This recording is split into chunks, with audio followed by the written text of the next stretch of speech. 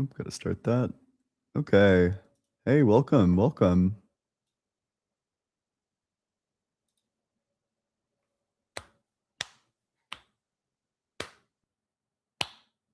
Okay, now I can do the clap sync for the future. Make it easier for future Ian. I hope everyone's doing well. How is everyone?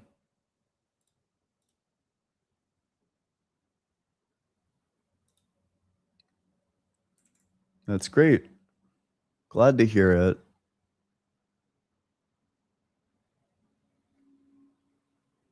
Whoa. Zeke, that's very flattering. Yeah. Hope you're doing well. And I'm honored to be a source of debate knowledge, or like a person who you think is like worth listening to. In terms of like getting better at debate. Okay, so that goes there, and then this one goes here.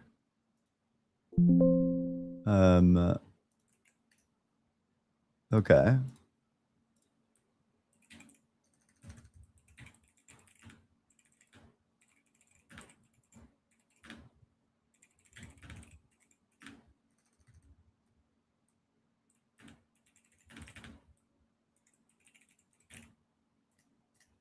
Okay, cool. Excellent. Impeccable. Okay. Hey, if you're in that guest request box, make sure that you're 18 or older. Make sure that you think that there is something wrong with being gay. If you don't think that there's something wrong with being gay, don't request to join. And with that, we'll go to the very first guest. Hey, how's it going? Hello. Hello, are you there? Good. How are you? Yep, doing well. How old are you? I'm 23. Yep. And do you think there's something wrong with being gay? Yeah. Yeah, what's wrong with being gay? How are you gonna reproduce? Well, there's a couple of ways. So, first of all, I mean, you could just adopt somebody, as many heterosexual couples have to do. Additionally, you could get artificially inseminated, or you could, donate sperm, and then that way you could reproduce. Additionally, you could just not care about reproduction. Yeah, there's no such thing as that written in the Bible. Okay. So what? What do you mean, so what? So what? Who There's no cares? such thing as... Okay, let me ask, how many genders are there? I think this is a pivot. Why are you scared of the original topic?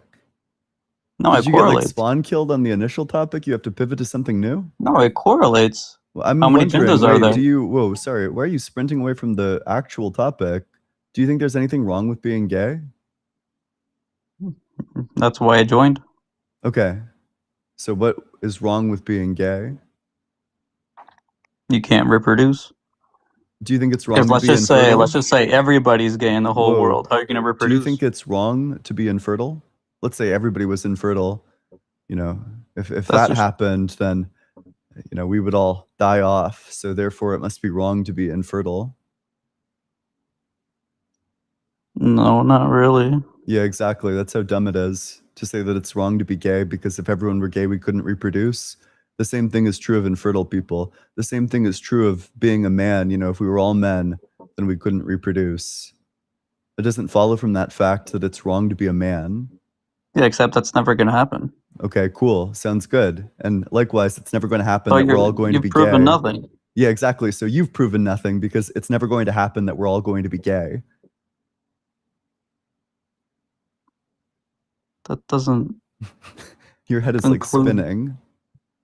No, not really. You still haven't proved anything. Pretty directly. I gave you a parody argument, almost word for word of your argument, and you agree that it doesn't demonstrate the wrongness of anything. You didn't answer my question. How many genders are there? Whoa, sorry. He's desperate to pivot away now. Now that he got spawn killed on the gay topic, he's like scrambling, trying to get to the trans topic. No. Why is it wrong to be gay? You can't reproduce. So what? Neither could infertile people. That doesn't make it wrong That's to be just infertile. Unfortunate. There's nothing you can do about it. But Okay. Yeah, that's just unfortunate. People get cancer all the time. Obviously, that's unfortunate too. But it's not wrong. It's not wrong to be infertile. I guess no. If you can't, then you just can't. Yeah, exactly. So likewise, but you shouldn't gay people, find your way out in order to do that. Gay people can't be straight. Gay people can't be straight. Correct. They absolutely can. Oh, yeah? So how would you explain the fact that when we look at genetic similarities, as you become less and less genetically related to somebody, there's less and less chance that you'll be gay if they're gay. So I'll go into some more detail about that. Let's say you have identical twins. These twins have exactly the same genome and they shared exactly the same womb environment. If your twin is gay, there's a 70% chance that you'll be gay. But then let's take it to non-identical twins. They share only half of their genetics. If one of them is gay, there's a 35% chance that the other one will be gay. And then if you back it up even one step farther, take two people that are just totally unrelated to each other. If one of them is gay, there's a 2.5% chance that the other one will be gay. How would you possibly explain that if there isn't a genetic basis for being gay? My question is, how are you getting those percentages? By surveying people. You survey identical twins, you survey non-identical twins, and then you can survey the percent chance that any given person is gay. I'm sorry, so you said if you have twins, there's a Yes. 70% chance that the other one might also be gay?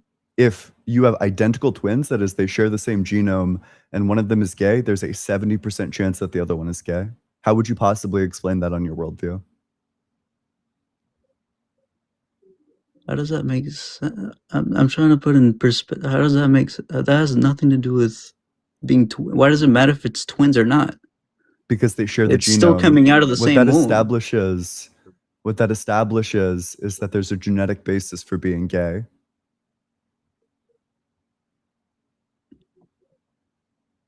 That still doesn't make any sense. It's like pretty simple, you know, something has genetic basis, or at least there's like a genetic cause going on there. If you sharing a genome with someone makes it more likely for you guys to share that trait. But if I have a brother, for example, and he was born, let's just say 2 years older than me, then it's not the same then? Nope, it decreases. Also, interestingly enough, the percent chance that you would be gay, given the fact that your mother has already birthed a boy, that chance actually goes up. You said what percentage? Sorry, what? 70%. 70% of what? If Of your chances identical you- twin is gay, there's a 70% chance that you'll be gay. If your non-identical twin is gay, there's a 35% chance that you'll be gay. If just some random person is gay, there's a 2.5% chance that you'll be gay. How would you explain the fact that as you decrease genetic similarity, you also decrease the correlation between people being gay? Do you have source Yeah, of those gotcha. percentages, please? Could have been gay if your identical twin is gay. Yep, got you. The study name is, I think it's Are this you able to one. put it on the screen so I can read it? Sure.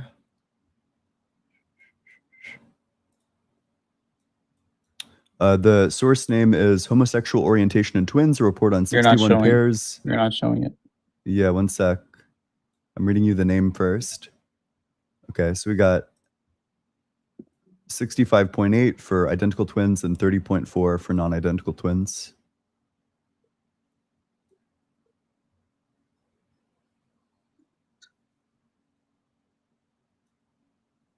I can zoom out if you want.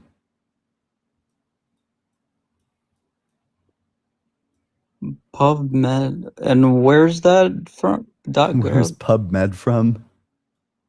I've never seen that. I grant that you've never seen PubMed before. Hit.gov. It's just like a repository for academic articles. Okay, so. I still think that's wrong. Okay, yeah, with what Respectfully. basis? All of it. Gotcha. But what's your basis for thinking that it's wrong?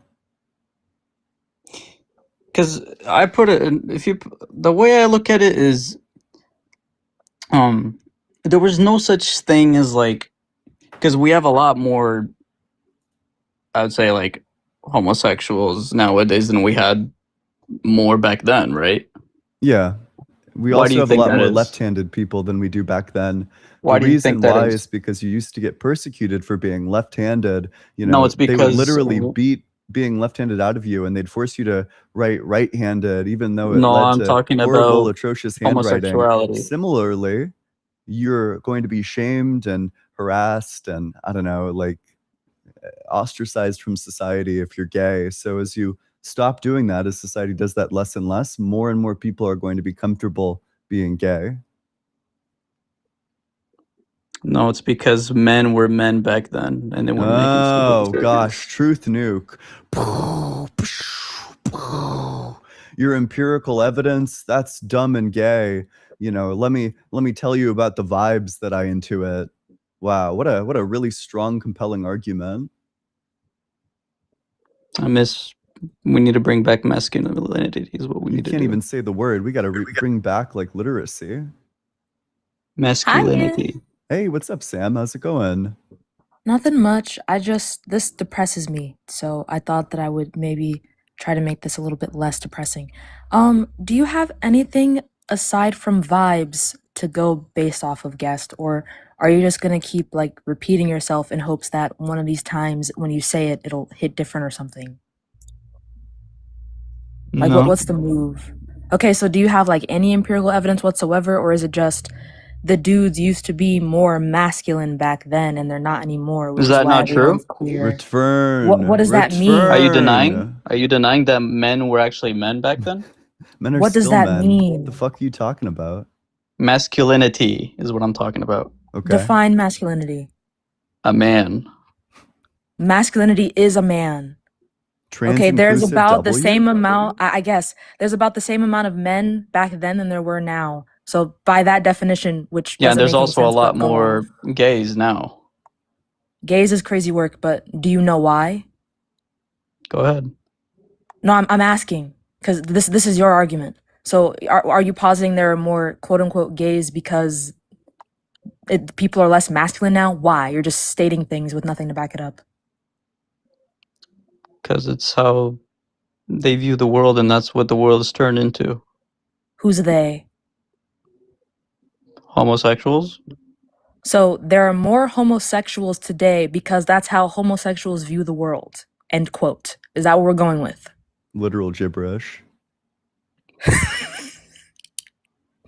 You came up and said sentences that end in a period and hoped that it would just be the case.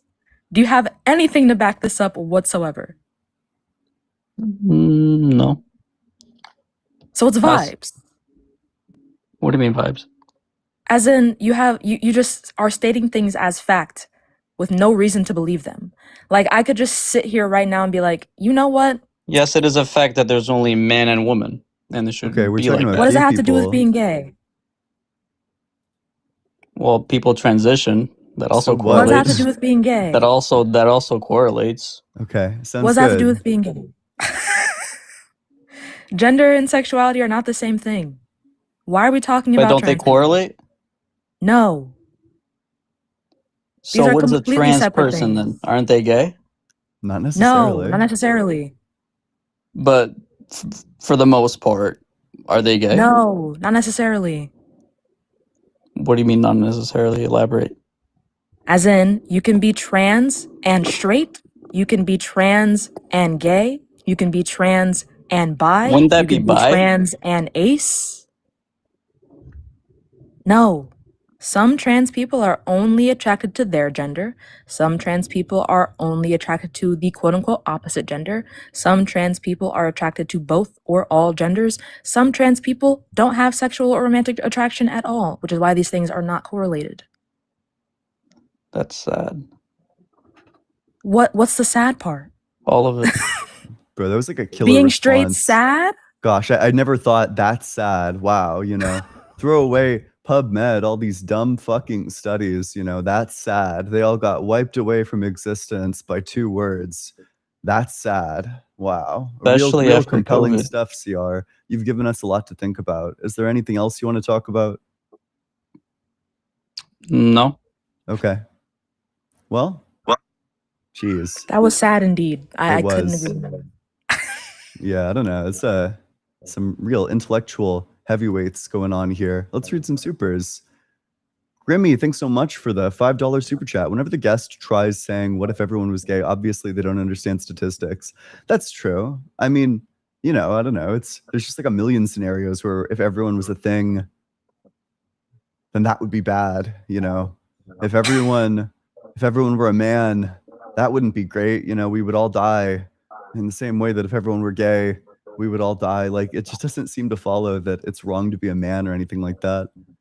Sale, thanks so much for the super chat. It's a scientific fact that one of the twins is always gay. So which one is it? The cute one or the cute one? Can you imagine being an identical twin and you're like ugly? Jeez. Oh. Ugh. How do you pronounce this? Encubitobents. Thanks so much for the super chat. Ask caller if he's more masculine than Greek soldiers. True. That's a great question. Speak on it. Helping Maga deconstruct. Thanks so much for the super chat. The caller is totally giving off bottom vibes. I don't know if I'd go that far. No. Relax with Russell ASMR. Thanks so much for the super chat. I bet this topic will really pop off next month. True, it will. It's gonna be fun. If you're in that guest request box, make sure that you're 18 or older. Make sure that you think that being gay is wrong. And with that, we'll go to the very next guest. Also, Grim, thank you very much for the 10. Missed you too. How you doing? Hey, doing well. Yeah, how old are you? I'm 19. Yep. And do you think being gay is wrong? Yes, I do. Okay. What's wrong with being gay? Well, I think that being gay, there's actually, because you're talking about scientifically studies and stuff like that, but there's actually a scientific study that most people that turn trans, this isn't necessarily gay, but most people I'm just who asking turn about the gay topic. What's wrong with being gay? well, according to the Bible, it would be a sin, yes. Okay. Who cares? But the Bible's all truth, so if you go against What's that, the argument then- for that? What I'm saying is, why do people need to be gay? You That's made the a claim question. just now Well, that the that's not Bible what you is said. truth. What's the Yes. argument that everything in the Bible is true? Well, everything in the Bible is true. Wow. Okay. Right, we listen, know that you everything- think that. Yeah, Can you everything prove in the that, Bible is please? true because everything in the Bible is true. Wow. Nobody's going to be able to penetrate that circular argument. But can I go back to the study I was talking about? Is it about being gay? Because right now we're debating about Yes. whether or not it's wrong to Yes. be gay. So Yes. if your study is about like trans people, then I'm just going to ask you what's wrong with being a cis gay person? Well, I think that is kind of No. we're supposed to reproduce and so, but being gay, Supposed I feel to? like that. I don't know what you mean Yes, by like like- supposed to. Like we ought? Like we have to Reproduce? no, but I'm saying is like men and women have to be together, have to have Why? intercourse to reproduce. Okay, I agree Two with men that. can't do that. Okay, I agree. Two, Yeah. two So what? yes, two women can't do. But I'm saying is my point is, why just waste your time when you could just reproduce with another human I being? don't think that it's a waste of time. Do you think that it's a waste of time if you, I don't know, married your high school sweetheart, you've been together for a really long time, and then No, you know, because when we can you age reproduce into your children. 30s after like 12 years of dating, you try to have kids, but you learn that your partner is infertile, but then you stay with them anyway for the rest of your life because you love them? Like, would that be wrong? Would that be like a waste of time? It doesn't strike me that that would be a waste of time. Now if you now that's different because Why? like the reason why that's different is because that girl was a female. She is a female, Mhm. and But you can't have kids. I thought you said then that I would probably not having leave. kids is a waste of time. Yes, and then I would probably like leave her then. She'd probably be fine with me leaving her.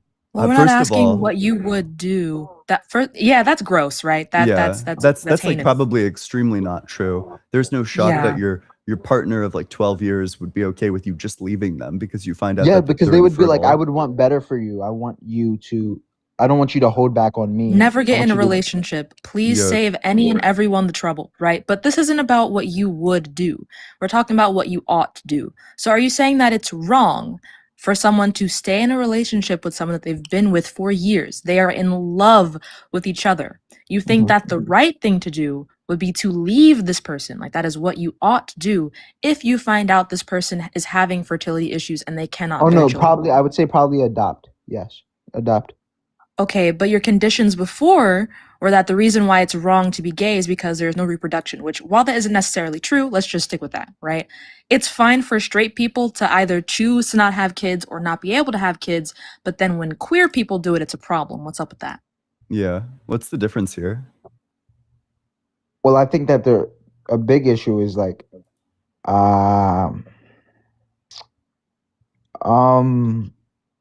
I would bring up this certain argument, but it would make me sound stupid. I don't want to say it. That's okay. We're a very welcoming folk here.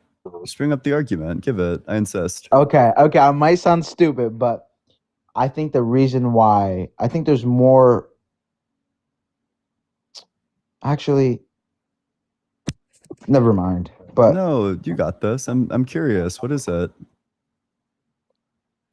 oh no, I was just gonna say that I think that women need a lot. I think women need a lot of men because I feel like there's more. I think that gay men take away a lot of women's men. Does that make sense? Because there's more women on this earth than men. You're right. That was like the dumbest thing I've ever heard. Why the fuck would you like think that, let alone say that? It's like ridiculous. You know, like the men that get taken away by gay men are usually like other gay men. I mean, also you can make the same argument about like being lesbian. Who cares? Me when my dating pool is shrinking because gay people are real. Don't I mean, it's an advantage for you, right? I mean, gay men taking True. away other men, you know, you don't have to compete against like the hot bisexual men. And that's a difficult competition. You will not win that, to be clear. But okay, so oh my goodness. And another thing is like I feel like I'm not homophobic. I mean, No, you I'm are. not. No, I'm not Let's be homophobic. No, serious. No, you are. I'm not. No, You are. it's just I think that it's very wrong. Right, so that's what that means, Yeah. unfortunately. That is what that means. Yeah, but another thing is okay. So Oh, right. Yes, of Mm. course. you support so you support Pride and stuff like that, right? Yeah, generally. Yeah. I mean, depends on the Okay, but the iteration, thing but is- like in general, yeah. Yeah, but the thing is it's kind of funny with LGBT people because they always think it's kind of a weird relationship with someone like that because it's like love me or I will hate you basically. It's because they want to be accepted. Like I never heard a gay person say How it's unreasonable okay to of them. no listen to me. Accept I me or I'll never hate you if you don't accept me. yes.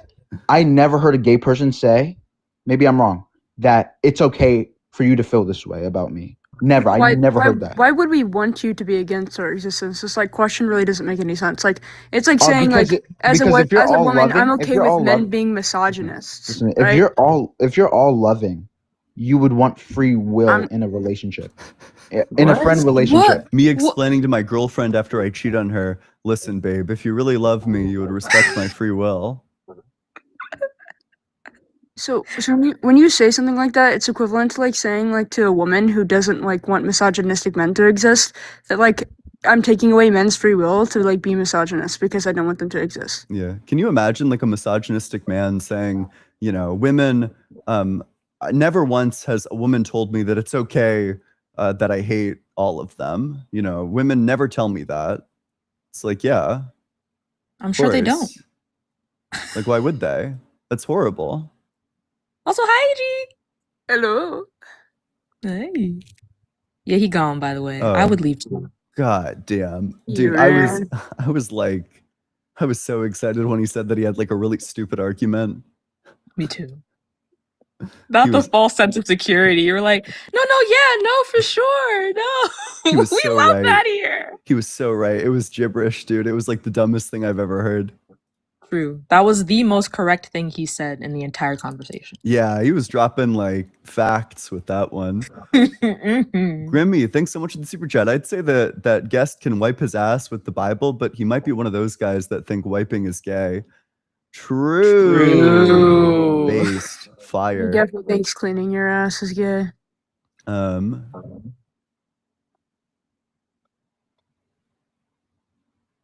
One sec. Grimlock, thanks so much for the $10 over Cash App. Let's get a big W for Grimlock. I really do appreciate the heck out of that. Thanks for your support. Couldn't do this without you. Helping Maga deconstruct. Why can't they read the Bible? Jesus and Paul made it clear you shouldn't have kids or get married. Reading seems impossible to many Christians. Well, yeah, I mean, under this logic, just choosing to not have kids would be wrong. So Jesus did something wrong. Because if everyone chose to not have kids, then, you know, we would all die. Therefore, Jesus must have done something wrong by choosing to not have kids. Adam, thanks so much for the super chat. What does an argument with your girlfriend sound like? I don't argue with my girlfriend. This is good advice for relationship longevity. I don't know. I've been with my girlfriend for almost like a year and a half. I don't know. We don't argue. That's dumb. I don't know. Just don't do that. Simply don't get into a relationship with someone with whom you would have arguments with. Fair enough. The V dude, thanks so much for the super chat. Why do they think the Bible is anti-gay? Jesus told the strange man to put their fingers in his holes. What the fuck is that? Anyway, Yeah. Ryan, thanks so much for the super chat. The common position of it's a problem if being gay is your whole personality, or skipping the part where they grew up with biology being a hot button.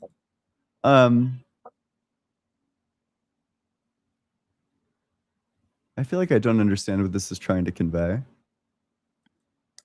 you could run it back, maybe? The common position of it's a problem if being gay is your whole personality are skipping the part where they grew up with biology being a hot button.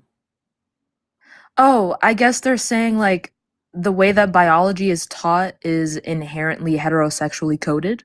So, with that being the case, they're basically pushing straight, quote unquote, in our faces all the time. But then when like gay people do it, it's an issue, question mark. I'm doing a lot of mental gymnastics for this person, but that's the most that I could see, honestly. Maybe.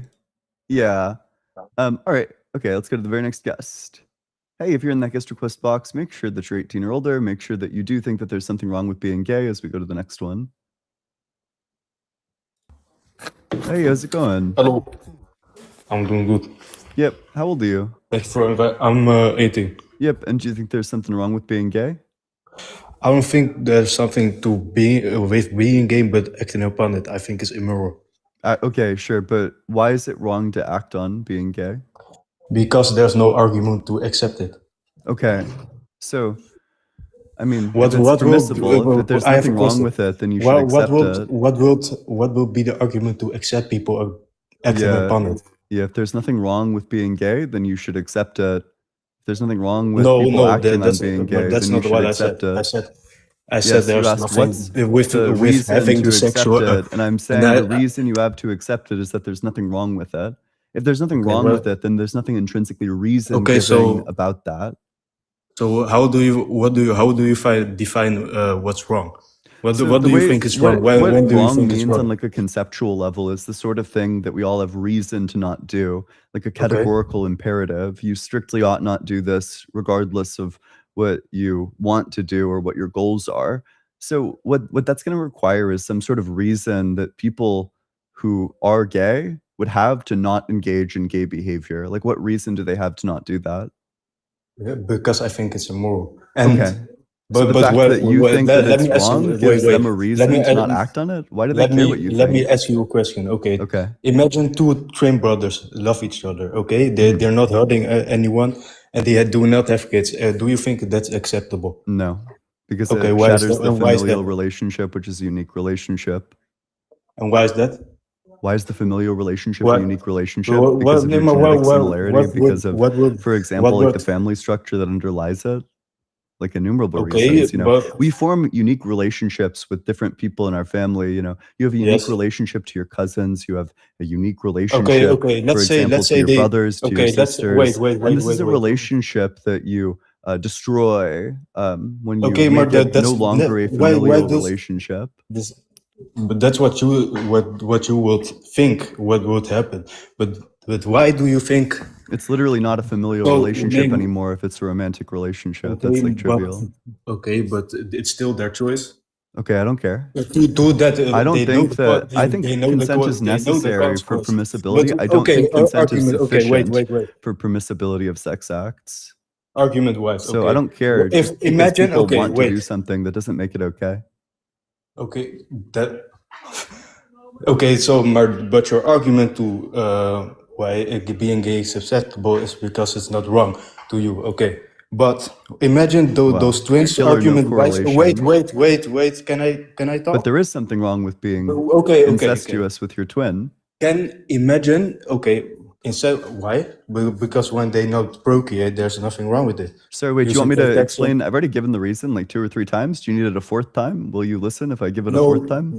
No, because you don't let me talk, okay? Okay, sure. Wait, can you summarize back the okay, reason that I your gave for argument- why it's wrong? Your Or were you not argument for listening? you are not listening. Okay. The argument, wait, Yeah, wait, this guy can for you sure let- like but you're yanked not letting me his talk. headphones You out of his bro- ears, ripped his Okay. router out of the wall as soon as he asked the question. He didn't listen to a word that I said. I did. Okay, then Argument, summarize but- back but to me what- the argument that I gave for why incest would be wrong. But if people use protection, then nothing can happen. But your argument What was argument did I make? your argument was it destroys relations. Okay, imagine those twins did not grow up together. Close. Wait, It imagine destroys the familial relation. familiar relation. Yeah, like it destroys like the family relation. It destroys like the family Imagine structure. they did not have a relation at all. Okay, did not But they grow do. up together. That's what it means to No, be but brothers. that's is not that my you stand argument. in like a specific but biological that's not relation. what I'm trying to say. You don't think brothers it's stand pure- in pure either some sort of like biological. adoptive familial No. relation or some sort of like biological but relation? let me Brother, to be a talk, brother of please. somebody else just is a relation. I don't know if you're aware of that. Okay, if they didn't grow up together, they don't know each other. Okay, do you think it's moral to do that? No. That's my question.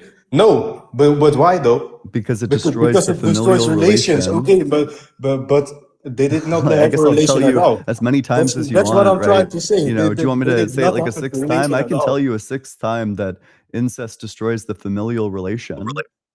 Guest, not knowing someone doesn't mean you're not related to them. The familial relation is still so- there. They're still brothers, beloved. Okay, so it's still their choice to do that. I don't care. So why do you care for somebody else? Because it's wrong. There's a reason to not do it. Because it's wrong. Okay, Yes. who decides that? Yes, the thing that decides it is what's going to be necessary in order to live the eudaimonic life. Okay, it's still but it's still their choice to do that. I don't care. I think that you have Oh, dude, don't obligations to care, okay, yourself. Just you because you don't choose care. something doesn't mean that it's So- good. For example, you could so- choose to okay. throw yourself off of a building. I don't think that's Yes. permissible. Okay. I'm sorry that my moral system isn't what you wish it was. Unfortunately, I do think that you have pretty strict obligations to yourself and the sort of life that you ought live. Why do you think that?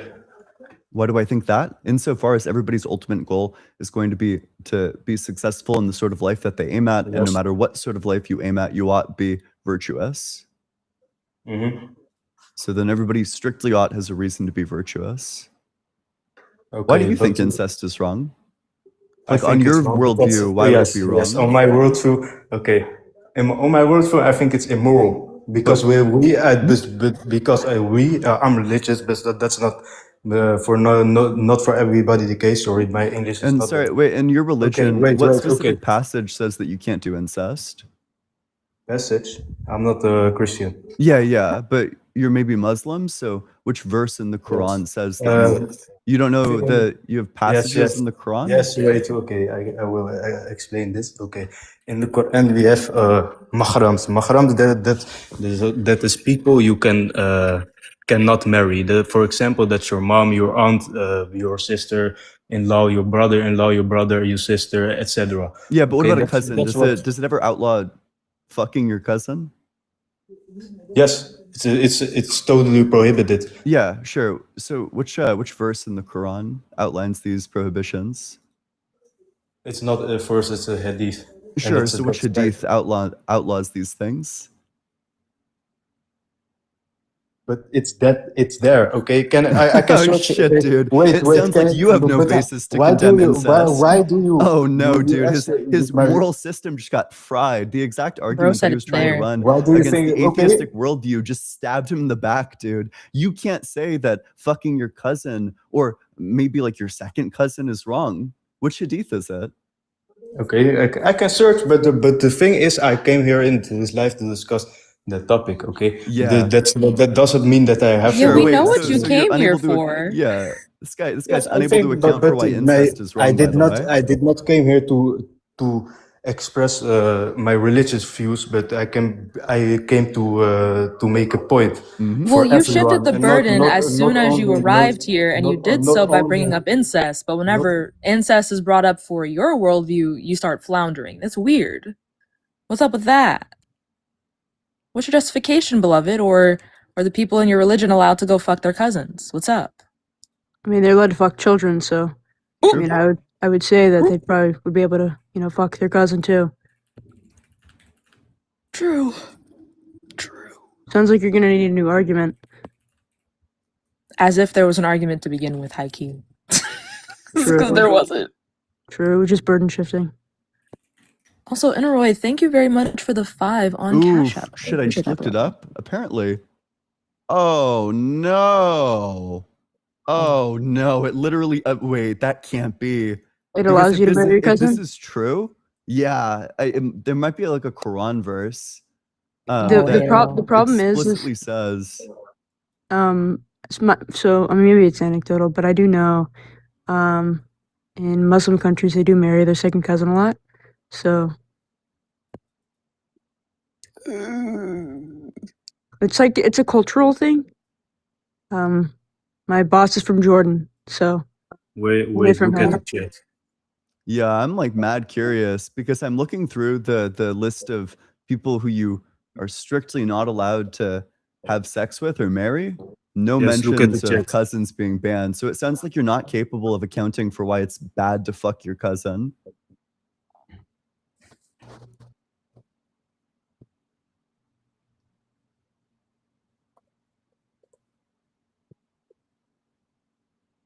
The silence is deafening. I'm terrified. He's scrambling to find a source, dude. That ass. He just said hadith, but he doesn't have a hadith. It's strictly says it's forbidden. Okay. Where? Where? Can we move on? Okay, Where? I We put it can't in the move chat. on. I Where put it is in the it? chat. I put It's it in not the Wait, forbidden just chat. say it. at all. I Just read put it it in the out. chat. Surah 423. Yeah, Surah 423. Okay, An-Nisa, I'm looking. It doesn't say cousin anywhere in here. It says, also forbidden for you to marry are your mothers, your daughters, your sisters, your paternal and maternal aunts, your That's brothers' not what I daughters, your said. sisters' That's daughters, not what your I said. foster That's not mothers, your what I said. foster That's not. sisters, your mothers-in-laws, your stepdad Yes. under your guardianship if you have When consummated the- marriage with your I've- mothers I've or with their never- mothers. I've- But if you have not, then Yes. you can marry them, nor the wives of your own sons, nor two sisters. There's no cousins in here.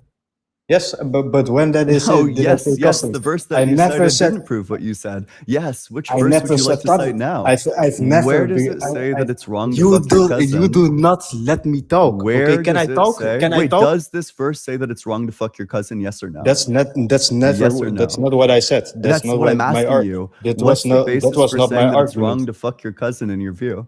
That's not what. But you I'm asking began. you. Why is that You wrong? began with sister. I don't think it's wrong for you, cousin. Oh, you don't think it's that's wrong to fuck your cousin? No, no, Oh, holy shit, dude! You're pro incest. that's not incest. It is incest. You don't think fucking No, your it's not. cousin is incest? No. That's Wait, what about your absolutely first- incest. Wait, Holy wait, shit, wait. dude! How the You're okay how the with your first tables cousin? turn? Yeah, but God damn, dude. you're going crazy. Okay, you're going So crazy. to be clear, okay, if you were to if I, a man, were to fuck my cousin, also Yes. a man, you're saying that the wrong thing there is that it's gay? what? But brother, come on. Is that correct? Well, what are you talking about? So the your thing worldview is, is my incapable of argument accounting was for why no, incest is wait. wrong, it We're seems. going back to the beginning. Okay, okay. yeah, yeah. My argument was twins. Okay, that's now, and you're Yeah, going to but you're cousins. I fine don't with know why, cousins. but okay, twins. That's what I started. Twins. Yeah, I think both of these things Argument- are wrong. argument by the way. wise, So the- in the- the end, there's- it there's- sounds like the it's atheist prohibited. worldview is able to account for the fact that incest is wrong, be it your twin or your cousin. But it sounds like Islam's not able to account for that fact. For cousin. Yeah. But I never said cousin though. I said twin that's what I'm brother or saying. sister. That's my Can you that was my define Wait, wait. argument. incest? Can you That was define my incest real argument. quick? Will you define incest for us? Incest.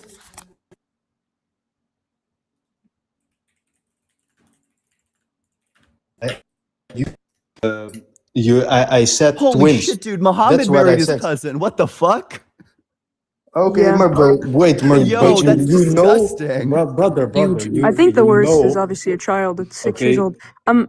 So again, what was the Okay, definition? so okay, everyone can hear us right now. You are beginning to insult because you have no argument What's for the being gay to definition? be- Asking Well, for a that's not definition Why isn't do an you- insult. why- fact.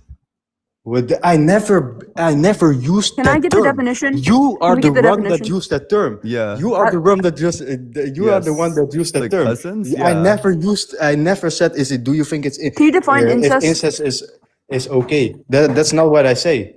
Oh, I said is it okay to fuck your twin sister which or is brother? incest. That's what I said. We are expanding the argument. That was not my Domain question. expansion. And because Give it away. because you were okay because you are you are avoiding my question. That's what are you I've you answered are your. trying to do. I'm literally you running are, into you have zero reasons I for think you I've already for us to answered. I accept think I've Larry given the being gay. reason like 5 or 6 times. Okay, I can give it okay. a 7th if you'd like. So I can easily explain why incest is wrong, whether it's your sibling or your cousin. Okay, You can't but explain let's- why it's wrong to fuck your cousin. In fact, it sounds like you're okay with fucking your cousin.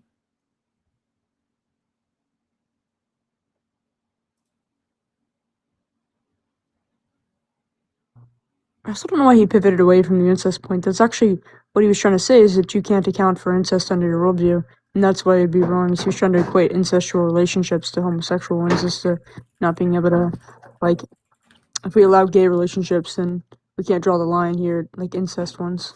Because he's trying to verbatim fallacy his way out of this, and he's failing miserably. Oh no, Oh, he he ran. Which is ran. why he left. Yo, that's like the best decision he made. Can't even lie. Yeah. All right, True. make sure you're double tapping on that screen sharing it with your friends to know that good stuff.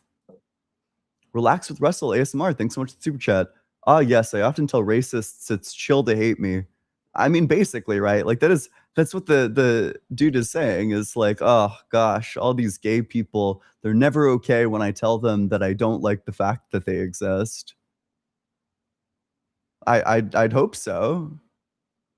You have like good self-respecting gay people. Yeah. Pandora's Pinata, thanks so much for the super chat. The chain and padlock around Ian's neck suggest that arguing with his girlfriend wouldn't end well for him. Is that? That sounds like harassment. I don't. It's not the meaning of the lock. It's I don't know if it's not like a sex thing. I just think it looks cool. Helping MAGA deconstruct. Thanks so much for the super chat. Muhammad married his rich first cousin. Let's get a big shout out for helping MAGA deconstruct. That's the that's actually the source of the argument. That's where I was pulling it from. I was like, there's no shot that that's true. Maybe that would be a good reductio to run against Islam. Is just like, do you think that's like wrong to fuck your cousin? Absolutely. I mean, clearly the answer is no. Yeah, seems like it. I don't think you can get it worse. I mean, they literally will all concede to the fact that you can marry a child. It's pretty fucking nasty. Yeah, no kidding. Well, okay, here's intuitively the reason why it's wrong for like twin men to have sex should probably be the same reason why it would be wrong to have sex with your cousin.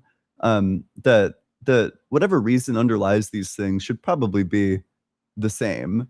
So it doesn't seem like religion is capable of accounting for the intuition that it's wrong to have sex with your cousin, because it would say that one of them is wrong and then the other one is fine, which is strange.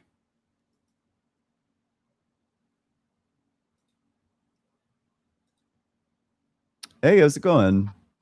Yo, what's up? Yeah, how old are you? I'm 20. Yep. And do you think there's something wrong with being gay? Okay. Before I answer, I just want to ask, where do you get your moral basis from? Like, Yeah. Oh, sorry. Yeah, I was just gonna ask, what makes like being gay okay to you? Yeah, the fact that it doesn't conflict with virtue, which is the obligation that everybody has. So everybody's obligated to be virtuous in virtue of the fact that that's required to live a successful life. Because you can be gay and be virtuous, that means that it's permissible to be gay. So, okay, why do you think being gay is wrong, though, is the question that I've asked you. Yeah. Well, I am a Christian, so as you know, I get my worldview from the Bible, Mhm. and the Bible just says that being gay is a sin, Mhm. and it being a sin just kind of outright makes it wrong. Okay, I where don't does think it it's say that it's wrong?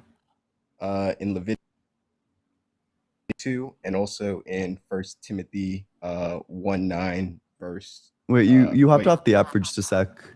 Which sorry. one? Which verse? Leviticus You can look back to 18:22. Leviticus Oh, chapter 18 and also First Timothy 1:9 to 11. but doesn't Leviticus say that you can own slaves? Why would I take moral advice from Leviticus? Yes, it does, but I'm just pointing out like where the first instance of that was said, and Mhm. then in the New Testament, it also the same verse that I pointed out, it says that enslavers are also immoral. Oh, wait, sorry. Where does it say that it's wrong to enslave people? First Timothy 1:9 to I think it's verse First 11. Timothy 1:9. You'll have to read through like 2 or 3 verses though. Okay, I see. Wait, First Timothy 1:9? I believe so. Hold up. Let me double We check. I also might be know wrong. that the law is made not Yeah, for the yeah, it's that one. righteous, but for lawbreakers and rebels, the ungodly and sinful, the unholy and irreligious, for those who unalive their fathers or mothers, for murderers. Yeah. Keep reading the next verses, like 10 to 11. Okay. For the sexually immoral, for those practicing homosexuality, for slave traders and liars and perjurers, and for whatever else is contrary to the sound doctrine. Yep, okay. Slave So if we traders. go to this word, like the word that's getting translated as slave traders, it looks like the better Okay. translation there is kidnappers. Right. Kidnappers, So okay. it's not kidnapping if you take somebody legally. Like, for example, if you go to the playground and scoop your kid up even though they want to stay on the playground and play, you didn't kidnap them. You know, you're legally allowed to do that. So it would seem that what it's saying is wrong is to kidnap people, to like take people in ways that are illegal. So it doesn't Okay. sound at all like a prohibition on trading slaves. And even if it was, that would just be a contradiction within the Bible because it also says that you can own slaves. Yes. Okay. So I can see what you're saying there. I guess it was just the type of slavery, because as we know, in the past there was slavery where people would, they'd be sold off because of like war or because of like debt and whatnot. It's kind of like indentured servitude. So I think that's kind of the slavery that was Oh permitted. You no, could say not I'm just wrong that about that. one. There were two. Well, Okay. there are What was other the other ones one? too. There's one that you're talking about, but there's also just straight up owning people. Okay. That's going to be in the same book, Leviticus Yeah. 25 verses 44 through 46. Okay. This is the KJV, which is gross, but forgive me. And as for your male and female slaves, whom you may have, so we're already cooked, from the nations that are around you, from them you may buy male and female slaves. Moreover, you may buy the children of the strangers who dwell among you, and their families who are with you, Wait, one which sec. they begat in your land, and they shall become your property. And you may take them as inheritance for your children after you, to inherit them as a possession. They shall be your permanent slaves. But regarding your brethren, the children of Israel, you shall not rule over one another with rigor. Okay. Well, yeah, I think that makes it pretty obvious then. So I don't really know what to say about that right now. I'd have to do more research. I haven't I guess dove specifically into that topic right now. I guess I was just going back to like the being gay thing since that was what we were talking about, but I will say that's a valid argument against it. Well, Leviticus 18:22 and 2013 only reference men lying with other men. Yes. And so then you'd have to say like lesbians are fine. But if you're just using this as a reference, and it only talks about the sex act, which we definitely wouldn't define homosexual as that, especially because Yeah. Okay. that wouldn't So make any sense. But if you sorry. want if you want a verse that actually references something that you could actually argue, it'd be like 1 Romans 26 through 27. Okay. Well, what I was going to argue is that I do think the act of it is what makes it sinful because it's the same thing with like sexual acts, right? Um, it's not really a sin until you do it. However, Jesus does say that if you commit adultery in your mind, you commit it in your heart. So I guess like thinking about doing something luscious with somebody is also considered a sin. Only if So, you're married. That's well, only if you're no, married. just any woman in general, since it's No, that's only technically if you're sex married. outside of marriage. No, that's only if you're married. Could you show that to me? Yeah, absolutely. That's like Okay, literally in Matthew 19:5 through 9. That's if you're okay, married. bet. If you look at a woman with lust in while you're married, then you've committed adultery. But I don't Sorry, you said know. which verse was that? Matthew 19:5 through 9. It's when Jesus is giving the laws for divorce. Okay. And the only rule that, or I guess the only law that you're allowed to get divorced from is, or I guess not law, but rather, the only reason you're allowed to get divorced is for adultery. Yeah, I mean that is true. Yeah, not Um, not if you get beat to a pulp by your husband, you can't leave then. That's. But you're saying like the sexual ethics in your Bible. I don't know if so. You're saying like the sex act is wrong, right? yes. But so what verse would you be referencing to say the sex act is wrong? Um, I guess the one that you referenced in Leviticus, where it's talking about a man lying with a man. But you would Like, wait. Do you think that it's wrong to like have sex with a woman on her period? um, that's a good question. I don't know. I know the Bible explicitly bans that in the same Leviticus chapter. Hmm. Yeah. Do you think it's I'm not immoral to sure have sex with a how woman on that's her period? considered though. If that's like actually straight up sinful, or if it's more like Yeah, a it says cultural she's norm. unclean and it's immoral to have sex with a woman on her period. Okay. Do you think that it's immoral to have sex with a woman on her period? Hmm. I have to think about that for a second. I mean, I don't have to. I That's get, pretty intuitive. yeah. I I feel like mean, that's pretty that's true. intuitive. It's obviously not going to. We also know that it leads to like greater outcomes as far as whenever a woman is like if she doesn't have like endometriosis, but it Yeah. helps with cramping. So why would we not help So like your partner out if Okay, she that is is pretty cramping? strange. I'm so not gonna okay, lie. this also raises like quite a good point, which is that it seems like your standard couldn't possibly be what's in the Bible because if all it means for something to be wrong is that the Bible prohibits it, and you agree that the Bible prohibits having sex with somebody on their period, then the question of, okay, the Bible says this, but is it wrong? Should be like asking like, okay, it's wrong, but is it wrong? Right? It seems like that can't possibly be what it means because if it was, then you shouldn't have to think about the question that was just asked. That should be like trivial. Similarly, this would also mean that necessarily chattel slavery is chill for you, which we know it's not. That and the raping of your slave as well. In Leviticus 19:20 and Exodus 21:7-8. Right. Yeah, okay. I see what you're saying. So, what was I gonna say? Sorry, give me 1 second. I'm collecting my thoughts. So, I guess with it being wrong in the Bible, if it's explicitly stated, then I would have to agree. I mean, there's some things where it's kind of like, lying being like a deadly sin, that sort of thing. I like, I can kind of understand why people would lie. And I mean, I do lie every now and then, so it's like something I'm guilty of. But I mean, if the Bible says that it's sinful, then I would just say, all right, I should go with that since, that's my religion and whatnot. Okay. Okay, so slavery is chill, period sex bad. Well, I guess it depends on the type because again, I'd have to look more into the slavery thing. Like I don't know exactly if what you guys Depends are on the saying is type. like the solid answer. So Wait, I'll do depends on more the research type? after this call. Wait, But but depends on the type of yeah, slavery? I mean if we look at the abolition movement, it was formed by Christians. So clearly Christians were against slavery. So I don't think that God would have supported that if, No, there were Christians on either side. Also, That's there were true. some secular and atheist people who were at the head of the movement. So if this is the case, then you would say that God is equally for and against slavery, which is still bad. Yeah, I would agree that it would be bad if you word it like that. However, from my knowledge, the Christians on the I guess like the slavery side, right? They would reduce the Bible and give their, slaves the slave Bible and try to force them into that, specifically with verses about like submitting to, you know, like masters and whatnot.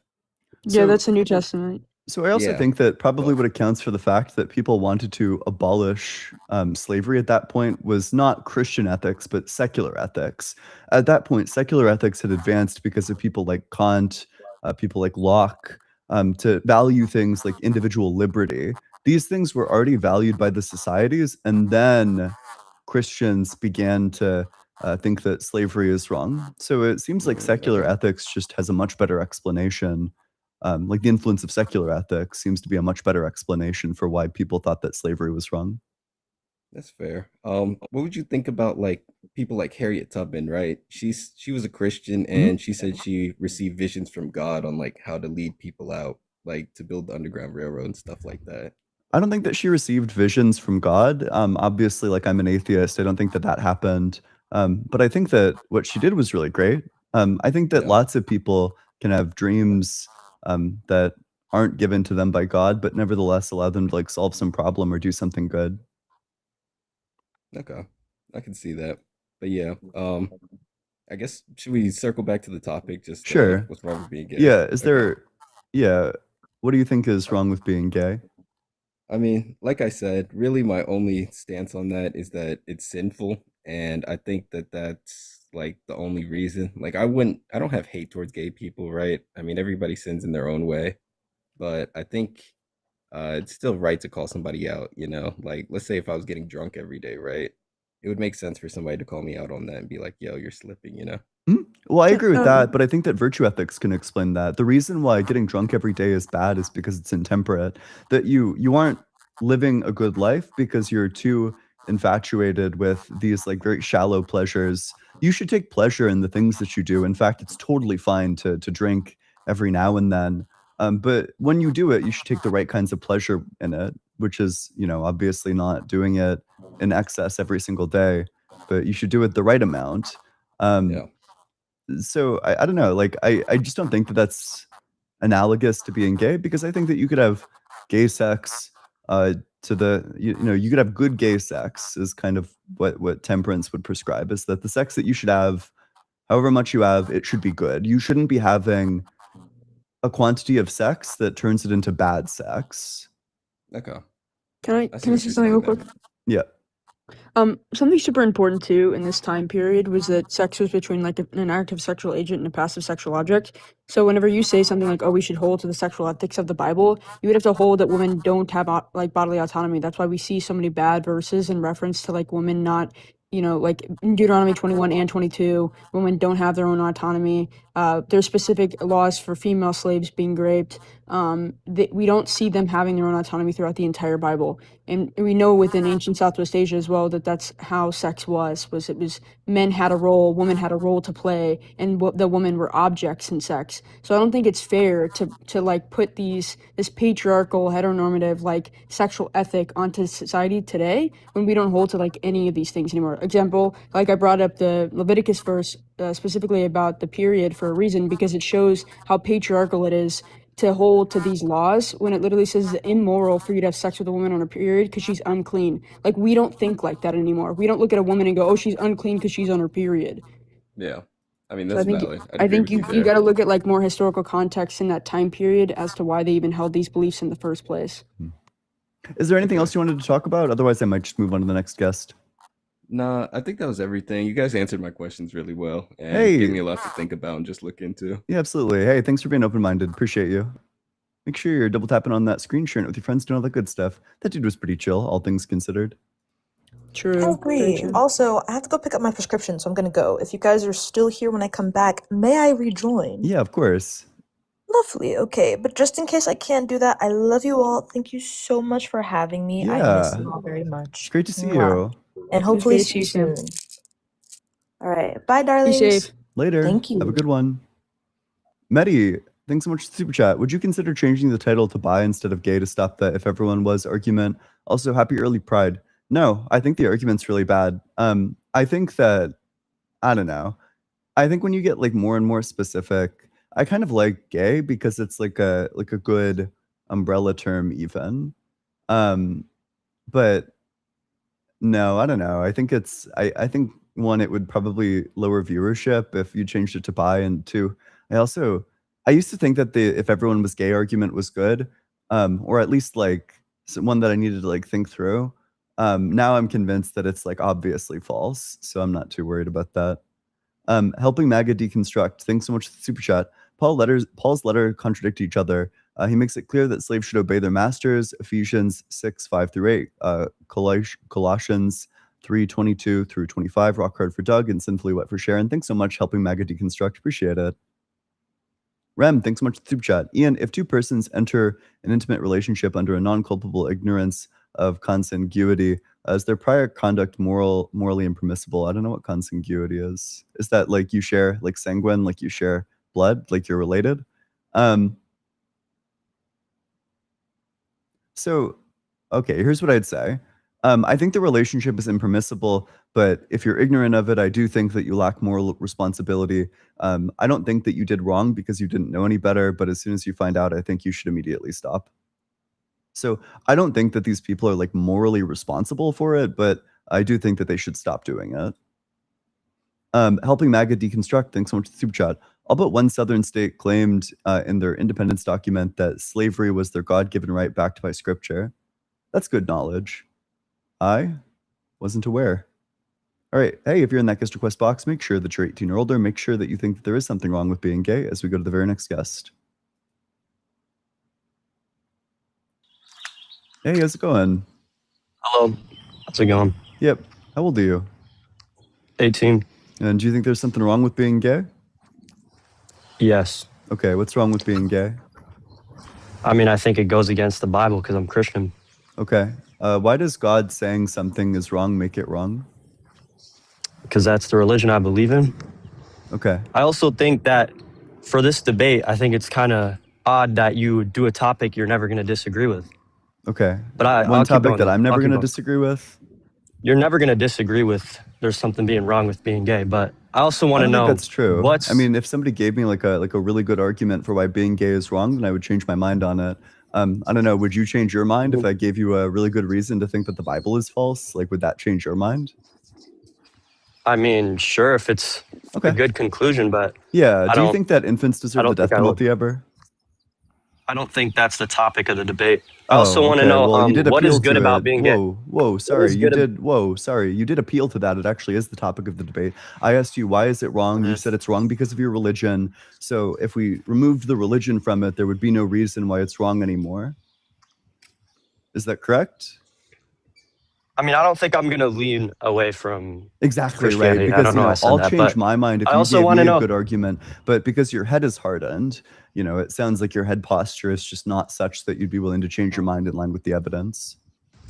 Yeah, but I also want to know, like, what is good about being gay? What do we benefit in the society about being gay besides virtue ethics? Because I don't think everybody really believes in virtue ethics. So put that aside, please. I'm a moral realist. People can disagree with me, and then I'm going to claim that they're wrong. I think we're morals individual are objective. humans. Well, you're asking, like, yeah, but I why, think how do virtue individual ethics aren't human really beings benefit society? Like, a relationship can benefit society if, for several different reasons, but on their own, like, us as individual human beings would benefit society based off of, like, what we do. But I wouldn't even say this argument's very good, because you're going to line into, like, eugenics pretty quickly, because if somebody doesn't benefit society, let's say it's somebody who's, like, highly disabled, has to live with their parents, would you say that person's immoral?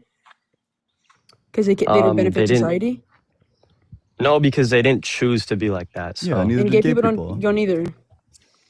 I mean, you can't really prove that, though. Well, Yeah, wait, we can. we have like fantastic scientific evidence for that exact conclusion. Here's a piece of evidence that I find very compelling, which is that if you Actually, go wait, through, hold on. I would go back. Yeah, you don't want the I would argument. go back. Sure, that's I would go fine. back. No. I'll hear the argument. I'm 100% down, but I didn't really get to think correctly about that. But I would say that no, they don't benefit society, but I do respect them. I mean, obviously, someone that's like disabled, has a disability that doesn't let them function, they do not benefit the society.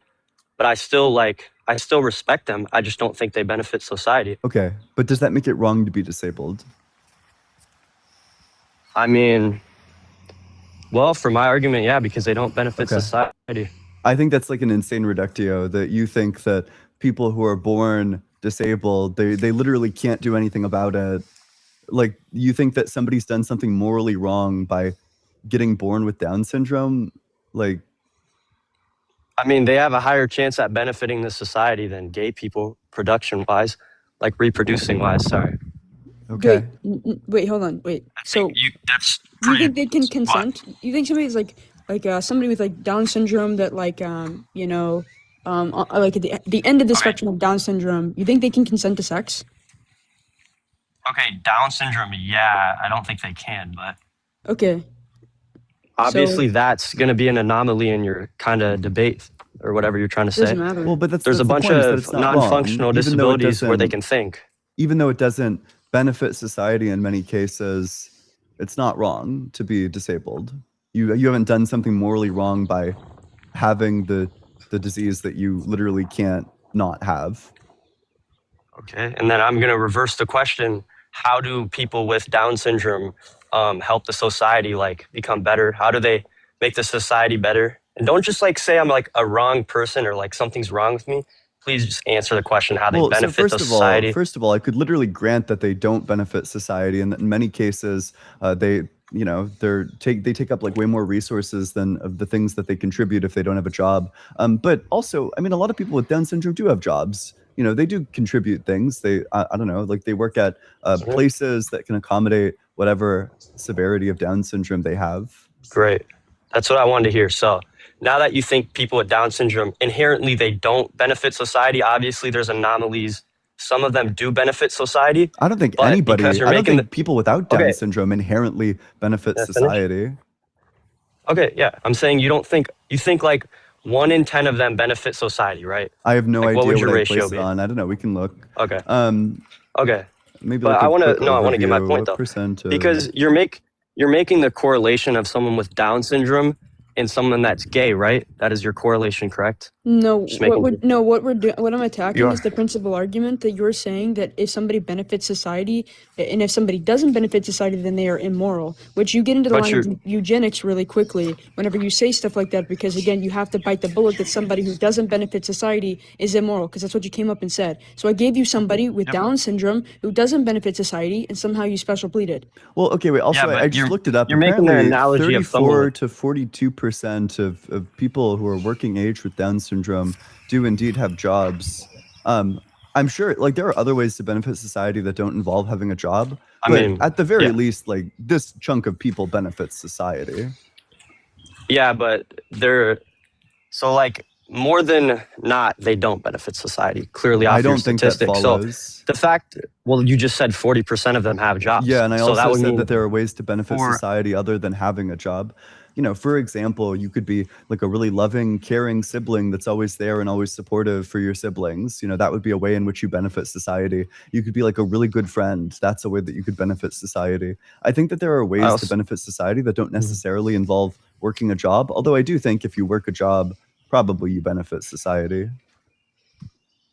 Okay, yeah. I mean, obviously a gay person can have a job. So, but we're making the correlation. You're saying you're making a correlation of someone that doesn't benefit the society. So now that you agree that someone with Down syndrome doesn't, more than not, they don't benefit the I society. don't think that's true. Do you well, you just said 40% and they can't reproduce, which is Oh kind of my gosh, argument he's like here. short circuiting. I like literally just listen to the words that I'm saying. I guess I could say You them said again. there's more ways to reproduce. Yes, exactly. So then it doesn't follow that the number of people, like the percent people with Down syndrome who contribute to society is less than half. But I'm just saying you're making the correlation of someone. Well, okay, we'll just cancel this argument because you're not going to agree with that part. But also, I do want to say another reason why is because it's obviously in the Bible, and the Montgomery schools putting cares? books in teaching kids about being gay. I don't think that's right. I don't Okay. think that's what they should be focused on. Depends what the book says, would be my opinion, but okay. So, yeah, maybe I could give you a reason to think that the biblical ethics are quite bad. Do you think that? But we're on the topic of being gay, though. Yeah, you said it's So I wrong don't because really it wanna goes argue against with that. biblical ethics. You're appealing to the Bible. I know you want to say that it's wrong because the Okay. Bible says so, but if that's the reason why it's wrong, well, then the Bible is fair game to talk about. I mean, yeah, okay, but yeah, you're just gonna make like the slavery correlation, but that's not really a thing we see in modern day as much as being gay is. So Okay. think it's kind of but just is not it something worth when mentioning. God said that you could own slaves and that you could beat your slaves and that you could sell your daughter into slavery forever, do you think that was morally perfect? For the time, yeah. Okay, I think that's insane. For that the you think that theme of slavery where is the Bible sometimes is morally for the perfect. time, Yeah, that's I don't that's think like it's a thing we wild. see in the modern day. I currently don't agree with it in the Okay, modern day, but I that's think like for the quite time I can crazy. see how they would agree with it. I don't know. I think Well, it's I like kind of mean, we're in insane a that you different think that world, there are times when slavery is perfectly acceptable. That it's like but I think morally it's still perfect funny that even. you use like a really like non-used philosophy to tell me why being gay is good. You Which can't really explain a non-used good reason. philosophy? You don't think virtue ethics Virtue is ethics are used? not. No, I think religious ethics are used way more than virtue ethics. Okay. Can you cite me 3 philosophers of religion that would defend like a religious-based ethic? I Or mean, just I'm like not 3 really into philosophers, philosophy, like but 3 I know. ethicists? Because I don't care what the average person thinks is right or wrong. I care what Okay, ethicists think is then or how does right that or make you wrong. The right, people though? who can justify it, because there's a justification there. I mean, this is like a subjective debate. Like you're never going to admit you're wrong. It's just your opinion. I don't think it's You're gonna subjective. say. I think that I mean, ethics it are is subjective. objective. You're gonna say that someone can prove you wrong, but you're never actually gonna let someone prove you wrong. You just say that for the sake of the debate. Go ahead and prove me wrong then. If you have a reason to think that being gay is I wrong, mean, you're then not give the Christian. How would argument. I prove you wrong? How would I Well, prove you then wrong you if you're need to not Christian? establish that your religion is true. I mean, it's what I believe in. So Okay, you think you I believing it respect what means you that believe it's in. true? No, but I think that it's still my opinion. Okay, but why is it true? Because it's something that I believe in. I relate to a lot of things that it says, and I think having a religion only benefits you rather than hurting you. Okay, so to be clear, you're saying that your religion is true because you believe it? You think you believing something means that it's true?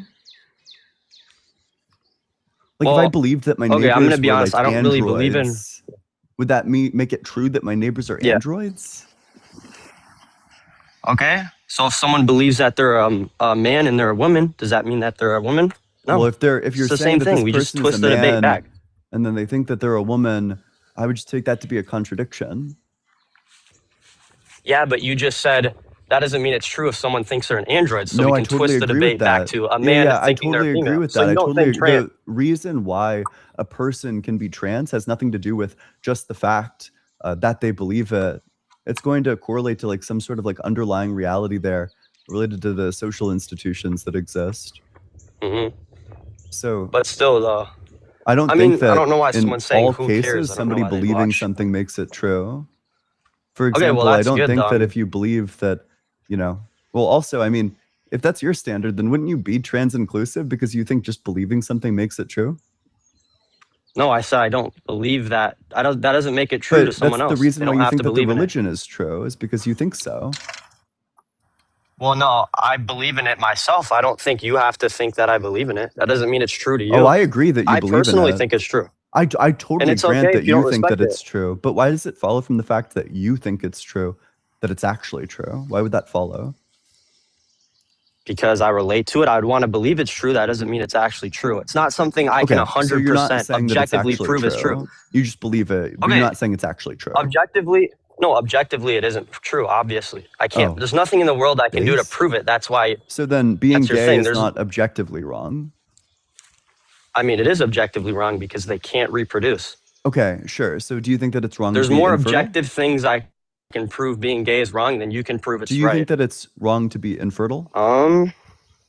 For the from the standpoint of reproducing, Well, just yeah, I from think the it doesn't moral benefit standpoint. reproducing. So Just yeah, I from the think moral standpoint, that is it wrong statistic- to be infertile?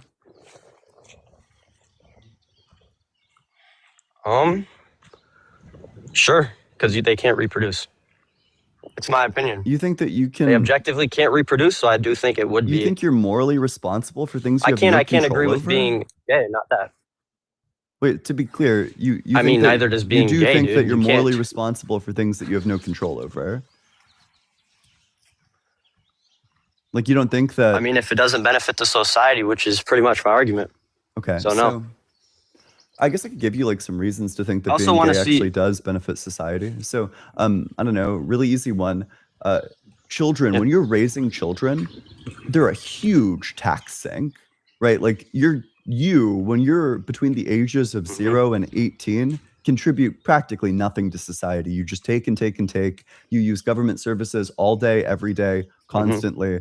And, you know, for that reason, you know, having kids, they require like a lot of resources be poured into them. So if you're gay, it's going to make it more likely that you will not have kids. And what that means is that your tax rate will be higher. You're going to have fewer tax write-offs, tax reductions, and you're also free to spend more Mhm. time pursuing the work that you do. So gay people contribute more to society in that way. They have the potential to contribute more in terms of their tax dollars, and they don't have children that suck away tax dollars. So they're going to be a huge net positive in terms of like tax. Yeah, but they can't produce someone that would benefit it. Yeah, and that They can't enables reproduce. that enables It people doesn't matter, who yeah. can reproduce to reproduce more because there's a wider social safety net because there are more taxes paid in. If you took away all the gay people, there would be way fewer tax dollars actually circulating throughout the economy. Like the services that straight people's children get would be substantially worse if gay people didn't exist.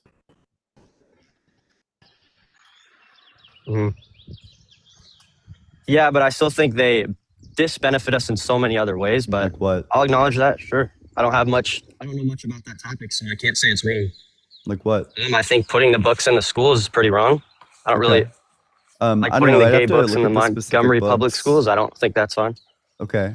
I don't know. I'd have to see the contents of the books. What do the books say? if you want. It's just about being gay. I don't read kids' books, but I know the topics on all of them. I've seen I know the topic it's on, just talking about being gay, which I don't think kids should acknowledge being young Okay. Let's look. or should be even worrying about.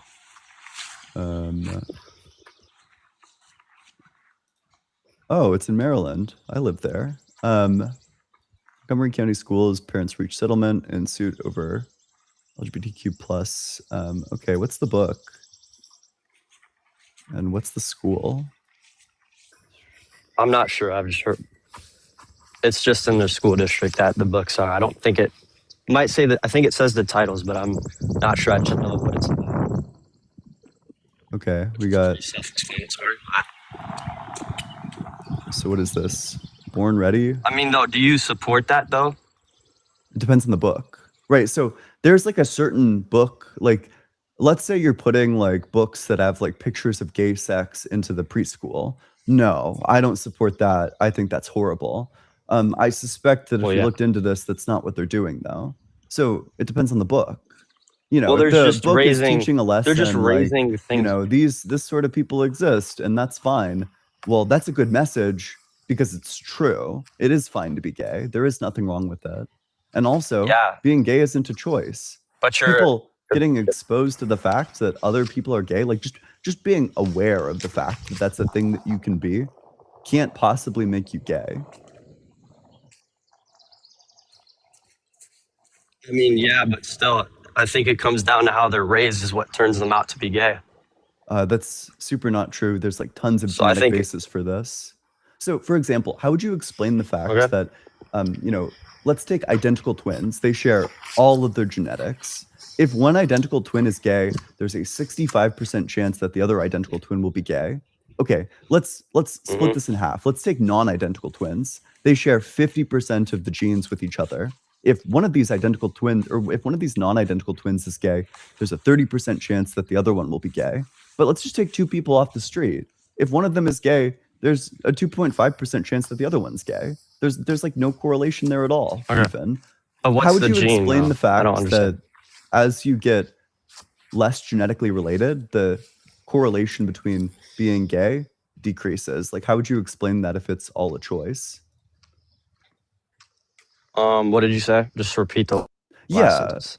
I was walking. yeah. How would you explain the fact that as people get genetically distant from each other, the correlation between them being gay decreases? Well, I don't really have much knowledge on this topic. Just, Okay, but doesn't that seem to indicate that Oh, we- it's? I mean, if I like showed you the study, wouldn't that seem to indicate that it's not a choice at all? Choice or not, though, you still can't argue why there's like nothing wrong with them. Even if it's Well, not yeah, a there's choice, nothing I'll wrong just with go off it. of your argument. Okay. Because in my opinion, I can't say I believe that or not because I just don't know anything about it. You could say it, but it really doesn't matter. I could say anything, and that doesn't make it true. But In terms of a I could study? I would look into it later on. But Yeah, sure. no, I would look So, into it later on, though. yep. Of So course, the name I of the just can't say study it's true though. for you to If I look don't know. into, it's called Homosexual Orientation in Twins, a report on 61 pairs and 3 triplet sets. So, okay, here are the numbers in question. 38 pairs of monozygotic twins were found to have a concordance rate of 65.8% for homosexual orientation. That's just saying of the monozygotic that is identical twins, if one of them is gay, then 65% chance that the other one's gay. 23 pairs of dizygotic twins were found to have a concordance rate of 30.4% for homosexual orientation. That is to say, with non-identical twins, if one of them is gay, there's a 30% chance that the other one will be gay. And what site is this? This is PubMed. Yeah, I would look into it eventually later on. But Okay. so either way, another issue I have is a lot of people that, even if you I want to just say this for people in the comments. If you disagree with someone, you don't have to hate them. Just respect their opinion. I don't understand why these people are just spam adding me. I respect your opinion. Not everyone's going to believe in the same thing, guys. I don't Yeah, understand. you like respect their opinion, but it doesn't seem like you respect their existence. Like you're not okay with the fact that some people are gay. I mean, it's fine. I mean, I'm fine with people having Down syndrome. I just don't think it helps society. Okay, but It's just I mean, my you bit opinion this from a bullet earlier, society which is still standpoint. crazy. But you think that it's wrong to have Down syndrome? Yeah. Like in a circumstance where you have Down syndrome, and because you have Down syndrome, you don't contribute to society because I don't know, you're like a huge net like tax drain or something like that. You know, I just don't think that would follow. Adorna, do you have something you wanted to say, or do you just want to hang out? Oh, hi. No, I just yeah. have a question for him, if you don't mind. Yeah, of course, go for it. Absolutely. Yeah, if you Yep, think hello. it's based on how someone is raised, how do you account for children of really religious parents and family structures who end up being gay? What source was that? What source? What source? I Yeah, I what didn't make a source claim. says I that? asked I you. I mean- didn't make a Oh, what- claim. I asked you a question. Well, How you do used you the account, statistic unless you're saying. saying that there are no children of religious parents that are gay? Are you saying Oh, I'm that? sure there is. 'Cause, yeah. sure there is. So I'm asking you, if it's based on how you're raised, how do you account for children of really religious parents and family structures that are gay? Because they just don't agree with the Bible and being religious. I don't really know it. Like, what do you want me to say to that? I'm asking because you said it's because of how they're raised. Well, there's going to be anomalies in any statistic you give me, so please just give me the source saying that, The 'cause source I would of want to what? know Hey, the the source- statistic. The source. Hold on. Saying what? What did I say that would require? Well, a you're source? saying there's The source you're that there saying there's exists at gay least one person who turns No. out gay and is raised in Yeah. a religious household. You don't think that there's at least Exact- one like No. that's an absurd claim acknowledge to that. ask for a source for. Great. Like, So it's that's just all that I've obvious. stated. So what are you asking an for a source anomaly- for? What are you? No. That's all that I There's asked. I just didn't an even make a anomaly for claim. everything you can talk about. Yeah, Do you every want, do you want like a argument. So- name? Like you want Okay. something that establishes But yeah, that how there's can at I least account one for- person? No, no, like I no. can give you like a name of a person who was I'll go raised ask- religious but turned out gay, if No. that's what you're looking for. Yeah, that's odd. I'm not sure what source there would be So for how would a I- question. I But mean- also, you'd stated that you can have disagree with someone and be respectful. And I'm not sure. Well, first of all, you're not being respectful. Like bigotry is not respectful. Speaking nicely am I not is not being respectful? Hi, Jeff. Speaking nicely isn't the only way to be, or not nicely isn't the only way to be disrespectful, right? So when you're being bigoted to someone, I'm not sure why we would be nice to bigots. Well, it doesn't matter what you like. I still respect your opinion, but it's fine if you don't. It's okay with me. Well, I don't really care yeah, if you I'm respect not me or being a not, but I bigot. respect your opinion. Well, Yeah, but okay. Okay. yes. So I'm not talking about my opinion. I'm stating that when people are espousing things that are harmful to people, right? People might not be okay with harm, right? Do you agree that people tend to not be okay with harm? Sure. I mean, your mic kind of cut out like halfway through for me. Oh, sorry. I was Must- asking Fine. if you But I- believe that people tend to not be okay with harm. So if someone believes someone is saying Yeah. things that are harmful, they're probably not going to respect that opinion. Okay, so, but how does my opinion harm you though? Well, absolutely. Opinions like yours, I don't know if you're aware of this or not, but words and opinions, they influence action. And then actions like creating laws that go against people's lives, they create laws that impact people's health care, access to employment, things that we literally see currently happening right now. So when you do that, you reinforce and perpetuate those ideas that cause actual harm to people's health, material conditions, etc. Okay, no, I'm saying to twist back the point. I do not agree with me saying there's something wrong with someone with Down syndrome. I just don't think they benefit the society.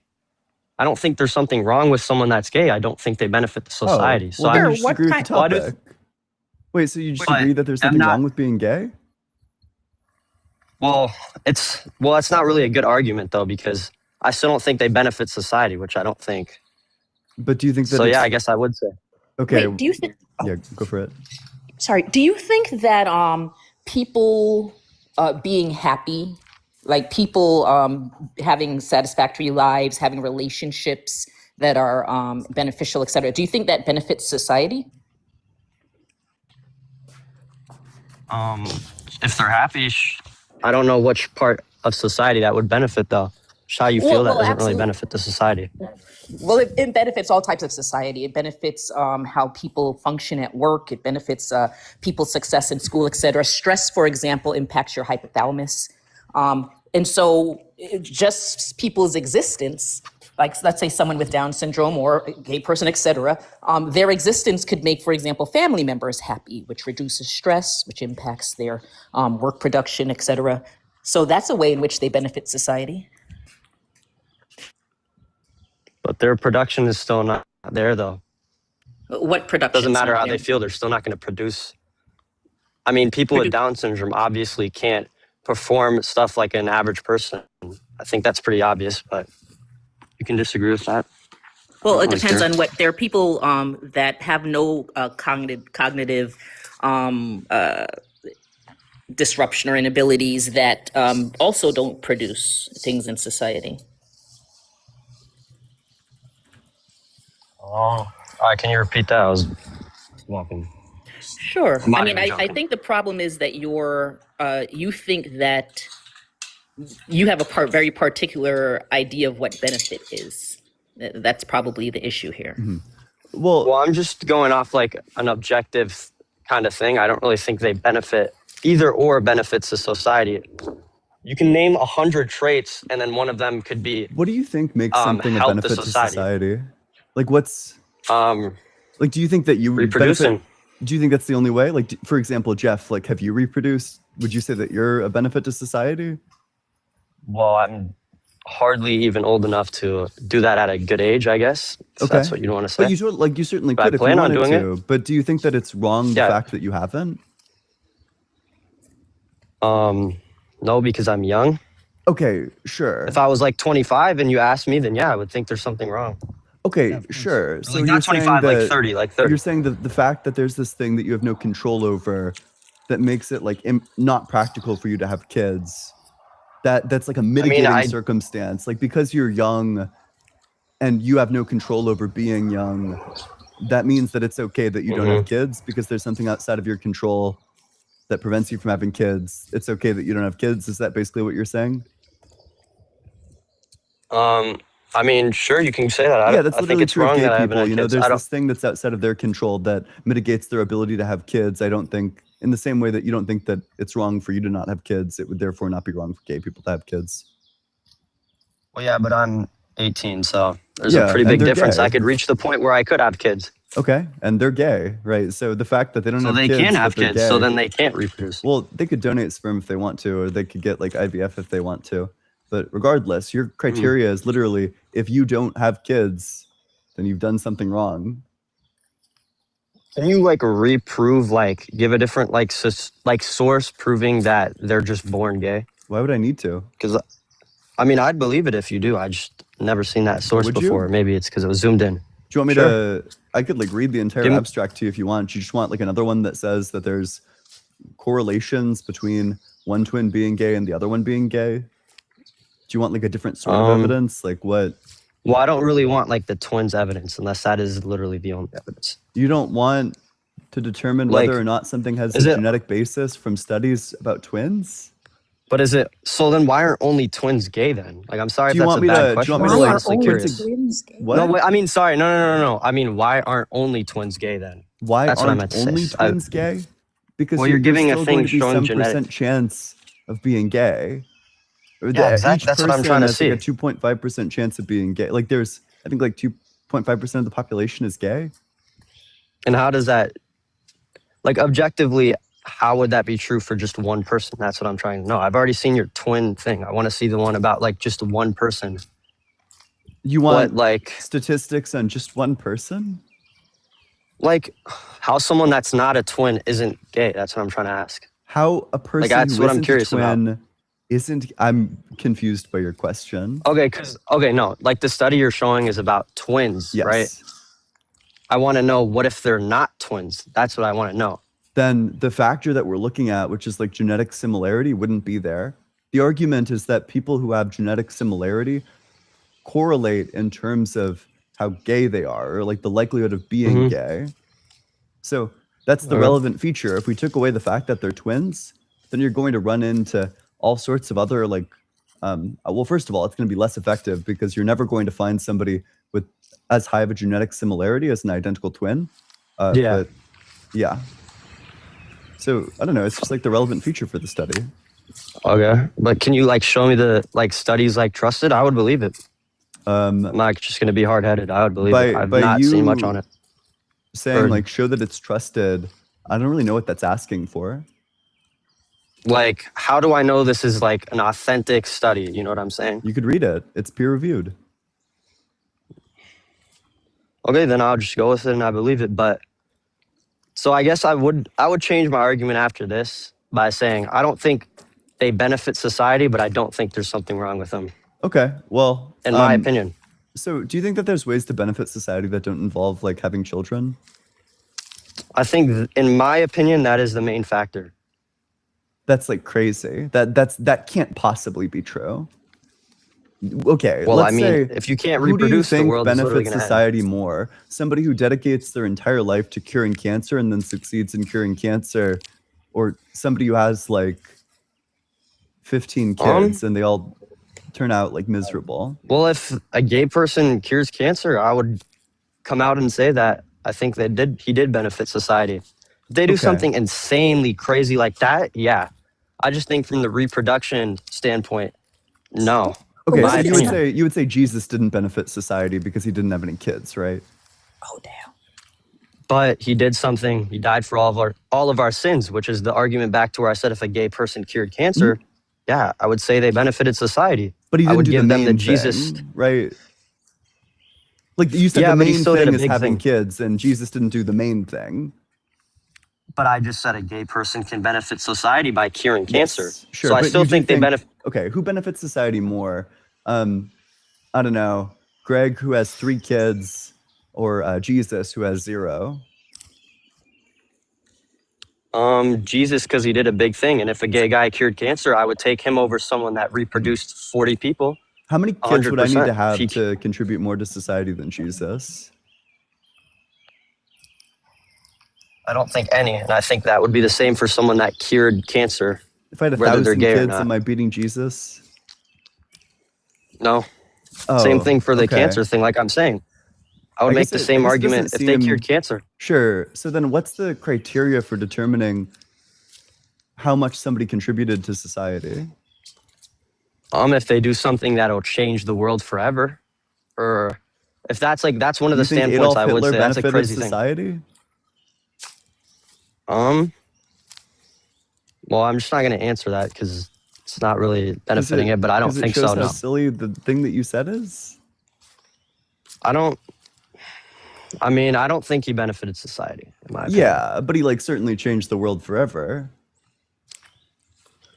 Sure, Okay. but I don't So think it was in a good way, though. yeah. So changing the world forever in a good way, Oh, that's what I should have said that. Yeah, I should have said it in a good way. Sorry. Okay, sure. Do you think that like Adolf Hitler's mother benefited society? Do I think she benefited society? Yeah. She did, but it didn't turn out the way we think. Same with Trump's mom. Sure. So, okay, you'd say that having a kid, even if that kid makes everything worse, it doesn't seem I like mean, she she still, doesn't seem like she changed the world forever in a good way. yeah, she helped. She did produce. So yeah, I would say so. But himself, yeah, he did not benefit the world. So I think he does the opposite of what I would say, where if we're looking at negatively impacting the world, then yeah, we can look at that standpoint. And then I would just say the same. You can do something that really helps the world, that benefits it, and you can do something that doesn't benefit the world.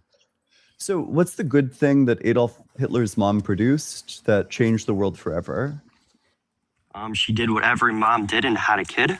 It's just Okay. reproducing. But you But he think wasn't it was good, good that obviously. Adolf Hitler was born? You think that that was a good thing? I mean, obviously not after all, but like I'm just saying, she didn't do it. She didn't mean it like that. But I think, yeah, that she reproduced is a good thing. I just think we got unlucky. Same with Trump's mom. I would say the same thing. He's just as bad So it doesn't as matter Hitler. what you produce, just production is good? No, I think, well, there's going to be an anomaly in every single thing we talk about. Every statistic we talk about, you can find one outlaying.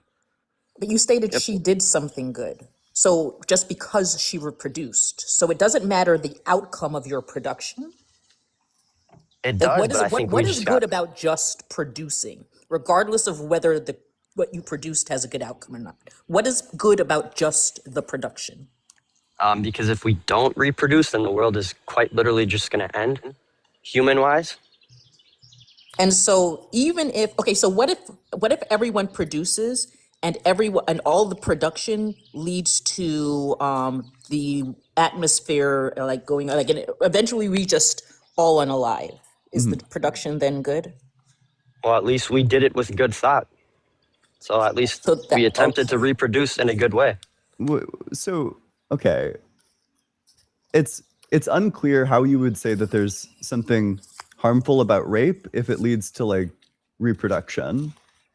Like Well, I why don't would rape think be that's it. wrong if it leads to the production of a new child? Because one person didn't want to do that. Okay, sure. So you think Which I that there's think is other wrong, but factors I other think- than production? Yeah, I think that's one of my Couldn't main gay people fit into things. like one of those other factors? But that's my main factor, though. That's not your main That's like factor. You don't think that Jesus, you think that Jesus contributed a lot to society, even though he doesn't have the main factor. I mean, if a guy makes everybody millionaires and he's gay, that would be insane. And I would think, Then it's yeah, not the he main did factor. something great. But that's just not something that's going to happen. That's the issue here. Wait, how It's about more. what if someone they don't even have to have cured cancer or, I don't know, unalived on a cross or for some, but what if someone is just, what if someone's a heart surgeon? Like there's a gay person that's a heart surgeon. Or they don't have to be a heart surgeon. If there's a gay person that's a teacher, right?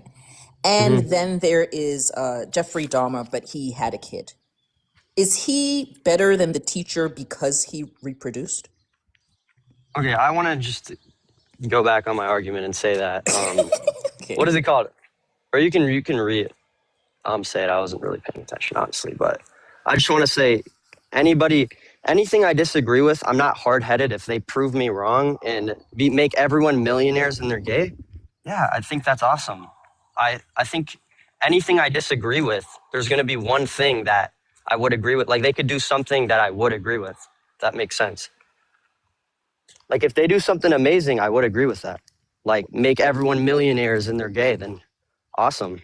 They did but do you benefit to understand society. how do you believe the children are our future? Like, do you think that if you think that children are beneficial and there are people that that take care of children in regards to their health, there are people that teach the children, that there are people that help the children, but they've never had kids themselves. Those people are benefiting society.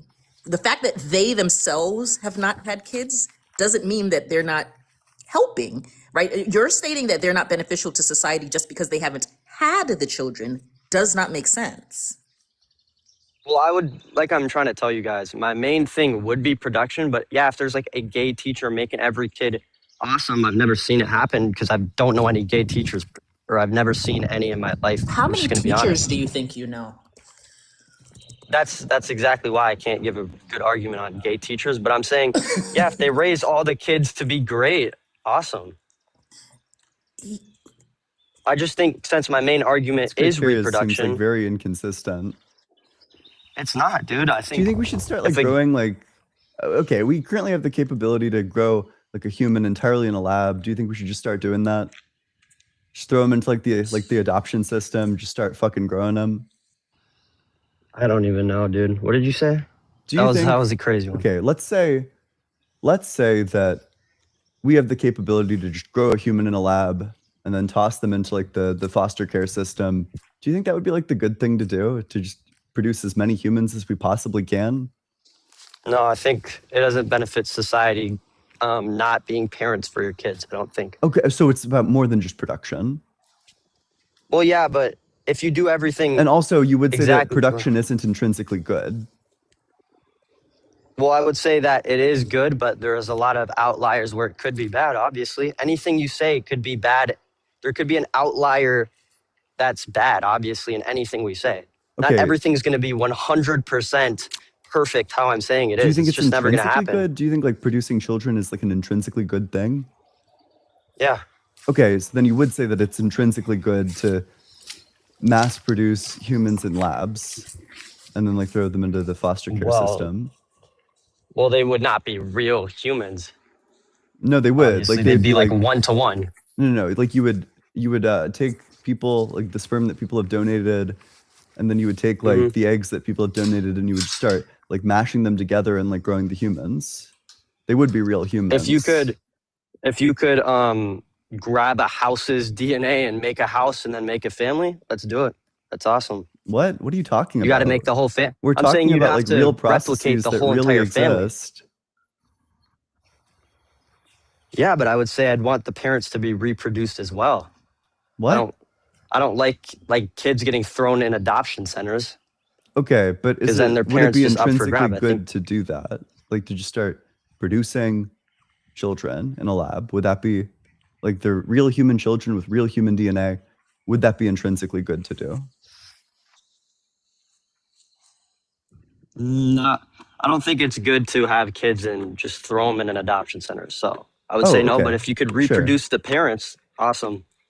Okay. But these are just like hypothetical things we keep saying. Yeah, and that's It's like hypotheticals are very useful. I could just say anything. Yeah, they're very useful, Yeah. and you totally could, and I would be more than willing to answer them because hypotheticals allow you to test the consistency of your moral system. hmm So it doesn't seem like it's true that it's intrinsically good to produce because there are some circumstances where you could add more humans to the world that wouldn't be intrinsically good. Well, okay. I'll just say then producing the right way. Then there you go. Okay, and producing the That right would way be is my argument. what? That's my main thing. What's the right way to Two produce? people have a kid and take care of a kid, Okay, sure. So- So and not just throw them and abandon their kid. Yeah, I don't think that's good. okay. So for example, do you think it's like wrong to get killed and then your kid has to grow up all alone? Like, or for example, like, would you think that it's wrong to, I don't know, sacrifice yourself Well- to save your children because it leaves them like unparented? Well, I think if you get killed, yeah, that's pretty bad for the kid. Okay. I think it would be better if that whole thing just never happened. Then, But yeah. would it be wrong? Like, if the only way to save your child is for both the parents to sacrifice themselves, would it be wrong to do?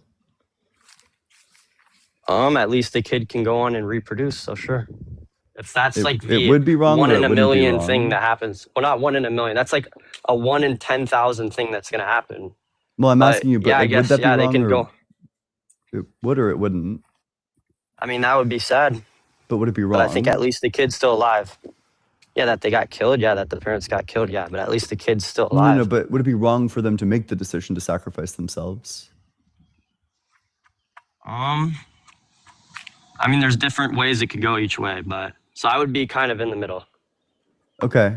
I think that that's like kind of absurd. I think that obviously that's not wrong. In fact, that's like super praiseworthy. You know, if your Well, kid that's why I'm saying is I'm in the about to middle. die and then both the parents, and the only way to save him is for both the parents to donate like specific organs, which will kill them, and then they do that. I don't know. I think that's like super praiseworthy. Okay, then I agree with you. I think that they're risking their life, so yeah, and then the kid can just go on and reproduce. So just kind of goes either way. That's why. It's Okay. not worth really saying. But yeah, I agree with you. Okay, so then to be clear, you do think that it's permissible to produce a child even if you're not around to like raise the child? I mean, I don't think that's just a common thing. That's the issue I'm having. Like, two parents risk their lives. That's why I think it's kind of an anomaly. That's what I'm It's a trying to say. question of whether or not your ethics are consistent. It's a consistency test. But yeah, I don't think that's good though. Yeah, Okay. that they're raised by So you themselves. do, Yeah. do you I think don't it's think impermissible to do that? Like if you're the parents, do you think that you ought not do that? I mean, I think for my argument, then I would say that parents would have to do that. That they are obligated to do that? That they're obligated to do that. Then no, I don't think they're obligated to do that. For the sake of my arguments. Maybe I'm like super not tracking. I could have sworn that you just said that they ought to do that. Well, then I'll just go back on my argument and say that, yeah. I mean, I think this like flood of hypotheticals is just, it's starting to just become what is happening. Like, you guys have given me like 15 different like possible things that'll happen 1 in a million times. Well, if you were consistent, it wouldn't matter because we Yeah. can give you 1,000 and you still have the same outcome. But the problem here is that it's very clear that you think that there are other ways to be beneficial other than having kids. By the way, gay people can have kids, but Wow. but it sounds. Yeah, I don't know if their parts don't just stop working as soon as they realize that. Well, they're- amen. Like so that's not what happens. But as a matter of fact, I know gay people with kids, but also no, not just gay people that have had their own children. Okay, no, but I do But- want to come on and say, yes, I know my argument is inconsistent. That's why I'm willing to change it. Okay. I'm willing to be proven great. wrong. That's why my argument is inconsistent. I'm not saying this is the right thing. He can prove me wrong and I'll agree with him. Yeah, but not just inconsistent. It's okay to say, well, that was wrong. Because very clearly people can be beneficial without having children. You would then have to say that anyone who, like was stated earlier in the conversation, who is infertile just can't be beneficial. Like they're heterosexual, they're cisgendered, cishet people. And none of the things that you would think would be immoral, and they're just, and they're working, they're a neurosurgeon, like they're doing everything else right in society. They are just infertile, and according to you, they're not beneficial to society. You would have to stick with that. It's just, the idea here is just that there are multiple ways to be beneficial. So just Yeah. stating that homosexual people cannot be beneficial to society doesn't make sense. No, I literally agreed with you saying there is a way they 100% can be beneficial. Like if there's a bunch of ways they can be, but on average, the average one is just not going to be beneficial from my standpoint. Well, wait, but they could be beneficial in one of the other ways. How do you know that the average Yeah, gay but they're person not- isn't beneficial in like some way? Well, I don't know if they are, so. Well, then why would you make the claim? Like, I Because agree there's it's- going to be some gay people that don't benefit society. There are going to be some straight people that don't benefit society. Yeah, and then I think that's just not good. But Okay. I think on average, more of them wouldn't, though. That's kind of my argument. You could prove it wrong, and I would love to hear it, but I mean, I gave you the argument earlier about like, for example, like taxes, like the total tax contribution, that the average gay person, when you consider things like the children that they have, they're going to consume fewer tax resources.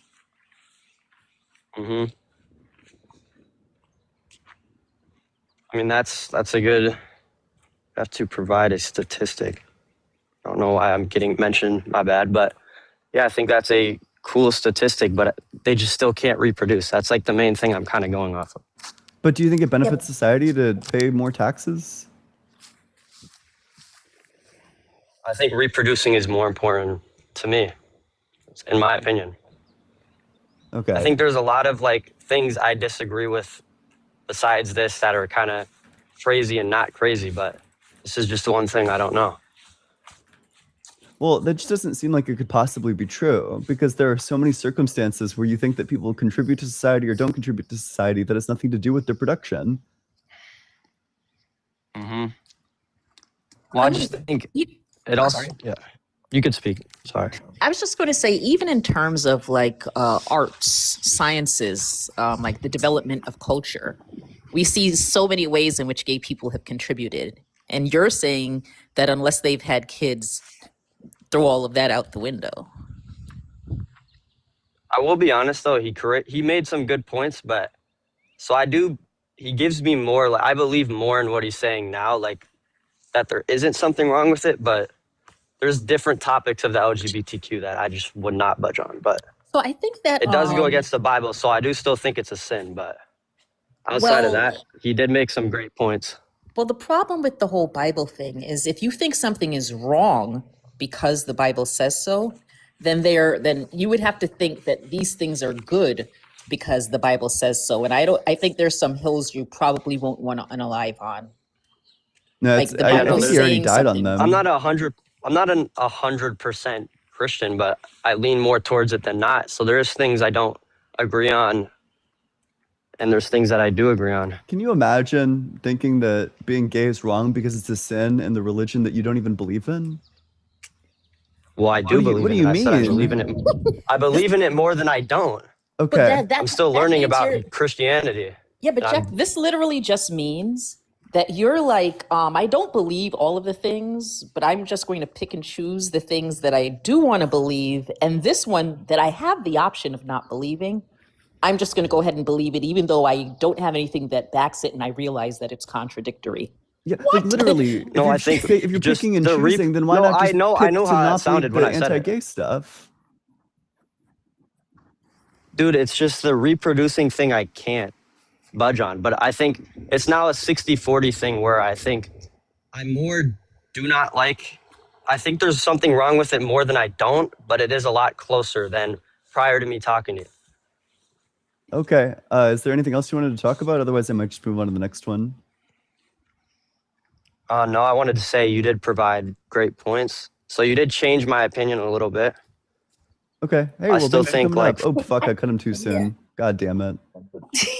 Yeah, man, I don't know. Think about it more. Think about it. Have a good long think about the conversation that we had. Hey, if you're in that guest request box, make sure that you're 18 or older. Make sure that you think that being gay is wrong. Adorna, I would love it if you stayed up here. It's always such an honor to be able to debate with you. Yay, thank you. I'll stay. Yeah. Bacon and Bush, thanks so much for the 20 gifted memberships. The Cool Corey, that's awesome. That like seriously kicks ass. Let's get a big W for Bacon and Bush. Helping MAGA deconstruct, thanks so much. Or wait, I'm sorry, I should spend more time. 20 gifted memberships is pretty incredible. I want to say that that's like $60. Large super chats like that are helpful for me. One of the things that I did recently, just last night actually, I'm taking a college course at a community college, but it's out of state. But it's with like a philosophy professor that I want to take the a course with. And tuition's expensive. It was like $1,000, but I'm really interested in it, and it's also going to make the stream better. So huge super chats like that are really helpful for me in order to achieve things like that or be able to have access to things like that. So I really appreciate it from the bottom of my heart. Helping MAGA deconstruct, thanks so much for the super chat. Caller read your New Testament where Jesus and Paul tell you not to get married. Shocking that homophobes use a book that they don't read. This caller makes Cartman look like a genius. Can caller cry more?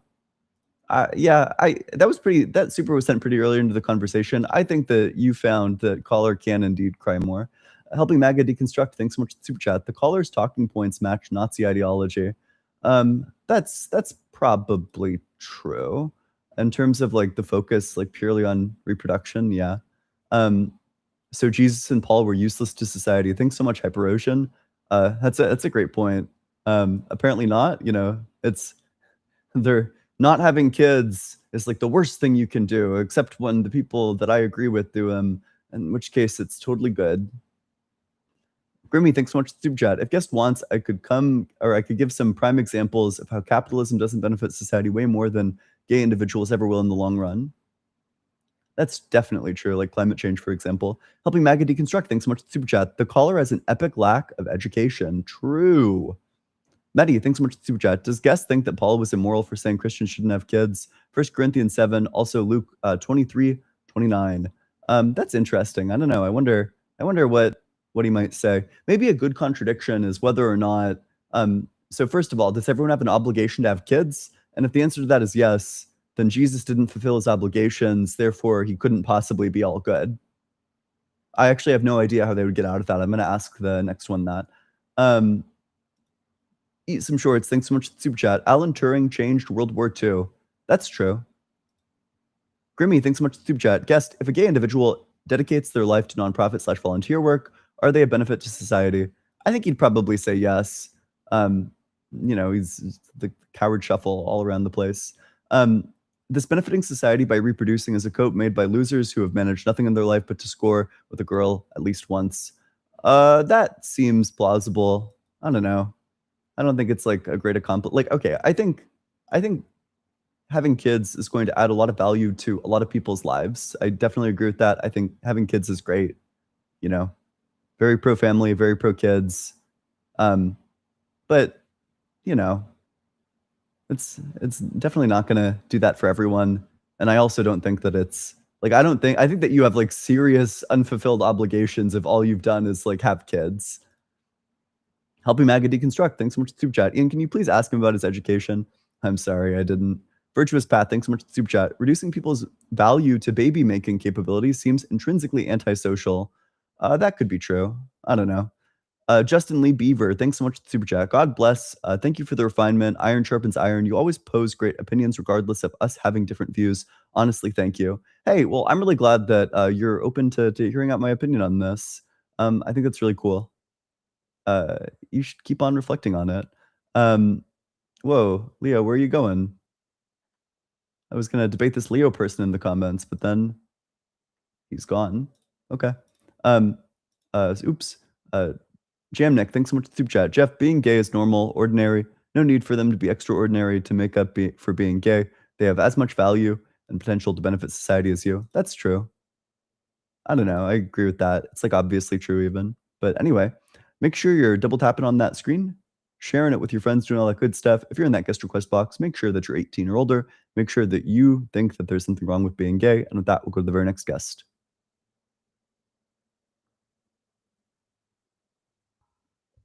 Hey, how's it going? Good. How about you? Yep. How old are you? 21, sir. Yep. And do you think there's something wrong with being gay? So I've been, yes. I mean, originally, I'm not gonna say I changed my mind yet, but I've been listening though for a couple guests now, and I kind of want to be like the other guy who like had a blank profile. Like I don't have a real reason really. I believe in the Bible, but I don't think you can use the Bible to say that it's morally wrong to be gay. I probably agree with that. But then, okay, so do you think that it's wrong to be gay?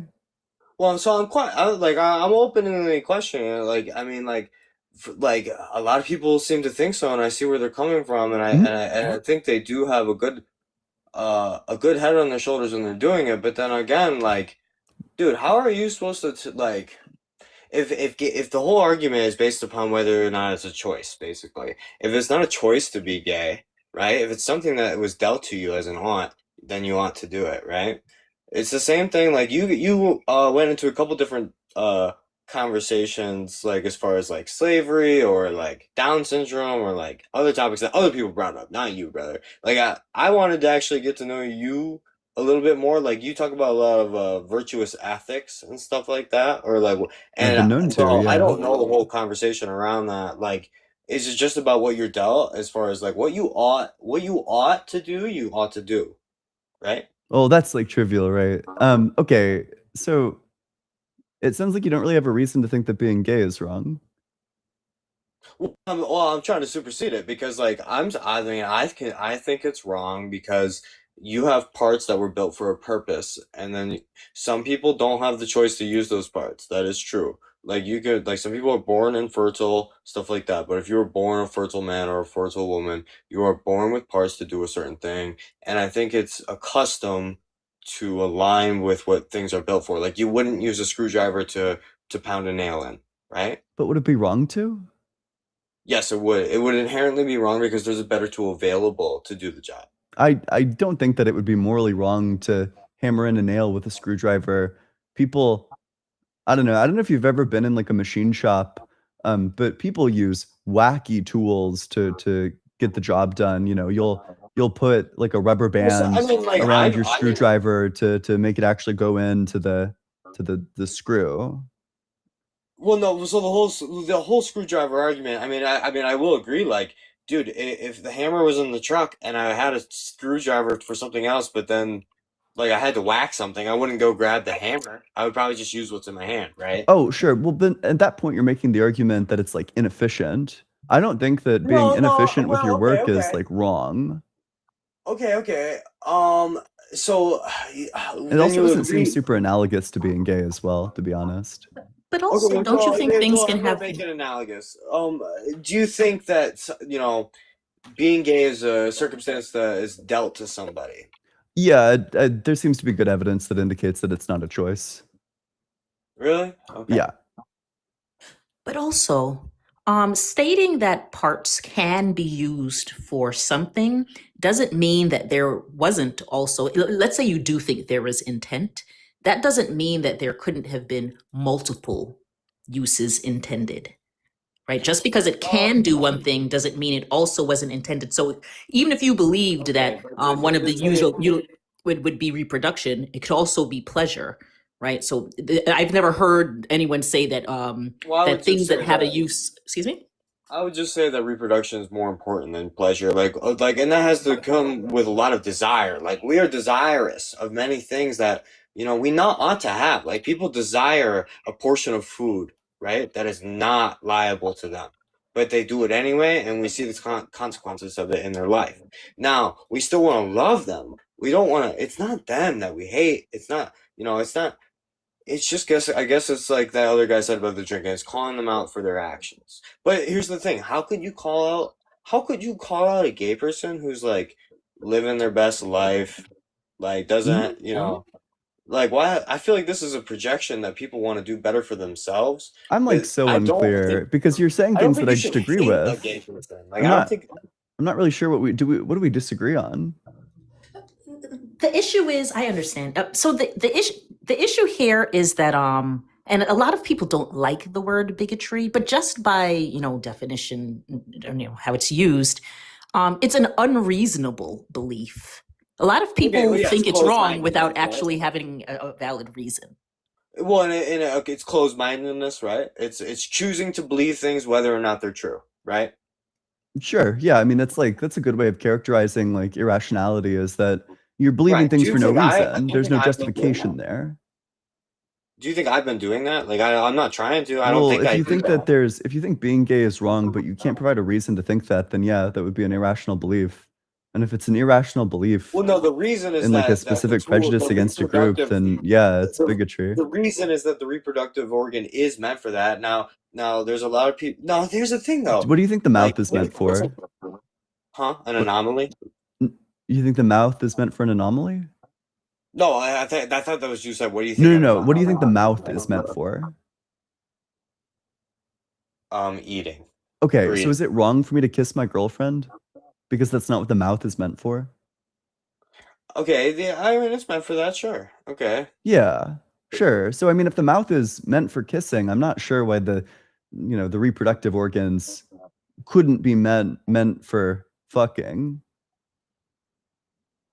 Okay, and you just well, maybe not you, but like are you gay? I mean, No. maybe. Okay. Well, so it probably depends on your metaphysics of gender, but you'd probably say no.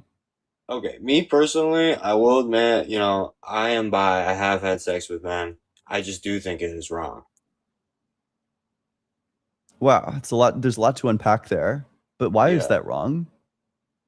Well, because it's out of pleasure. There is no higher purpose, right? So what? If you believe in the Bible that it does tell us that You know, our lives are held accountable. That every one of us is being held accountable to God, and He hears all of our intentions, all of our thoughts, and all of our behaviors. And so So what? I'm not to say that anybody else who is gay has to think it's wrong. But like I mean I've experimented growing up. I'm 21 now, and it's like I do think it is somewhat. It's just about as wrong as hooking up with a girl. That's what it is, really. I mean, but here's the thing: if somebody really just lived a good, like a humblesome life, and they, you know, it wasn't all about them being gay, but they had a relationship with a man that came into their life. I mean, who am I to go around judging other people? It's not about the judgment. I just, you know, I don't know. Who's to say that anything is right at that point? Wow, there's quite a bit going on here. If you'd like, I can just give you like lots of reasons to think that Christianity is false, then maybe that will help ease Well, like that's not gonna work, dude. They found Noah's Ark. they didn't found Noah's Ark. What you're referring to is like a geological structure. There's zero wood anywhere in that structure. There's no petrified wood, which is exactly what it would need to be if it's Noah's Ark. Also, the structure itself is literally younger than Noah's Ark. The structure formed, I think, like 4,000 years ago, or it's been forming over the last 4,000 years. I don't know. Like, there's just been geologists that go there, and it's not Noah's Ark. It's just a geological formation. Really? Yeah. And it just happened. But can you concede by coincidence it's as long as the Noah's Ark listed in Genesis? Oh, sure. It doesn't tell you how long wait, okay, maybe it does. Hold on. How long is it? How long is Noah's Ark? I don't know what 300 cubits is to miles or feet or whatever you want. You have to do the calculation. Oh, sure. So sure, the length is specified. That's right. They do specify all three dimensions. 300 cubits. Yeah. So I mean, would you just say that's a coincidence? Let's check. It's between 450 and 510 feet. Okay. Let's go over and check Noah's Ark. Whatever. Geological formation. I think it's in the Azerad Mountains, right? Yes, I think so. Okay. Just want to make sure you're pulling up. No, this is like me personally. I've been Googling recently. No, this is they don't outside give of you the the right biblical stuff. dimensions. So apparently, the Noah's Ark is 538 feet long, but 300 cubits is going to be between 450 and 510. So it's actually longer than it would be according to the Bible. By how many? How many? You said 538 to 510? Yeah, it's about what would it be? It's about like 30 feet too long on the high side. The lower end, or like the higher end at which it could be wrong is that it could be, what is this, like 100 feet off? Okay, 100 feet is a lot, but 30 feet's not a lot. I feel like if it was 100 feet, I guess I wouldn't take it. Like, you know, but like 30 feet ain't good enough. Like, it wasn't good enough for me to. The But I problem mean- is that like the way that it's getting converted is literally a range. Oh wait, okay. Apparently, What is I'm that looking at it. Apparently, 450 feet is the correct conversion because apparently a cubit is 18 inches, a foot and a half. Hmm. So 300 cubits would just be 450. So it's like 100 feet too long. By the ground penetrating radar, because it's covered in silt, obviously. But like, Yeah. are you talking about like the whole geological formation, or are you talking about what's underneath? Yeah, Because like the there's- geological there's organic formation. matter underneath that doesn't match the outside. rock. Wait, why would Like, organic you know what I'm matter saying? help? Well, I mean, it doesn't matter. They're both organic matters. I mean, it's both different types of silt. So, like, but I shouldn't have said organic. There just meant is the no age organic doesn't matter in match the it. ark. There's no wood. Like there's literally zero petrified wood. No, I think soil's considered organic. I thought it was. I don't think that's Is it? true. I could be using. I think I just used the incorrect word. I will I'm trying to just say that the age. They said that the age doesn't match when they use the ground penetrating radar. I Like mean, you have the- to look at the scans that they did and stuff like that. But I mean, the issue is very simply that if there are just too many things that disprove like a flood happening, like a worldwide flood. Part of it being that There are literally writings from civilizations in that area that You're not gonna get me on that because I legitimately think the Earth is flat. I don't can want to you go there can today. you tell me what I I can don't you want tell to me go what I there was going today. to can you tell me what I was going to say? Well, you're trying to. I don't want to get substantiated Sure, on can you tell whether or me what I not was I'm going going to to be a say? Christian. Sure, can you tell me what I was going to What we say? really need to get to is whether or not Christianity Hey, exiles gay wait, hey, quick question. Can you say what Adorno was going to say? Because you interrupted her. Well, I would just like to move forward and say we're trying to get this about me not being a Christian or believing in the Bible anymore. I don't care But I whether would you're like a to get this. Christian or not. I I don't would like care. to get However, this. what we are talking about is whether there was a flood or not, which is what I was getting to. Right. So Right? that's going to determine whether or not I would believe in the Bible. I don't want to get I want That's to get away lovely. from that. Hi Jimmy I is your want to name? get Hi Jimmy. yeah. You've I been want to get speaking. Hi closer. Jimmy. Could you act as though you have some home training for a moment, please? Thank you. Well, you're not my mentor. Hi Whoa, Jimmy. I holy was the one shit. actually speaking. If you My could wait, home if training. you could, yes, because right now you're being quite rude. If you could wait your turn, I'd appreciate it. Well, Thanks. I would You've just been like to. Hi Jimmy. You've been speaking to Ian all of this Holy time shit. about it without a problem and Right, letting I've been him speaking speak. to Ian. And so Right. now it's my turn now. If you could just wait a moment, thank you. Ian, would you like her to speak? I was speaking to Yes, you. yeah, but would you like her to please. speak Yeah, too? that's Okay. actually why she's here even. To speak Yeah. for you? Okay. Yeah.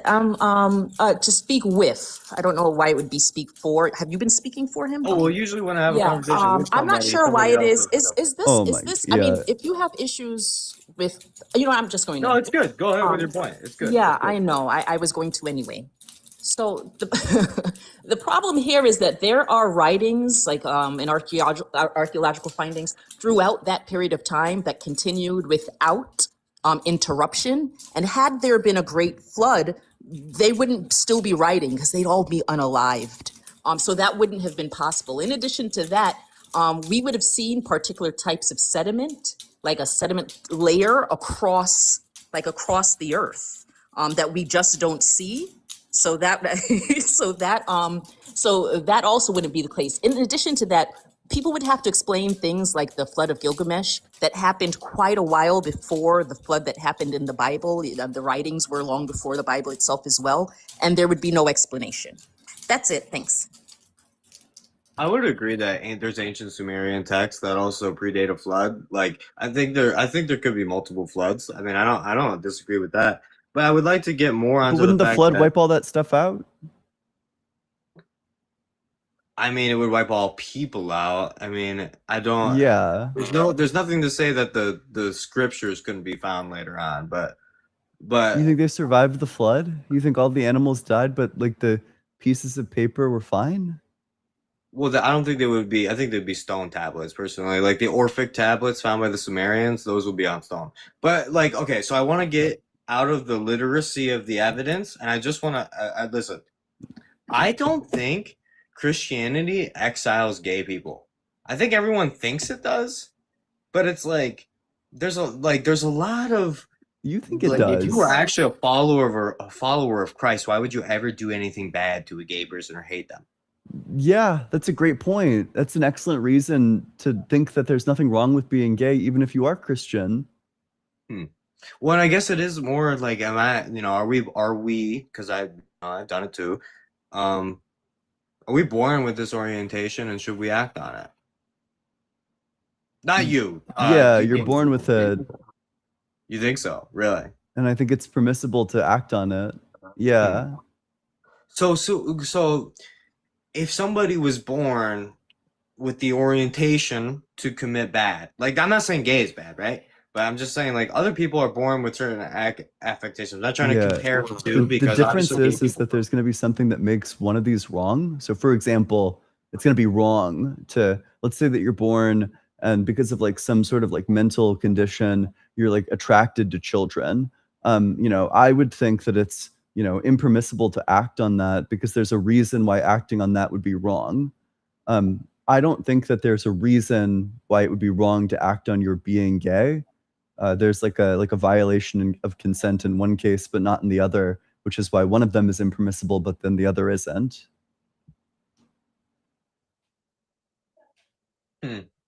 Well, I guess I don't know. Maybe, maybe it's just personal, but even as myself, I don't like. Would not understand why somebody would pursue a lifetime relationship with a man. I can understand why you would have sex with a man, obviously. What if you're not It's a feel attracted to good. women? No, I am. I said I was No, no, bi. no. But you're asking like, how could anybody ever do this? What if Yeah, I guess they're I'm not living in a gay man's shoes, right?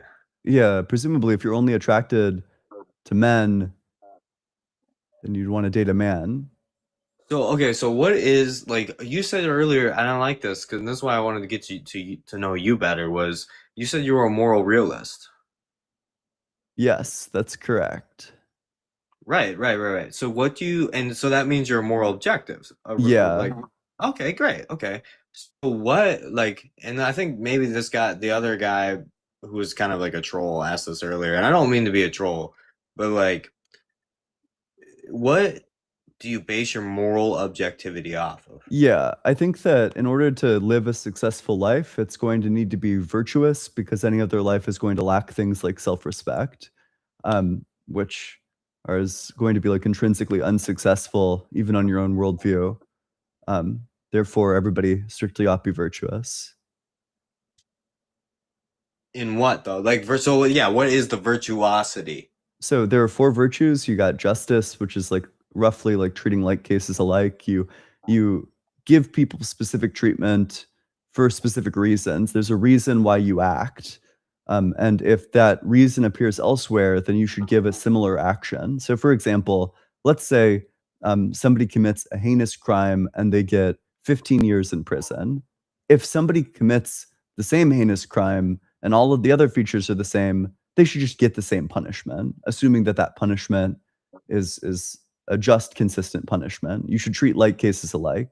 There are things like I understand that, but there's been like, so there must have been along your sort of reasoning here a much rather polarity flip of what the moral escape was because of what the how fuck we are you see our, talking about? so like the history, when we look at our history, and I think you guys brought up slaves earlier, if you were just to say to treat like situations alike where these people ruled over these people, then you would just say, oh well, these people are ruling over these people. Like, I don't understand, like, how would you contrast? Yes, that's How a would you great that's contrast? an excellent example. You can't treat like cases alike if you're a slave owner because you being Right, a slave okay. owner is predicated on you not being owned. If you're owned, Right. then Well, you and it's can't own based other on, people, which means it's that based on a lot of you things. necessarily need to say that you should be treated in a way that other people who share identical features to you shouldn't be treated. You're claiming Yeah, it special would be privileges on no ridiculous to us. basis. Yeah. You're not treating like cases alike. That's But if they were unjust. born with that orientation, who's to say that they shouldn't follow? They're born with slave orientation? What are you Well, like, talking about? if you like, I'm not like, I don't think it's right or whatever, so I wouldn't do it. But if like, and that's the same thing with the gay, basically. I mean, I am bi, I have done it, but What are if you a talking little boy about? grew up, if a little boy grew up and his grandpappy was a slave owner, and then he continued to own slaves, like, who's this, like, He's not treating like how? cases alike. He needs to claim the right to not be owned and the right to own other people. So Well, him, I a wish there was reflective true everywhere, agent, is but going to it's not. say that he has the right to not be owned, but other reflective agents lack that right. So reflective agency in this case would both be sufficient but also insufficient for the right to be owned, which means that there's a contradiction on his view. So it can't Okay, you're possibly be saying correct. because we're talking about two people who aren't allotted the same rights, it doesn't count. Yes, because you have two people who have Okay, the good. same relevant features. You have two cases that are alike. They're both people, they're both agents, they're both rational, etc. Mm-hmm. But one of these people gets owned as a slave and then the other one doesn't. Right, okay. That's Well, inconsistent. it's You're weird not because treating like I cases know alike. I've been thinking about it, and it's like, okay, this might sound weird, but if the slaves were never brought over, how would we learn that? How would we learn that it doesn't matter what you look like. It doesn't matter how much you know. It doesn't matter where you come from. It doesn't matter how you were brought into this world. It's up to Jimmy. all of us to pursue a higher purpose. Jimmy, and to you're a sick, act together. disgusting fucking person. You should like. Wow. Wow. That was insane. Like beyond belief, that was insane. But I want you to see how far it goes. Because he would then have to say, if children weren't abused, how would we know it's wrong to abuse children? Like, he would have to take that so far. Whoa. Yeah, exactly. Like, you know, we needed the Holocaust to know the badness of the Holocaust. You know, how else would we know that it's wrong to kill a ton of people? Like, I don't know, genuinely despicable. I can't say that I'm surprised though. Holy shit. I don't know. That was like, wow. Anyway, Relax with Russell ASMR. Thanks so much for the super chat. I don't think it's too late for that kid. He's only 18. It sounded like indoctrination. He should talk to Justin since he's studying the Bible. Was that, I don't think this was about the last one. It might have been, no, I think this was about the one before.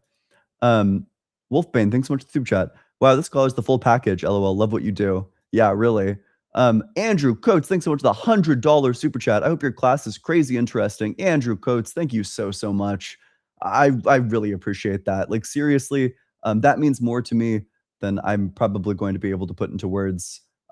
That's really, really cool. I hope the class is great. I'm sure I'll be conveying like all the things that I learn.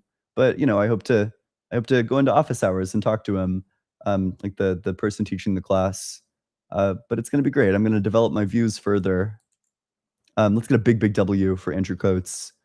Hey, if you're in that guest request box, make sure that you're 18 or older. Make sure that you think that there is something wrong with being gay. And with that, we'll go to the very next guest. Hey, how's it going? Can you hear me okay? Yeah, how old are you? I'm 20. And do you think there's something wrong with being gay? Yeah. Okay, what do you think is wrong with being gay? Yeah, I'm a Christian. Okay. I guess there's like a couple of routes that we can take this. Do you think that, I guess like which verse do you think establishes like the wrongness of being gay?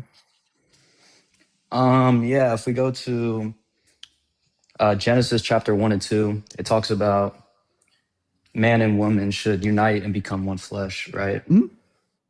So are you saying that you have a moral obligation to reproduce? No, not necessarily. It's Okay. not all about Yeah. Then why would It's it be not- wrong to be gay? Because it's not all about reproducing, right? Because it's kind of like, it's like the yin and the yang. It's two different sides of the same coin, right? Okay. Does that make sense? Yeah. So, okay, but would you say that like a man has an obligation to get into a relationship with a woman? He doesn't have an obligation to do so. Then why would it be wrong to be gay? I'm not quite understanding. Like, so I'm not if saying you're saying that being gay is wrong, then presumably you're saying that there's like some sort of like moral obligation that they're not living up to, that God's put forth a standard and that they just don't satisfy that standard. And it sounds like what you're saying is that everybody has an obligation, like every man has an obligation to get into a relationship with a woman and vice versa, because that's how you unite these two into just one flesh. Right. Like, I wouldn't say it's an obligation in a sense, like a man has to get into a relationship, but if it is a relationship, it is with another woman, if that makes sense. Okay, so then you're not necessarily, wait, what's the problem then with getting into a relationship with a man? Like, why would that be wrong? What do you mean? Like, I'm saying that it's not an obligation to get into a relationship in general. It's not an obligation, right? Okay. But if you were to get into a relationship, it would be somebody of the opposite gender. Why? Because that's what God tells us. That's what God tells us to do. Okay. It's one man, one woman. Okay, so what? What do you mean, so what? I believe the Bible is the word of God. Christianity is true, so. Why does I'm going God saying to that something is wrong give a reason to think that it's wrong? Like, okay, let's say you're a gay yeah person because and the Bible is all true, but you just don't mhm. care what God has to say. At that point, would you have any reason at all to not engage in gay sex? I mean, if you want to say the Bible isn't true, then No, the gay person does think that the Bible is true, but they so the just gay don't care what person God thinks says. I mean, if you don't care what God says, then you don't care what God says, right? Like Oh, that doesn't mean then it. they That have no doesn't mean it's reason to not morally engage in gay behavior. right, but that doesn't mean it's morally right or wrong. If you choose, if you're making your own decision not to make, Do you think that not everybody has a to reason to do the right thing? the right. What does it mean to do the right thing? Just whatever you take the right thing to be, like ethically speaking. So you think being right is subjective? I didn't say that. That doesn't follow. But you were saying whatever you think it is to be right. I'm asking under whatever your conception of rightness is. Like, you think that rightness is equivalent to just like what God commands, what God says, what God approves of, what he disapproves of. Okay.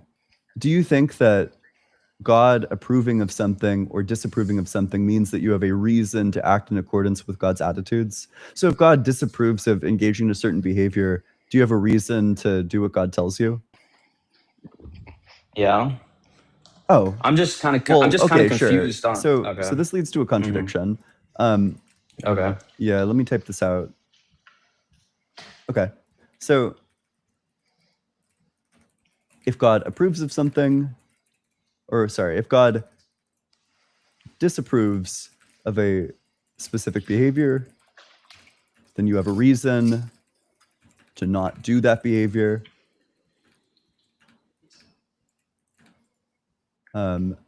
A gay person who doesn't care what God says doesn't have a reason to not engage in gay behavior. Therefore, God does not disapprove of gay behavior. So I don't know. Does this make sense? Do you want me to talk more about this? I mean, yeah, I'm just kind of not following. So we're going under the presumption that God exists, right? The gay Yes. person thinks God exists, Yes. but they don't want to follow. Yeah, like they don't care what he says.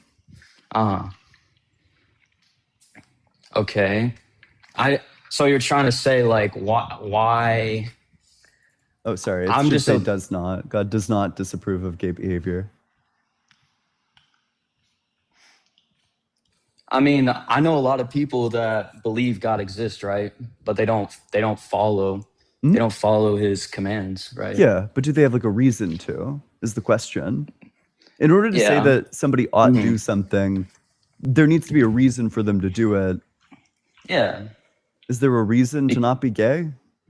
Or to not engage in gay behavior? Just because God says so, it's not clear to me what the reason is. Like, why would God saying that I mean, you shouldn't engage in gay yeah. sex give a reason to not do that? I mean, if we assume that God is all powerful, all knowing, all loving, then we would assume that he has the best intentions for us, right? Okay. So then there should be like some independent reason other than God saying so to think that it's wrong to be gay. So what would the reason to think that it's wrong to be gay be?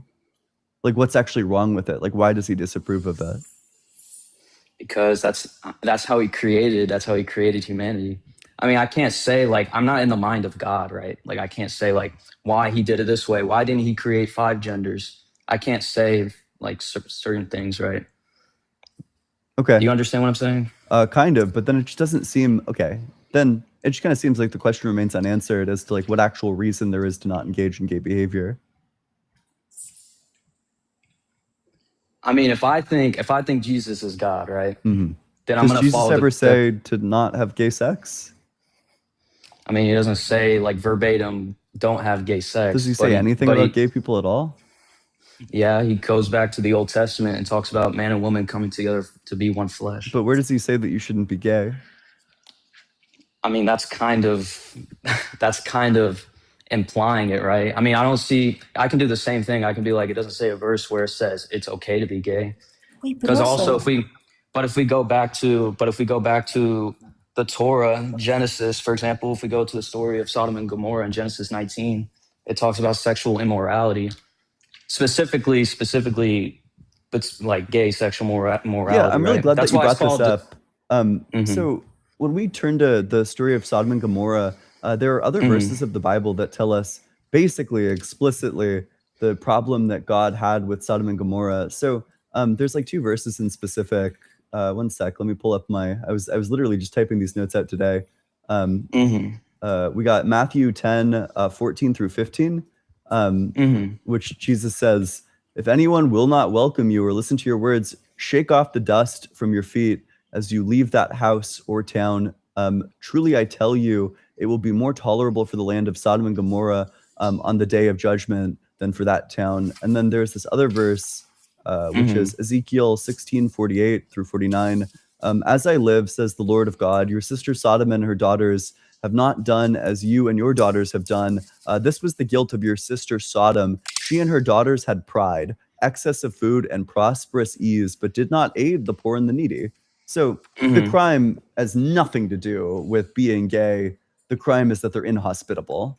That's the thing Mhm. that these other verses are saying is the crime of Sodom and Gomorrah. It probably had something to do with the fact that they wanted to rape angels. It probably had much less Yeah, to do with the yeah. fact that that interaction would have been gay. Well, yeah, that's the story, right? So you have the two visitors, they welcome into their house. And then, well, that's also why it means like sodomized, like to what it means to sodomize somebody is anal sex, right? Okay, so what? It still tells you explicitly in the Bible why Sodom and Also, the Gomorrah were Matthew, found guilty, and yeah. there's no mention of them being gay. hmm I don't know. I would need to look more into that, like Sodom and Gomorrah one specifically, but I'm pretty positive that one woman, one man, one woman is one flesh. That, But I you don't think mean, people are obligated to join in one flesh? they're not, like when you say obligated, like are you like they're Just that they have required to be a reason to, or that they've done something wrong if they don't. like, yeah, like I don't think it's like wrong to not be in a relationship, right? Sure. So why Like would I it be don't wrong to be in a gay relationship, but not wrong to not be in a relationship? because it's going against like God's design, right? Because God's design is one man, one woman. Okay. What do you think God's Does that design for make the mouth sense? is? Eating, speaking. Okay, so then you would say that it's wrong when I kiss my girlfriend because No, not that goes against exactly. God's design? Because Does me I mean that's kissing kind my of girlfriend go against God's design? no. Oh, But I mean I wouldn't say that's the intended purpose, but I wouldn't say it's inherently wrong either, right? okay. So it doesn't go against the purpose, but also the mouth It's not wasn't its intended to intended kiss? purpose. It wasn't an Isn't that the intended reason why being purpose. gay is wrong? Is because it's not the intended purpose? I mean, yeah, but I'm trying to say like it's not sinful to kiss somebody, right? Yeah, that's the problem. But I wouldn't say why the mouth, even if you don't believe in God, like why we have a mouth. The reason isn't because it's for kissing, right? Mm-hmm. Does that make sense? Yeah, I agree. I don't really cash my view out in terms of like design or purpose. Mhm. But surely you don't do something wrong if you don't use something for its intended purpose. Otherwise, you're going to be committed to saying that it's wrong to kiss people. So you kind of have like a bit of a double standard here. You both want to say that it's wrong to use something for a purpose other than its intended purpose, but also that you can use something for a purpose other than its intended purpose, and that's actually kind of fine. Well, not really. Because are you talking about like reproductive organs versus like our mouth? Because I think that's kind of apples and Isn't the oranges, thing that right? you're appealing to the fact that you're using it for a purpose that it wasn't designed for? Yeah, but if we're talking about our Why would it reproductive be wrong organs, in one case but not wrong in the other?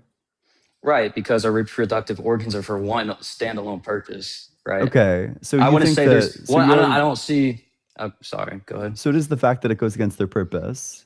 If something goes against the purpose of an organ, then it's wrong?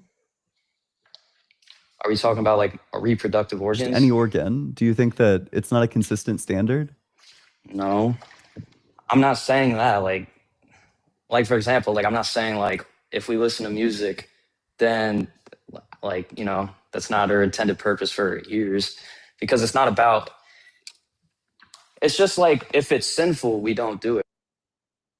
Oop.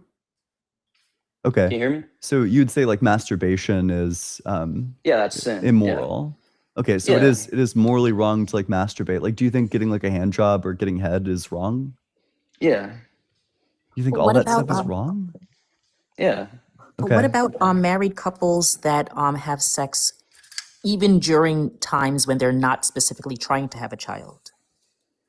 Like, let's say someone's been married for 15 years. Earlier on in their marriage, they had I don't know, 3 kids. They don't know if they want any anymore, but for the Mhm. past 10 years they haven't had Yeah. any. Should they have not had sex during those 10 years because the intended purpose isn't pleasure? No, so yeah. God also says we should enjoy sex He in does. the, yeah. So Where it does sounds he like say that's that? And it sounds like that's a purpose. yeah, but in the context of marriage Okay. between one man and one woman. I mean, I don't know the exact verse, but he I'm does mad talk curious about. to see the verse. Yeah, I mean, I can pull it up real quick, but I know y'all won't be able to hear me if I try to. Is it okay if I like try to get it real quick? Yeah, please go for it.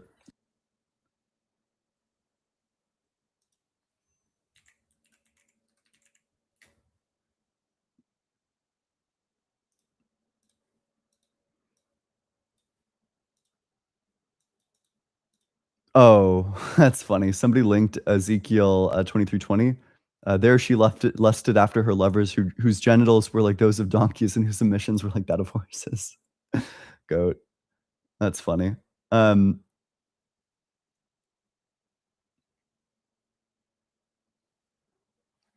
All right, make sure you're double tapping on that screen, sharing it with your friends, doing all the good stuff. While we wait for the guest to return. I'm sure he will be back soon. Yeah, I'm back. Yep.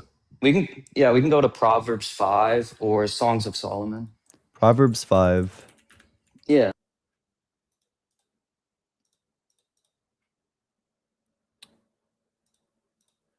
Okay, which one? I would just read the chapter so we can get the full context. I don't want to read the full chapter. Is there just like a specific mean, verse? Yeah.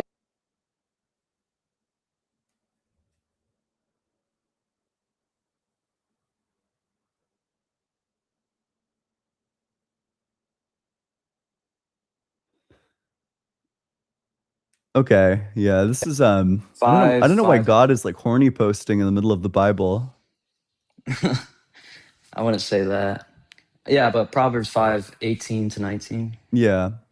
Let your fountain be blessed and rejoice in the wife of your youth, a lovely deer, a graceful doe. May her breasts satisfy you at all times. May you be intoxicated always by her love.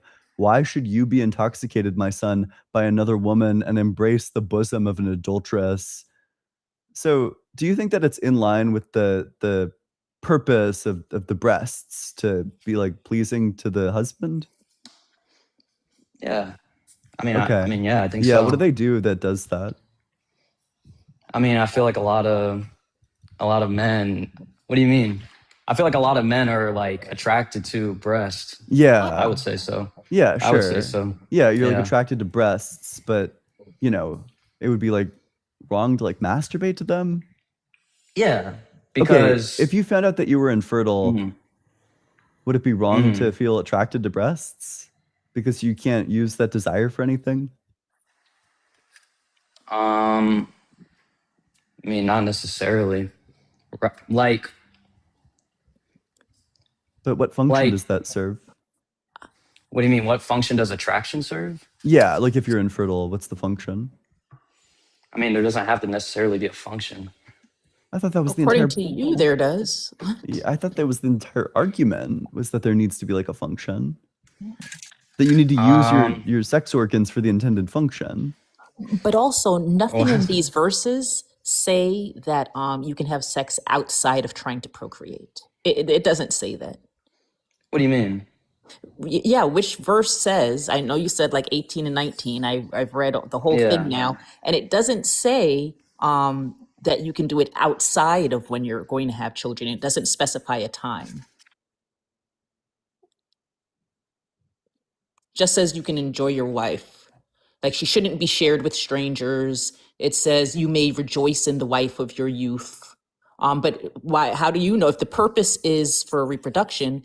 Then your thought should be that he should I only know. enjoy her Well, during reproduction. It doesn't that's say not. here outside of Yeah, when they're sure. having kids. Yeah, sure. So that's not like in the context of a marriage, the only function is not reproduction. It's also to enjoy having sex. In the Yeah, but how do you know context of that? marriage, How do you know that though? 1 Corinthians chapter 7. All right, let's see. Also, this contradicts the thing that you said earlier, which is that it is wrong to receive head. Yeah, I mean, because I think that's a little bit different when comparing something like head to like, I mean, like your argument was like, whoa, I'm attracted to breasts, and that's not right because that's not like the intended purpose. Yeah, just that you're not able to actually act on the sexual attraction towards the intended purpose. Right, but like I just said, in the context of marriage, the sex is also about enjoying it with your spouse. First Corinthians, what? Sorry. But then that applies to gay people Chapters- too. That gay people could just get married, and then But no, that's what I'm trying to say. That's outside of God's design. Like that's which design? That man and woman will come together to be one flesh. Like, let me ask Ian. Let me ask you. Before you say that, First Corinthians, what? Just say the verse in the chapter and verse. 7. 7 what? The first few verses, like 1 to Okay. 5. I'd say. Thanks. But Ian, like, what do you think that the writers meant by that when they said man and woman to come together to one flesh? What does that mean? Probably that was their view about like what makes something, or like just like their archetypical idea of a relationship. Those were kind of the only relationships that existed at the time. No, not at all. There was gay relationships during that time as well. Well, I agree, but they weren't like public. Like kind of A lot of the them vibes were. at that time. At least I know that this is true for ancient Athens. Is that it was Yeah. totally fine to have your like Greek boy that you fuck on the side, but it was not acceptable to like get married to like a dude, or you know, certainly not to be like the recipient. But it was like extremely. It was expected to have like affairs with men, but it was frowned upon to get married to them. Yeah, sure, but it was still pretty normal even back then, like thousands of years ago. Mm-hmm. Do you have like So- a source that says that at the time when I Genesis mean- was written, it was like fine? I mean, I don't fine as in like it. What do you mean fine? Just Like that the fine as in- culture in which Genesis was written, that this culture was like pro-gay relationships. I want to say I don't have like an exact source, but I mean it's not like gay was like an invention that came just like 1,000 No, years I ago or agree with something. that. But the problem is that what I would suspect these verses are, I don't know, saying is that, you know, the acceptable relationships that you can be in are these ones. Mm-hmm.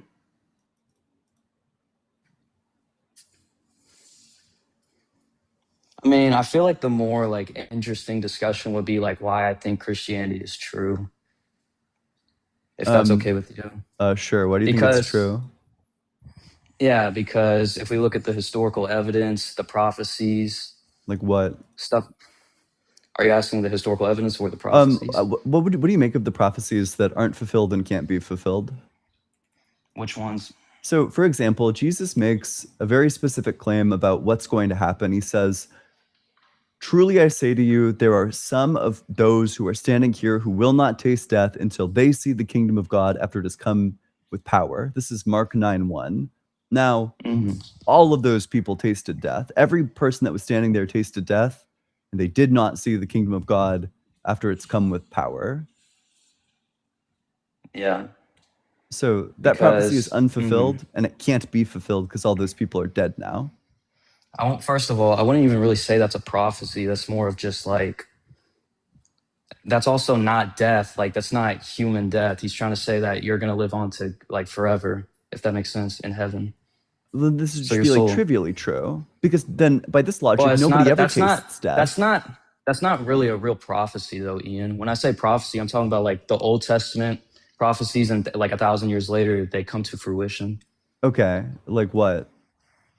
Isaiah 53, Zechariah 12:10, I'm Psalm sorry, you think 22. Isaiah? Whoa, let's go one bad prophecy at a time. Isaiah 53 is explicitly about the nation of Israel. If you look to chapters like Yeah. Isaiah 49 and I think Isaiah 43, Mhm. it says explicitly that the suffering servant that's talked about in Isaiah 53 is just the nation of Israel. Yeah, sure. A lot of times prophecies have a dual application. The same thing goes for Isaiah 7:14 about the virgin birth. Sure, wait. 'Cause Can we at least acknowledge that like this Isaiah Yeah, yeah. 53 prophecy like No. imploded immediately before we move on to the next bad prophecy? Like, shouldn't the No, prophecies be a I'm- bit more robust, such that they're able to withstand like a single critique? No, I was just trying to make a connection that the prophecies are it's a dual fulfillment. And I was just trying to say there's Why would I think that examples this is other a prophecy at all? What do you mean? It's literally written in past tense. I mean we can read the prophecy. But it's the prophecy is written in past tense about past events. Prophecies we are future can- I mean, tense. Yeah, we can read the prophecy. Like we can pull up the verse. if you Yeah, want. Isaiah 53. Yeah.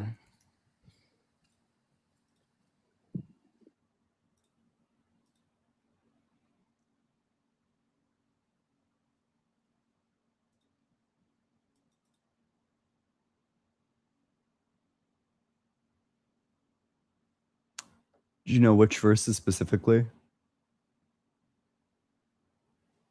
I believe it's I think it might be like verse. I don't really know. I'm checking it right now.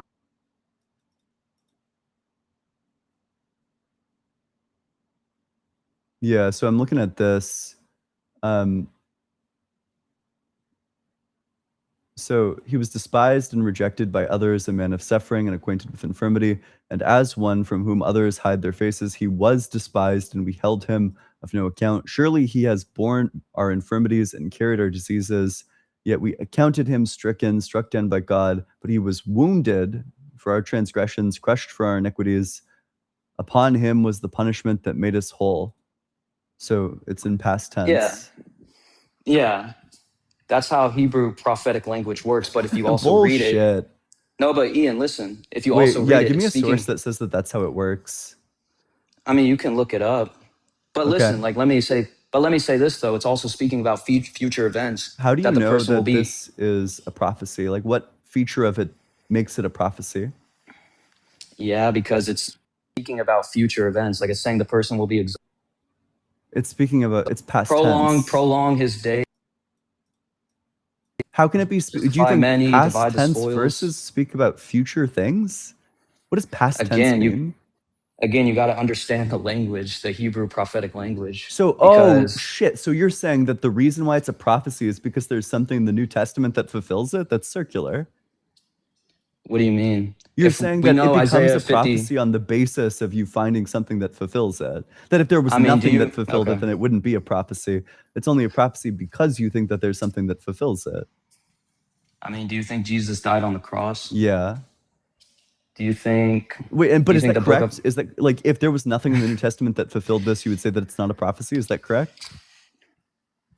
I mean, some prophecies haven't been fulfilled yet, but I would say if we're talking about the prophecies of the Messiah specifically, Let's say that there's nothing in the New Testament that fulfilled this. What would indicate that it's a prophecy?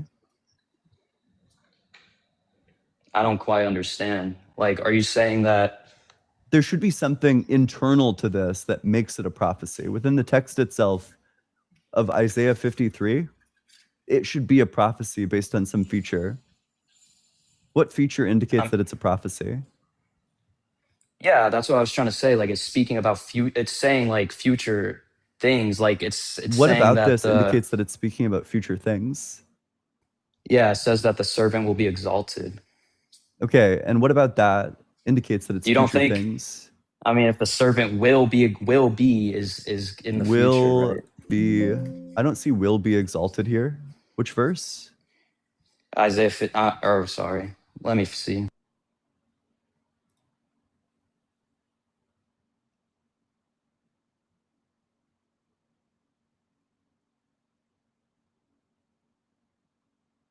Because it's saying that the servant has suffered previously at this time.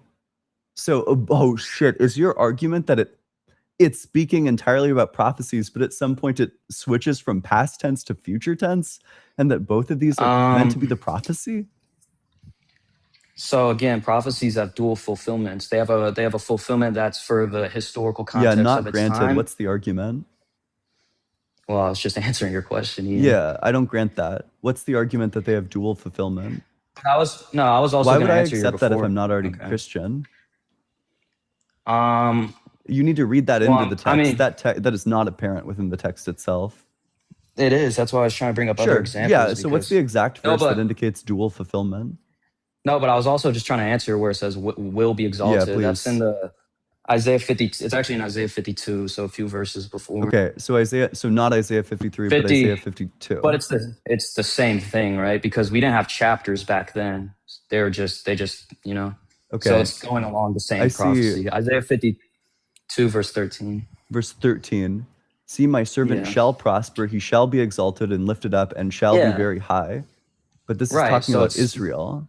Like explicitly, it's talking about Israel. And and now I'm trying to tell you Why would I think there's a that this dual isn't prophecy. talking? Well, sorry, but what's the argument is that this talking is a about dual Israel. prophecy?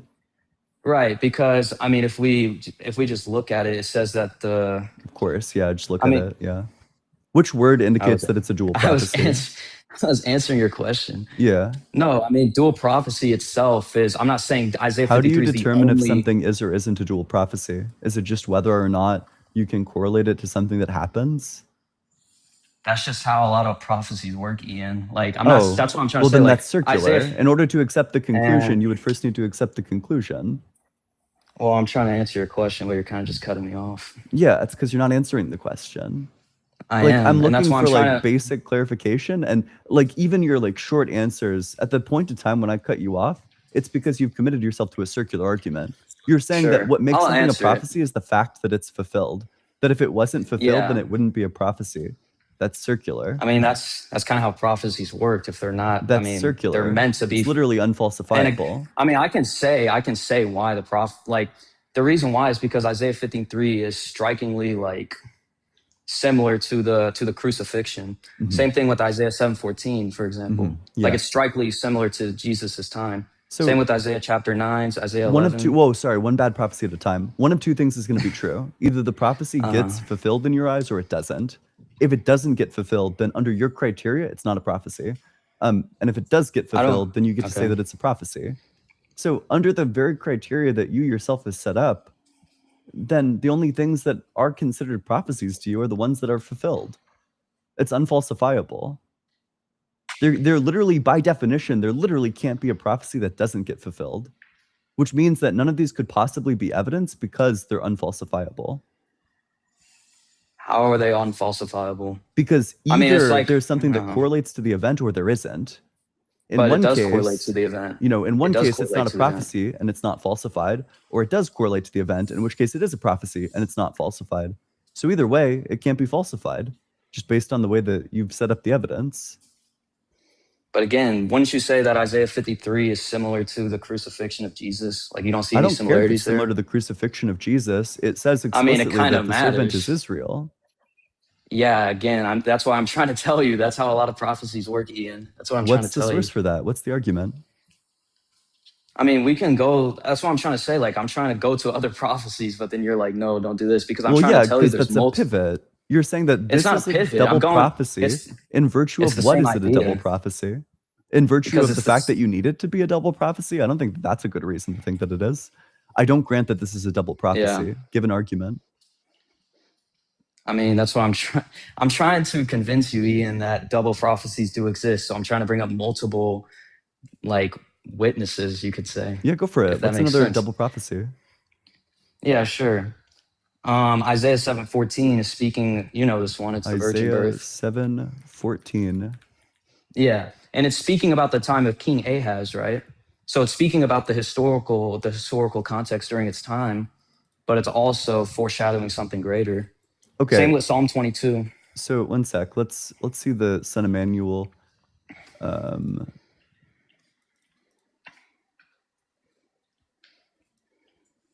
And on your ancestral house such days. Wait, so specifically, where does it indicate the king? Like I'm certain that you're right about You have that, to but what's the read. verse? Yeah, you have to read it. I don't really know the exact verse, but I mean, it's the story, right? Yeah. Like I don't know I mean, Well, I'm but just trying if to it give you says the context explicitly behind that the it's supposed to story. happen within the time of Israel or the time of like this one king, then why would I grant that this prophecy is about Jesus? He literally doesn't fulfill this How? because he doesn't get born in the time of that king.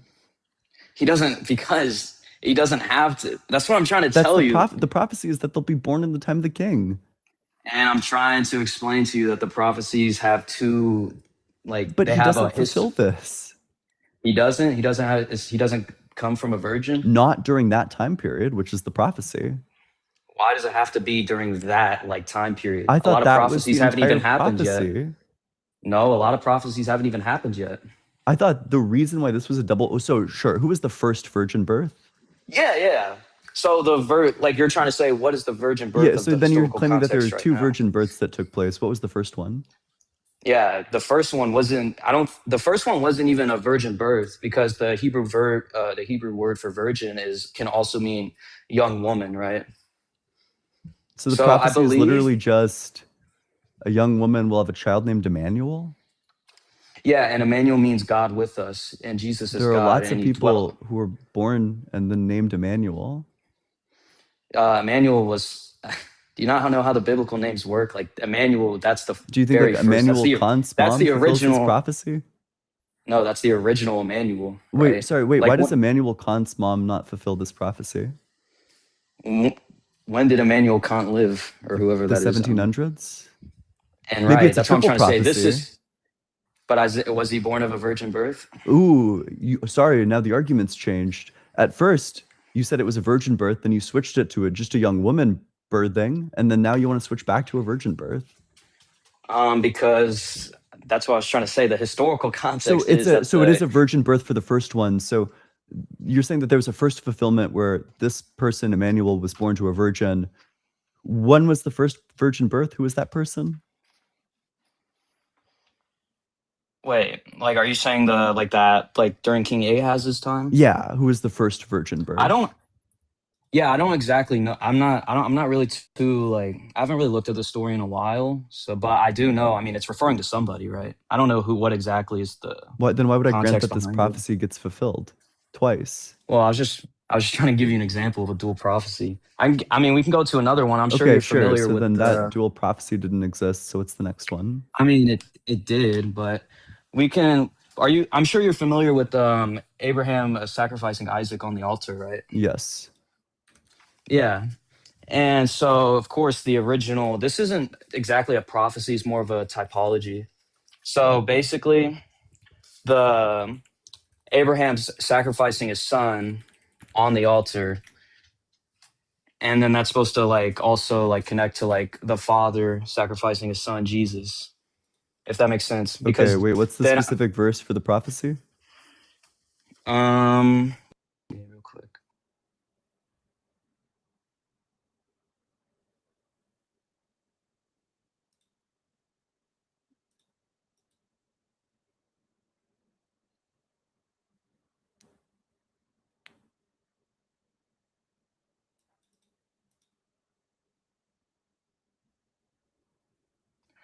Genesis chapter 22. Yeah, but which verse?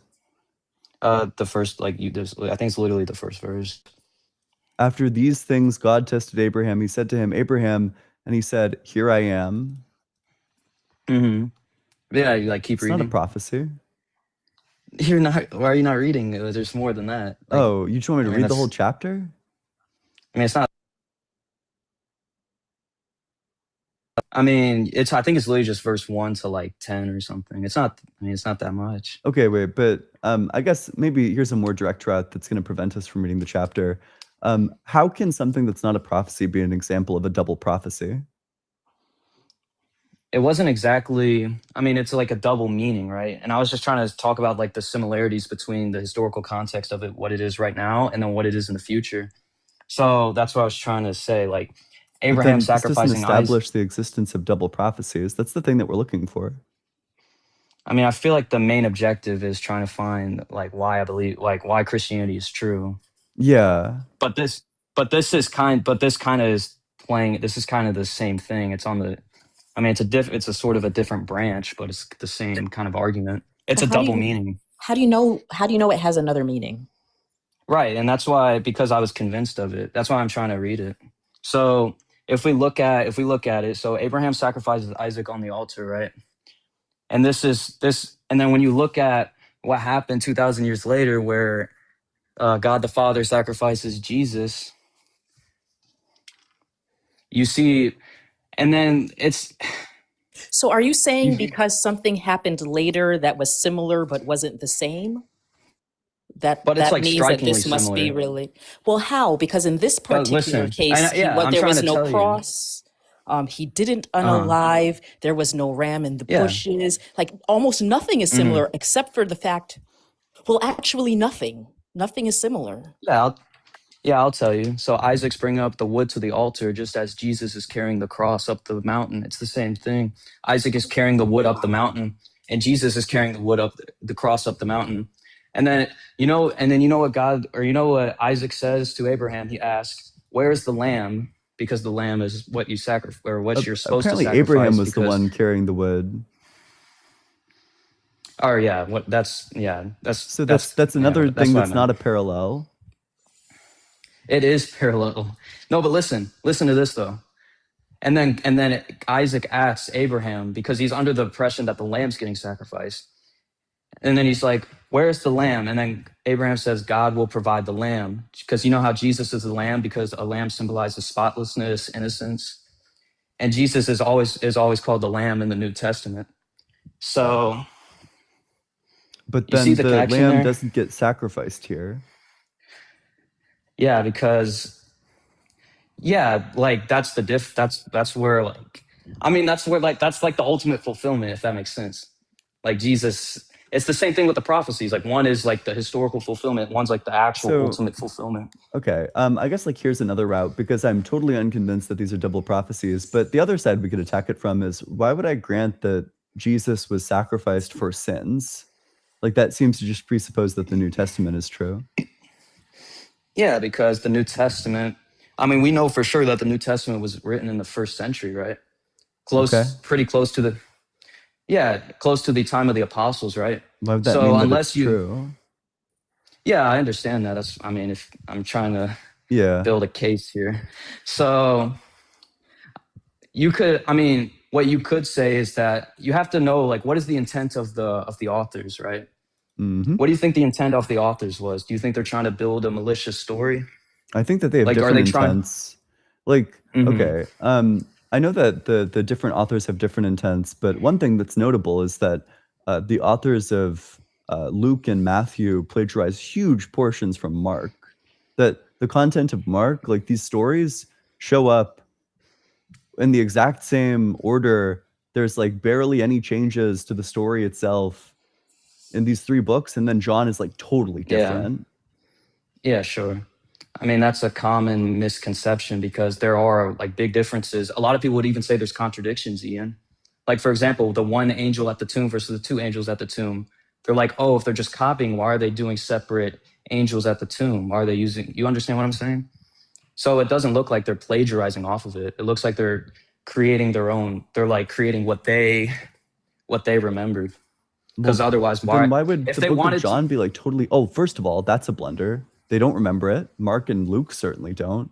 They weren't there. What do you mean? Mark and Luke aren't Luke, eyewitnesses. Luke, what? Luke, if you read Acts, Luke is with Paul. No, and not Jesus. Yeah, Paul also isn't an eyewitness. Yeah, but he came to Jesus in the vision, or he came to Paul in the vision. I don't grant doesn't- that is Jesus. I mean, you don't have to, but that's just Also, the there's a story. contradiction in that story too. So in one version of Okay. it, they're all standing, and then in one Right. version So they're now, like falling but you down. see, Now you're saying there's contradictions, but before you're saying they're plagiarizing off each other. So Not in which the is book it, of Ian? Acts. So in the book of Acts, there's a contradiction in the story of seeing the Jesus. But Acts was written by Luke. Acts was written by Luke. That's what people So if that speculate, was- but it's a contradiction. Even within the book How's- itself, there's a contradiction. That's not. It has the same exact writing style. You can even ask secular historians. They Why agree is with that also. Well, first of all, secular historians don't grant that Acts is written by Luke. That people just say that. No, they do. Like who? Name one. I mean, that's just a scholarly consensus. Like, I don't have. Name one secular don't- scholar. Just the name of any of them. I mean, you don't. Not even one that that's kind agrees of- with this. all Just right. name one single That's kind secular of a scholar. fallacy. It's Yeah, kind it's of a fallacy that fallacy. you made a claim. Yeah, you can't. That you can't because you- substantiate. Like you claim that That's kinda secular like- scholars believe this, but you can't even give the name of a secular scholar, let alone a secular scholar that believes it. I mean, we can look it up. I mean, it's not that big of a deal. Okay. I mean, I don't. Yeah, but I mean, if you look at the Greek for Luke and Acts, they have similar writing styles, right? Like what? What about it makes it so? What do you mean? What about I it is think the it's- similar writing style? Like what's the similarity between them? I mean, I don't exactly know. I can't name specifics, but I mean, that is the consensus, right? Like I can say that a lot of people don't think like the Gospels, like for example, specific Gospels like John is under a lot of question, for example. And I can say the scholarly consensus for that is like a lot of people don't like John because, like you said, it's different from like or it has a lot of differences compared to the Synoptic Gospels, right? Yeah, okay, wait, but do you want to address the contradiction that I brought up earlier, like the Acts contradiction? So we got Acts 26:14. Mhm. Are you going to talk about like Judas? No. Oh, okay. What was it? Acts 26:14. Okay, let me We look had at all it real fallen to the ground. I heard a voice saying to me in the Hebrew language, Saul, Saul, why are you persecuting me? It hurts you to kick against the goads. So in Acts 26:14, they've fallen to the ground. In Acts 9:7, 9:6-7. Wait, where is it? Where's the Saul? Oh, okay, yeah, sorry. Acts 9:3-7 is the one. Now, as he was going along and approaching Damascus, suddenly a light from heaven flashed around him. He fell to the ground and heard a voice saying to him, Saul, Saul, why do you persecute me? He asked, who are you, Lord? The reply came, I am Jesus, whom you are persecuting. Get up and enter the city, and you'll be told what you're to do. Then the man who were traveling with him stood speechless because they heard the voice but saw no one. So in one, the man standing around him all fell down. And then in the other one, they stood there speechless. Wait, so Acts 9 and Acts 26, right? Yes. Isn't that like, I think that one's just like they are like, I think I've heard this one before. I thought it was like they heard a sound. Like one of them's like they heard a sound. The other one's like they That's didn't hear another the sound or contradiction. something. The contradiction specifically is that they yeah. stood speechless in one, but then in the other one, they'd all fallen to the ground.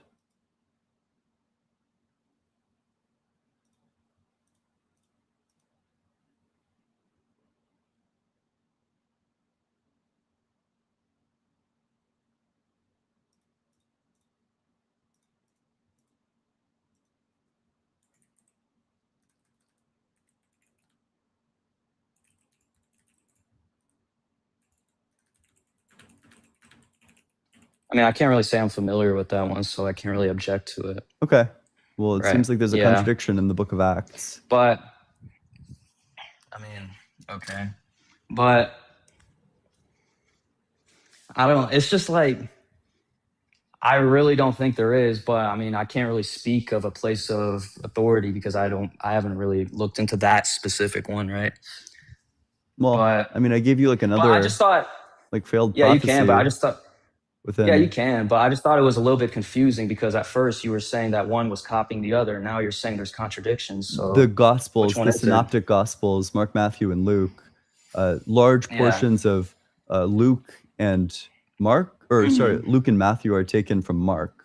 I mean, it's the similar story, Acts Ian. is It's a similar. contradictory. I mean, What do you? Also, How is it Acts is the story after the Gospels. It's after. I just gave you a verse that's Jesus. contradictory, like 2 verses from Acts. Yeah, I'm not familiar with those ones. I'd have to look at it. But what I'm trying to say is, like the God. I mean, of course they're gonna have parallels because it's the same story, right? It's the same story about Jesus, but they do describe different events, and that's why I was trying to bring up the angels at the tomb. There was 2 angels. One gospel said there's 2 angels at the tomb. Another one said there was an angel at the tomb, right? So I'm trying to say this. I mean, I don't.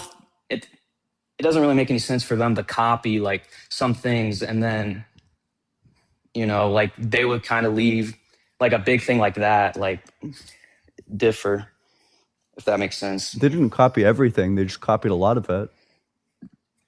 Yeah, but don't you think that if they wanted to make the story perfect and not questionable, then they would copy every single thing? No, not necessarily, because they don't copy everything. They copy large portions.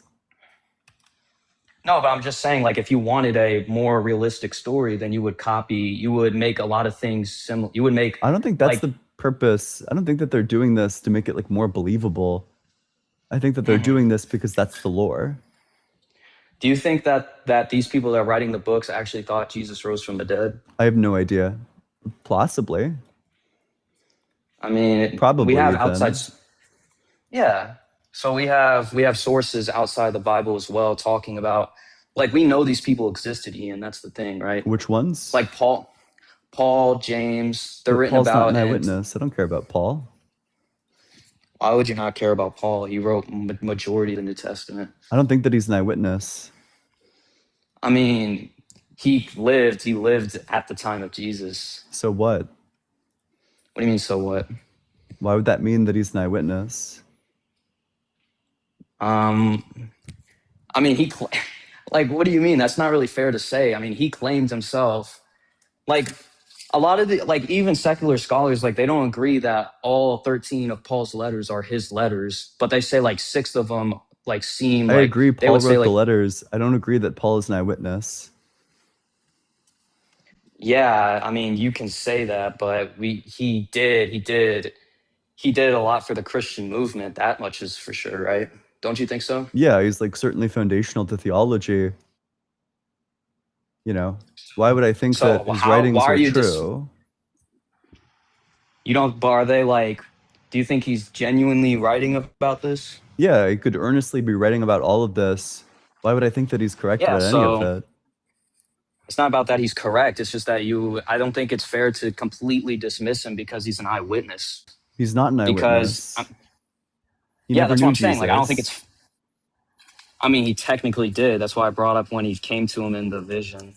Do you That's think what like it says, visions, like but if I gave you an example of somebody who saw a religious figure in like a vision, you think that that would be sufficient to mind- establish that they're an eyewitness? No, but keep in mind, I'm under the presumption that these books are the inspired word of God. So I'm going to take it. That's what you're trying to demonstrate.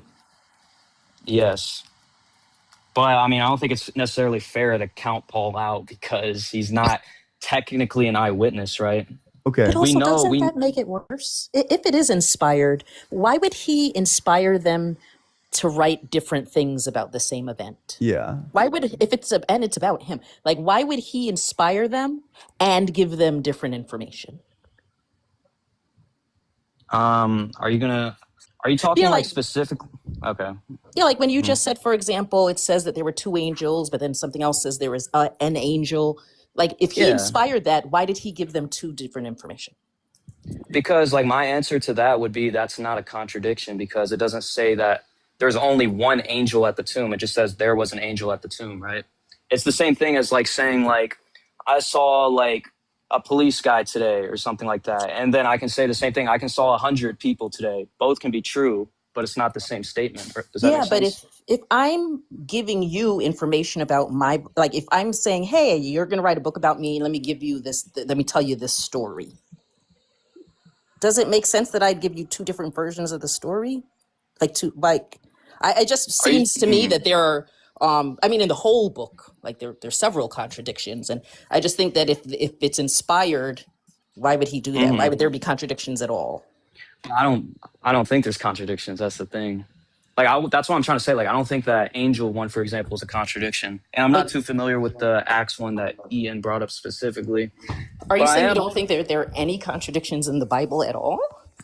No, I mean, if I did say that, then I would be a fake Christian. I mean, that would basically prove God is not real, right? Or Wait, so you're Jesus saying that if is there not are God. contradictions, that proves God isn't real? That proves Jesus isn't the true God. If there are contradictions? Oh, buddy. Correct. Okay. There's like kind of lots of them. Yeah, there are a lot of contradictions.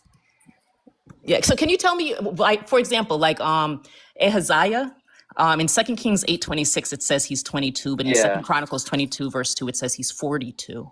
Yeah, Why? because How he had can two be two reigns. different Yeah, angels? he had two reigns as king. That's why he had two reigns as king. So, No. according to what? Yes, okay. Yeah. Yeah. This is the that's- same story. Yeah, I understand that. He had, What? Yeah, that's the common interpretation is that he had two reigns as king. Why Two is reigns it that he with not? the same stories? Okay. Hey, quick question. If no one has ascended to heaven except Jesus, then how did other people ascend to heaven? What's the verse?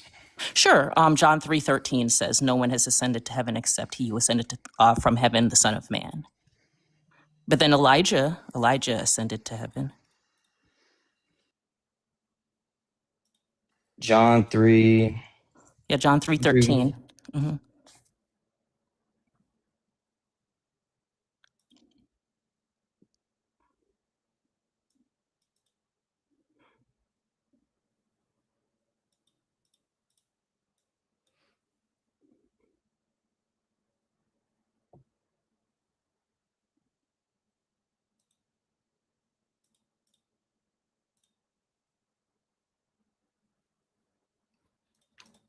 Make sure you're dropping those likes. Let me read a super while we wait.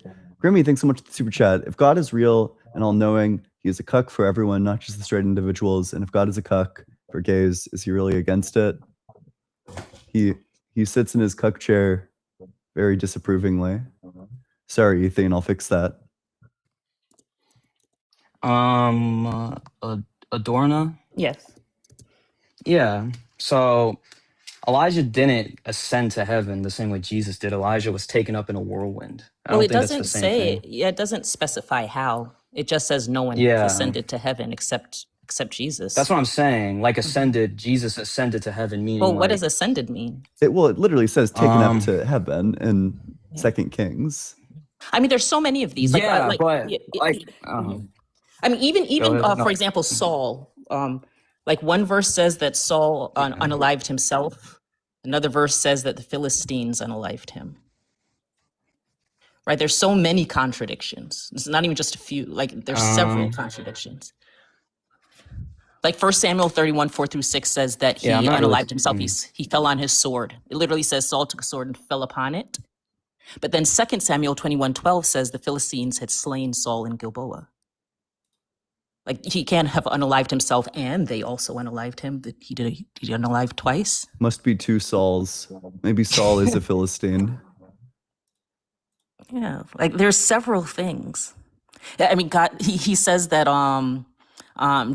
Jehoiada, I don't know how to pronounce his name, but that he'll live to 120 years old, but he lived to 130 years old. Mhm.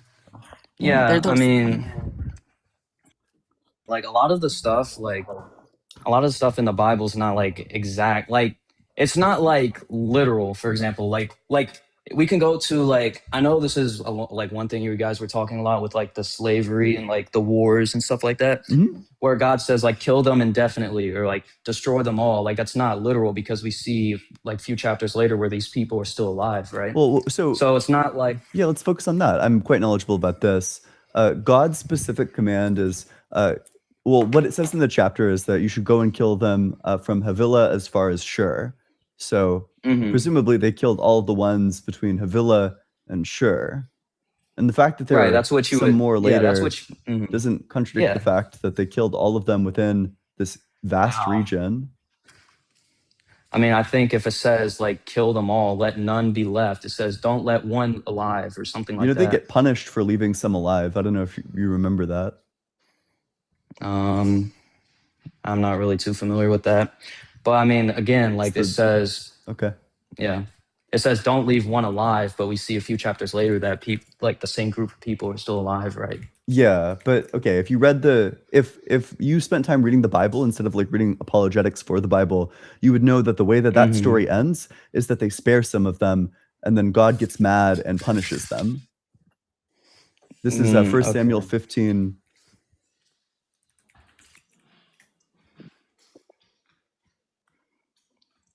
Yeah, I can't really say, like I haven't really looked into the history, like the history books in a while, Samuel Kings. Yep, this It's is just like, yeah. I mean, for me, it's just like I know those passages, like the wars, slavery, and stuff like that. Like it's difficult and stuff like that to read. Like I'm not denying that, So if you want a good but reason also to think that I it's feel not like hyperbole, like God lays out pretty explicitly what the word means. So the word in question is harem, which means like utter destruction. That's the thing that God is declaring the Amalekites to be. He's saying, go and do this to them. If you look to see the way that the word is used elsewhere, I don't know, I'll read Deuteronomy 20, 10 through 18 maybe. When you draw near a town to fight against it, offer it terms of peace. If it accepts your terms of peace and surrenders to you, then all the people in it shall serve you as forced labor. But if it does not accept your terms of peace and makes war against you, then you shall besiege it. And when the Lord your God gives it into your hand, you shall put all its males to the sword. You may, however, take as your plunder the women, the children, the livestock, and everything else in the town, all its spoils. You may enjoy the spoil of your enemy, which the Lord your God has given you. Thus you shall treat all the towns that are very far from you, which are not towns of these nations here. But as for the towns of these yeah. people that the Lord your God is giving you as an inheritance, you must not let anything that breathes remain alive. Indeed, you shall annihilate them. The Hittites, the Amorites, the Canaanites, and the Pezerites, the Hivitites, the Jebusites, just as the Lord your God has commanded, so that they may not teach you to do all the abhorrent things that they do for their gods, and thus sin against the Lord your God. So they lay out two categories. There's like the one about like utter annihilation, which is the same word used in 1 Samuel 15 with the Amalekites, means you kill all of them. You're going to kill all of them. Nothing that breathes lives. And that contrasts to the one where you like kill most of them and then like enslave the rest. So it's pretty clearly talking about killing all of them. Yeah, I mean, I can't really like. I mean, I'm not gonna lie, I can't really say for sure about that one specifically, but like about like the wars and stuff like that. Like it is like a tough read, but I would say that like during that time, I mean, this is what it says too. Like during that time, like the people were doing child sacrificing and Can I get the verse? like slavery and stuff like that. Can you get the verse that says that that's true of the Amalekites? Also, so you're telling me that the punishment God gave for the horrendous crime of child sacrifice is that God had other people sacrifice their children instead? But not only that. Oh, sorry. It's just like yeah. Sorry, you're saying Sorry. that I was in response to him saying to sacrifice, I know we keep starting at the same time, but you're saying that he said to do it because they were sacrificing their own children. And in response to that, he told people to go and unalive those same children. It's like Adorna, like I'm not denying like it's a tough read, but like the context does matter a little bit because God warned these people for hundreds of years that like, you know, you need to stop doing this, child sacrificing, et cetera, et cetera. And yeah, like I understand what you're saying. Like it's moral, like you think it's like morally wrong. Like Yeah, because if you don't want so, the like, kids unalived, why would you tell people to go and unalive the kids? like I said, like that's a judgment, like it was a judgment call, right? Like I'm not saying, like I'm not denying like it's hard to read, but God warned them for like a long time, and then I don't know. That's just what happened, right? But what I would also bring up is like David's son died, and then he says that he will be in heaven, right? So I mean, we know like we know like babies, infants, like they're gonna go to heaven because they didn't have any. They can't make decisions or anything, right? Okay. So it's like I know that's kind of like a wishy-washy kind of answer, but it's just like Well, we it's think like like it's no, like a I definitely. was just I'm sorry, yeah, but okay, this theory of justice is like definitely false, and I'll tell you why, but like please finish. yeah, I was just gonna say that like heaven, like being like heaven is greater than earth. Like what we have on earth is not like the like the most important thing, if that makes sense. So like even death, like even death itself isn't like I know it's gonna sound wrong, but it's just like even death itself isn't like bad, essentially. You That does understand what I'm sound quite saying? odd, but okay. So Yeah. I think it's probably worth it to read the verse. So the verse is, "Thus says the Lord of hosts, I will punish," that word is key. Let's pay attention to that word. "I will punish the Amalekites for what they did in opposing the Israelites when they came up out of Yeah. Egypt. Now go and attack Amalek and Yeah. utterly destroy all that they have. Do not spare them, but kill Yeah. both man and woman, child and infant, ox and sheep, camel and donkey." Now the problem is that Mhm. even if a punishment given to somebody has better consequences for them, it's still unjust if they don't deserve it. So, for example, I let's mean, no, say that you they didn't did commit a deserve they did crime. deserve The it. infants? Did the infants deserve it? No, but the group as a whole deserved it. Okay, so did each But that's member what I'm of the group deserve it? No. So that's what I'm trying to say. It's just like Then that's unjust.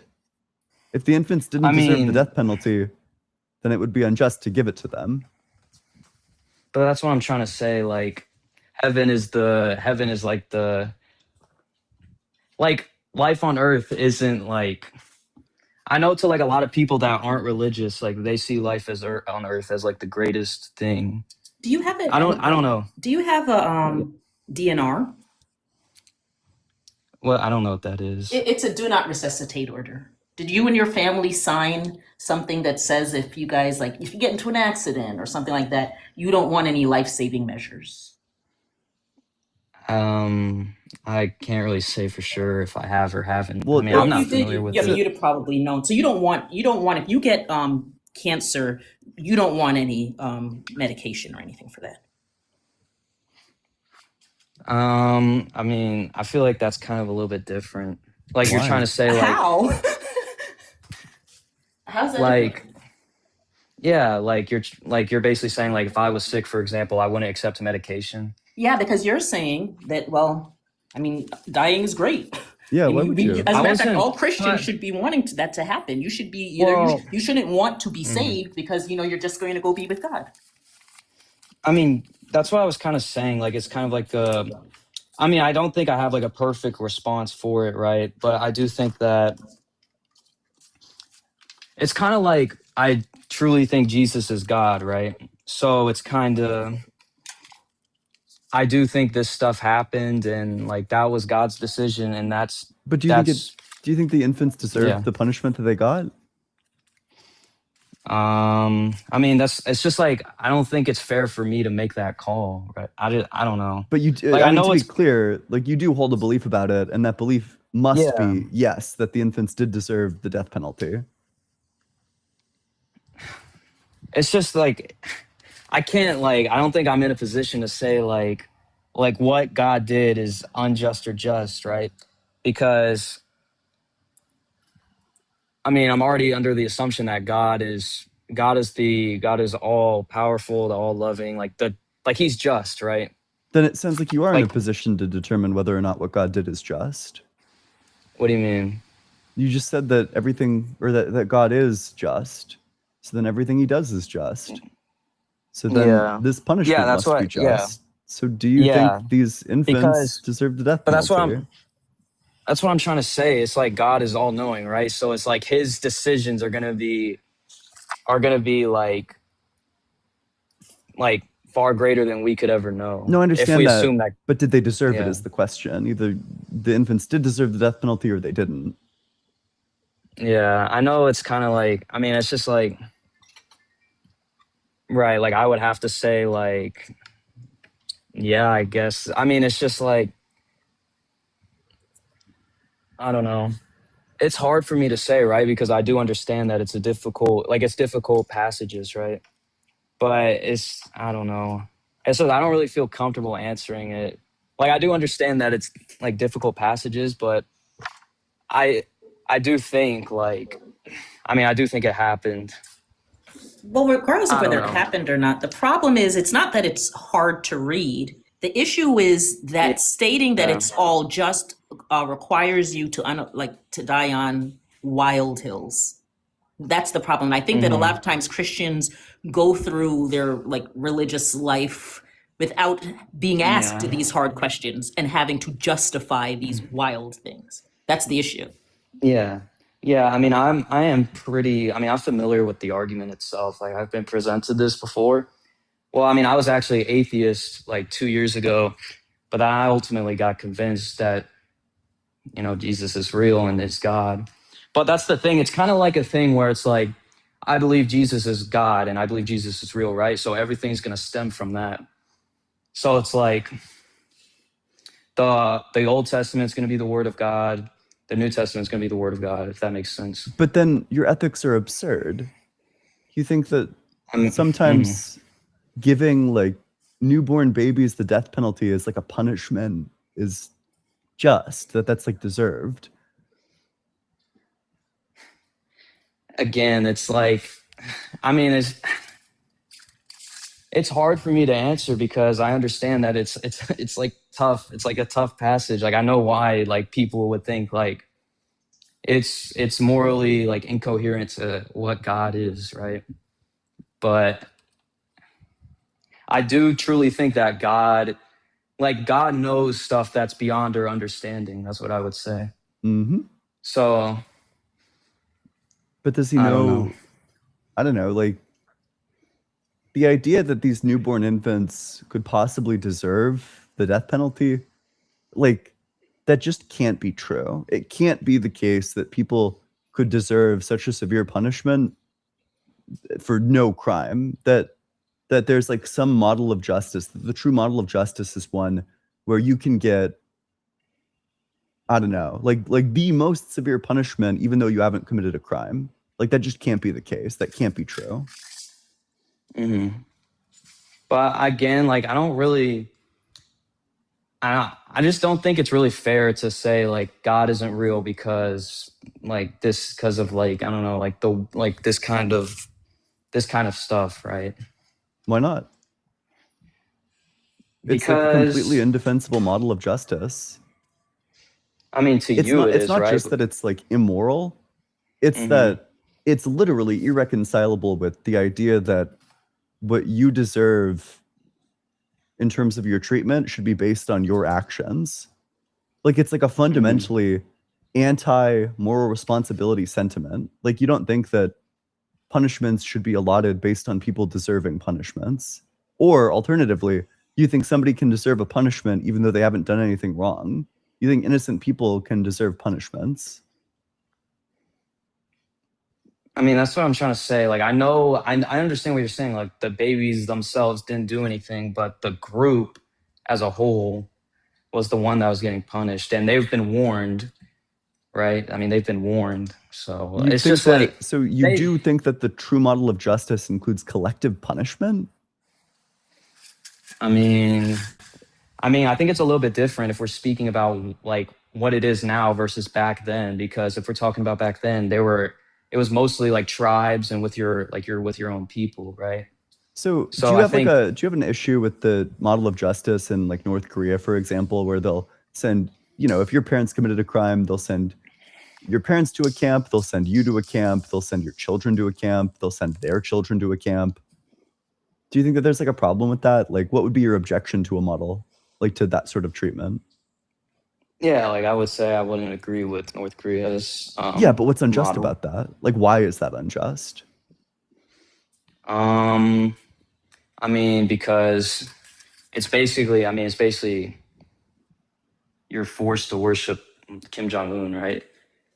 You have to have like pictures of him in your house. If you don't have a picture of him in your house, then you like go to jail or something like that. I'm asking specifically about like the model of punishment wherein your kids and then their kids after them will be sent to a camp. hmm Again, like I just think that Is that just? Like that as like a model of justice? Is that just? no, I don't think it's just. What's unjust about that? The fact I know what you're trying to get at. You're trying to say it's a double standard for me to like say like the infants deserve the punish. Like I mean, they didn't To me, didn't the do answer's anything. obvious. Exactly, right. hmm Not all the people, even if the crimes are like just crimes and the like crimes deserving a punishment, surely the people that receive the punishment need to be the people that did the crime.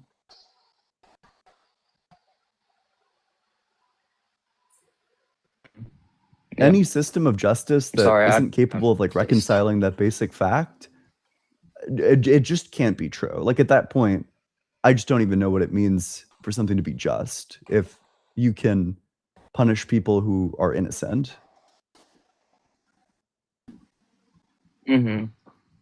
Well, like Ian, let me ask you a question. Like Yeah. for me, like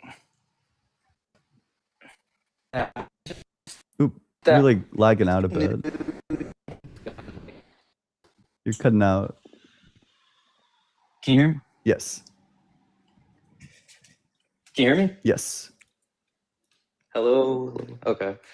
No, I was just gonna say, like, if you knew like the God of the Bible, if you knew the God of the Bible was true, then I feel like I don't know. I feel like it's just harder for like I'm not trying to sound like rude or anything, but it's just harder for somebody that's like not not in like the not in the same belief to like see it as like, oh, like I don't know. Do you kind of get what I'm getting at? It's just like Kind since you're of. not like under the same since you're not under the same belief as me, then you're gonna see it as like worse than what I think like what I would say it is. Like I know it's bad, of course, Yeah, but it's just like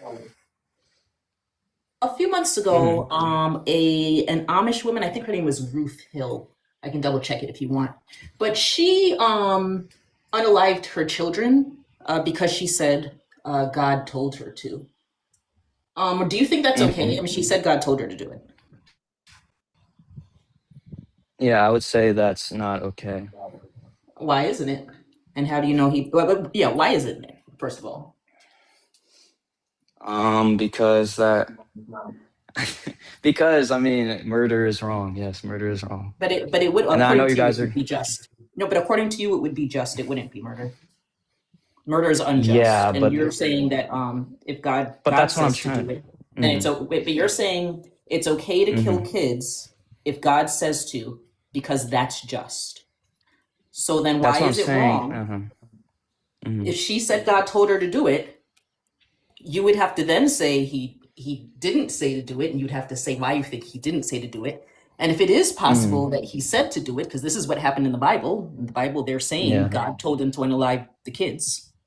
And Yeah. so what you would have to break that, like what's the what do you call Symmetry it? there? breaker. Symmetry breaker there. Yeah. What's Yeah. So I mean, again, like when it comes to the stuff in the Bible, it's a judgment thing versus like it is ultimately judgment, right? But for the Amish woman, I would say that's not a real revelation from God. How do you know? Because how do you know that? That's what I'm asking. How do you know that? I mean, of course, I can't read her mind or I can't have special insight when it comes to that sort of thing. But you can't do that for the people in the Bible either. That's the problem. Do you think that it goes against God's nature to murder one's own child? like, are you saying like for absolutely no reason? Well, just to kill the child. Like, do you think that goes against God's nature? Just to kill it? Yeah. Yeah, that's what God says himself. He doesn't like child sacrifice. That's why But judgment didn't came on God those do a people. child sacrifice? No, he didn't sacrifice it like in that Didn't way. he sacrifice Jesus? Didn't he do a child sacrifice? It kind of Yeah. seems like child sacrifice and is in that's- God's nature. So Yeah, it's that's not actually- clear how you could uh-huh. possibly say that God wouldn't do this. Yeah, I But mean also, that is. it does say oh, in the Bible that if your child is like stubborn and disobedient, that you should take them to get stoned. True. mhm. So Yeah, then that's the Yeah, that's the law back. That's the old covenant. So that's the Mosaic law back in the day. But that No, is, but was the Mosaic law but within God's nature? Is that in line with God's nature? it was for a specific group of people, But like is the it in Ten line Commandments with God's nature, like the things that are prescribed? in his nature. Yeah. Like, are you trying to say is it morally Like, is it good? would it be like a contradiction if God performed the things that are described in those laws? Yeah, but I wouldn't say like. But when I'm saying child So then sacrifice, God like I'm can meaning command like you to do things that would be a violation if he did them. Which means that there's no basis to say that God wouldn't command something like child sacrifice. But then why was he against child sacrifice? That's what I'm trying to tell you. Like He wasn't. the reason. Yes, he was. That's the reason why that group of people got judgment onto them. That's the whole reason, right? Because they were practicing child sacrifice, pagan ideologies. That's the whole reason they got judgment passed. He commands child sacrifice. Not like it's not in that way. Like when I say child sacrifice, I'm meaning like I think they're like burning their kids on like altars or something. God does the same thing. He literally commands that some of the children of what was it? It's like one of the groups that he slaughters in like Deuteronomy, that some of the children get sacrificed to him for like a group that he takes over. So they would have been burnt on the altar as well to Yahweh. I'm not familiar with that one. I don't really know that one. I can but pull up the passages yeah, if you you'd can. like. Yeah, you can pull it up. But what I'm trying to say is like, even though like it's not, it doesn't seem like it's for a good reason. Like the reason, like I would say that when it comes down to like these judgments and these people getting killed, it's for a reason, right? Like he's not doing this for no reason. But he is You doing understand it what for a I'm saying? reason Yeah, but other the than problem actions is that, yeah, go for it. So I was just going to say that, I mean, the problem is that she had a reason. And her reason was that God told her to do it. And I forget, I can look it up if you want the reason that she gave that God told her to do it for, but there was a reason. Yeah. Yeah. I mean, Also- either way, I'm going to say, Yeah. okay. Yeah.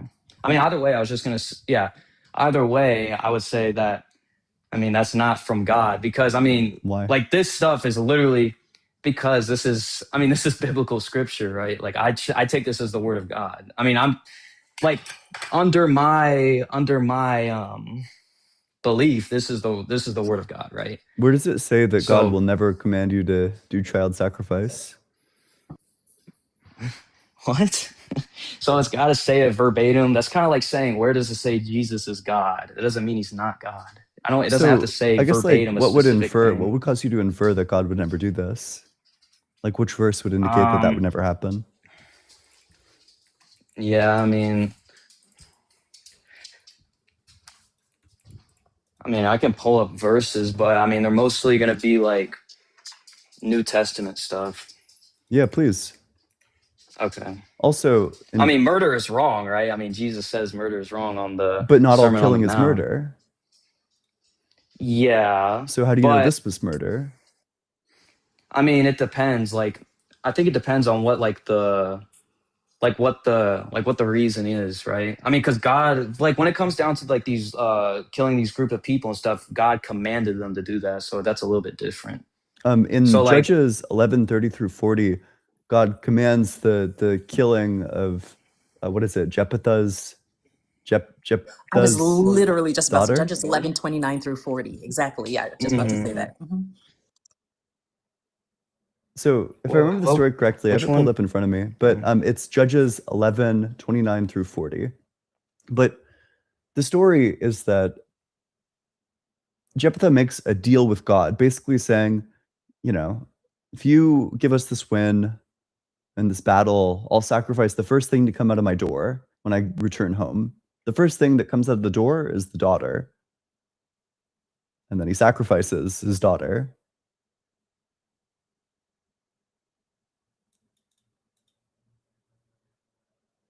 I mean, and God must have known that she was going to come out because, well, omniscient. Yeah.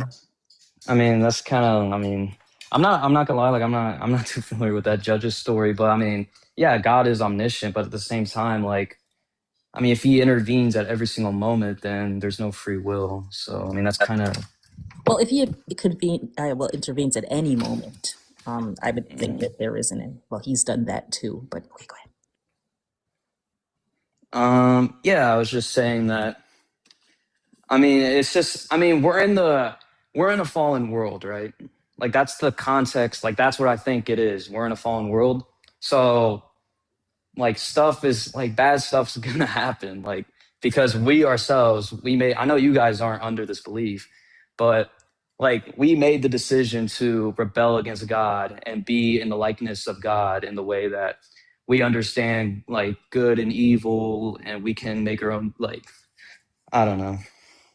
Like, you understand what I'm saying? So it's like we're in the context of a fallen world. So Well, we didn't.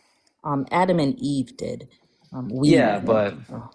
yeah, but I mean Well, that's let's also not move past this. So this verse establishes very clearly. yeah. I'm not probably familiar with that. It's probably worth. I can just read it to you. Right, but I would need like to read the actual full story. Like I can't just like I'm not just gonna read a few verses and make an assumption about something. This is the full story. Right, but I'm saying like I would need to like actually You take read the time to apologetics. No, it's just like I'm already under the assumption that God is real, right? So I think there is a reason for every single thing that's in the Bible. Okay. How do you know that God couldn't have a reason to command that Amish lady to sacrifice her children? I mean, again, I'm not omniscient, so it's not like I would exactly know, but I would think that, I mean, that goes against God's nature. And I know you're going to say, well, that's a double standard because of the wars and stuff like that. But again, I just think it is a different time period, right? He And it's, doesn't change. What? What about what do you Matthew? mean? Is it like Matthew 5? Doesn't it say like God himself, excuse me? yeah. God himself doesn't change. Neither do the but- words, neither do the laws. My understanding is that Well, the laws do change because that's what the old covenant and the new covenant is, right? yeah, but Matthew 5:18 says, "For truly I tell you, until heaven and earth disappear, not the smallest letter, not the least stroke of a pen will by any means disappear from the law until everything is accomplished." Mm-hmm. Yeah, that verse is talking about what like Jesus is fulfilling the law, right? That's what I'm trying to know, but I'm like the old covenant and the new covenant, that's what it is. Like Jesus is, that's what, in that same chapter, it's talking about where the Pharisees and the Jewish authorities are getting confused because they think Jesus is there to abolish the law, get rid of the law. So quick And then question. Have any of the commands gone away? Like the 10 Commandments, you mean? No, just like any of the laws that have been given previously. Like the Mosaic law? The Yeah. Mosaic law? Yeah, like I don't think we're under like a judicial system like that. Okay, then you would anymore. disagree with what Jesus said in Matthew 5:18. How? Because Jesus says no part of the law goes away. That's not like there's a difference between like the legal law itself and like a moral law or something. Because it also It literally Yeah, it says no does. part, not No, even like but- the tiniest bit of it goes away. It's not the smallest letter. Yeah, I mean, I just think that's why I was trying to give you the context of like the Pharisees, and then they were getting confused because they thought Jesus was there to abolish the law. But Jesus fulfills the law. That's what I'm trying to say. That's the same chapter, right? Yeah, but that doesn't mean it goes away. It literally says he did not come to abolish it. So if it's not abolished, then but it's he still fulfilled around. it. But he Yeah, so fulfilled fulfill it. just means that I did these things. It doesn't say that. It doesn't even say that after he does these things that you don't have to continue with it. It literally says the opposite. It literally says these things don't stop. No, like I think there's a like for example, like on the Sermon on the Mount, this is also in Matthew, right? Jesus is talking about like what like actually is like the law. Like we're not under like the ceremonial laws and the Judeo like the Which like, laws does he fulfill? diet. Yeah, like the diet, like it's just all the old covenant stuff, right? Like the Yeah, Sabbath, so the diet. when he talks about the law, it's all the old covenant stuff. Is that correct? Yeah. Sure. So for truly I tell you, until heaven and earth pass away, not one letter, not one stroke of a letter will pass from the law until all is accomplished. So if you're taking that to be the entirety of the old covenant, that means the old covenant's still in effect. It's just like I don't know. It's just like I can bring up like another verse, like a verse that like From Paul? No. Like I mean, it could be from Paul, but it can be from like all I mean, this is the central idea, right? That the old covenant, the new covenant is like the new covenant, like Jesus fulfilled the old covenant when we're under the new covenant. And the new covenant is that, you know, love your neighbor as you love yourself. That was in the old covenant too. I don't know if you know that. Yeah, it was. So there's like this weird trend among Christians where it kind of seems like they worship Paul, because even when presented with like this verse from Jesus, they want to throw away Jesus's words by citing like a verse from Paul.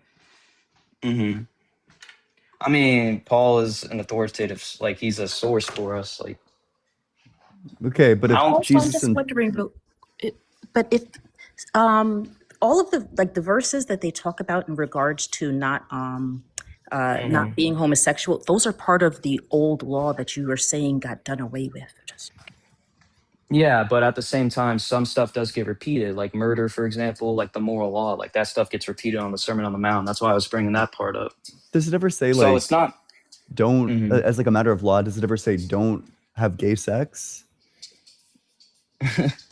I mean, I mean, not like again, like you're not going to find verbatim where it says don't have gay sex, but at the same time, you're not going to find verbatim where Jesus says he is God. Like it's not going to say verbatim certain things. It doesn't say verbatim that gay sex is okay. So that's not really a good argument. Does it say that like unicycling is okay? And on that Unicycling? basis, yeah, like can I conclude that unicycling goes against the new covenant because Jesus never says that you can unicycle? I mean, Jesus does talk about in the Sermon on the Mount, one man and one woman, if that's what you're trying to get at. He brings that up, mirroring Genesis chapter 1 and 2. But does he say that it's wrong to not do that? It's wrong to not unicycle? No, that it's wrong to not have one man and one woman?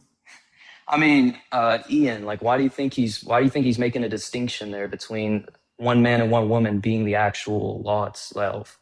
Like, why do you think he's making that distinction? Where does he say that in the Sermon on the Mount? That's a great Yeah, question. I'll pull it up. I don't see that. I don't recall that.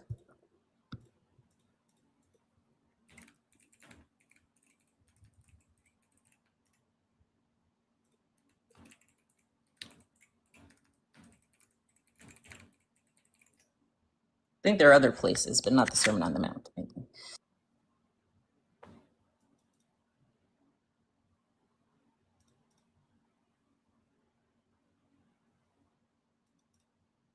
Yes, this is like what, like Matthew 5? Yeah, Matthew 5 is the Sermon on the Mount. He talks about divorce, but I don't think he said one man. I just also wanted to bring up to Adorna that like that's the same chapter you brought up where it says like about the law, where it says the law is not done away with. The law he's talking about is what he's preaching on the Sermon on the Mount. That's the same chapter. No, it doesn't say that. I mean, well, it's the same chapter, but he says Adorna. That's the context. That's what I'm trying to tell you. How is that context? He's speaking immediately after what he just said, and he's saying this law is what. How many laws are there? I mean, like, there's not like. What do you mean? There's different kinds of laws. There's the legalistic. Yeah, like there's like the precisely. Does he specify? I mean, like, so when you're saying that, yeah, that he's talking about a particular law, can you tell me how you're coming to that? It's what he said on the Sermon on the Mount, Adorna. That's what I'm trying to tell you. Yes, like, I'm asking you. Can you tell me when he speaks? He just says the law. So can you tell me how you're making a distinction as to what law he's talking about? I mean, because it's right after he speaks. Right after he says this, he says he's speaking right after he just said all these things. Don't you think it would make sense to make the connection there that he's speaking right after this, and so this is the law he's talking about? Yeah. So if he's just first of all, is he laying down laws? like laws as in like, I mean, like as in, yes, like this is what you should do and what you shouldn't do. Yeah. If Where? that's what you mean by law. What do you mean? It's all over Matthew 5. Yeah, if he's just saying, right, that you're not supposed to, he's not specifying which law, right? And he just says the law. What makes you think that it's not all 613 laws? Because that's because all over the New Testament, it Even better yet, can you tell me where it says the law has been abolished? it doesn't say that. That's why I'm trying to tell you that I'm trying to find out where you. uh-huh. I'm trying to find out where you guys are getting the idea that you don't have to follow it anymore. What would be different? Like- Maybe this is a good question. What would be different between Yeah. what is now the status of the laws and what the status of the laws would be if they were abolished? Like, what's the difference between fulfillment and abolition for you? I mean, the difference is like to abolish is to like you completely get rid of it. But Yeah. Jesus, Did Jesus get rid of it? No, he didn't get rid of it in a sense. Like he fulfilled it. Like he was. That's what he says. He came not to abolish it, but to fulfill it. Because to fulfill it means that you are like that's the last part. If you get what I'm saying, right? Are you saying like that in both circumstances, whether Like- Jesus abolished it or fulfilled it, you wouldn't have to follow it either way? Yes, yes, like that's what I'm saying. But like I don't even know what I don't the think you distinction understand. between like abolishing and fulfilling would be then. Right, like abolish would be getting rid of it without any reason or nuance. But like fulfilling, you're completing the last step. If But that in makes sense. both Like, do you understand circumstances, what I'm you're getting saying? rid of it. Yes, but the Jewish authorities were getting confused because they thought he was getting rid of it without a reason. What's your interpretation of the verses that are right after this? Therefore, whoever breaks one of the least of these commandments and teaches others to do the same will be called least in the kingdom of heaven. But whoever does them and teaches Yeah. them will be called great in the kingdom of heaven. What's your interpretation of that? If Jesus is saying you don't have to follow these, then why is he also saying that it's But- bad to not follow them? Right. Because he's not speaking about the old covenant laws. He's speaking about what he just said. That's what I was trying to tell Adorno. Like he's speaking about what he Well, the literally just problem said. is It's the he same doesn't- chapter. What he The said. Sermon on the Mount isn't him giving new laws. He's not giving new laws in the Sermon on the Mount. He's just like He's elaborating like on the clarifying the laws. existence. He's elaborating on Exactly. it. Exactly. Yeah. Yeah. So he hasn't said Yeah. like he's not specifying that it's just these laws, or he's not giving new laws and saying these are what you have to follow or not follow. Then why is he doing those specific?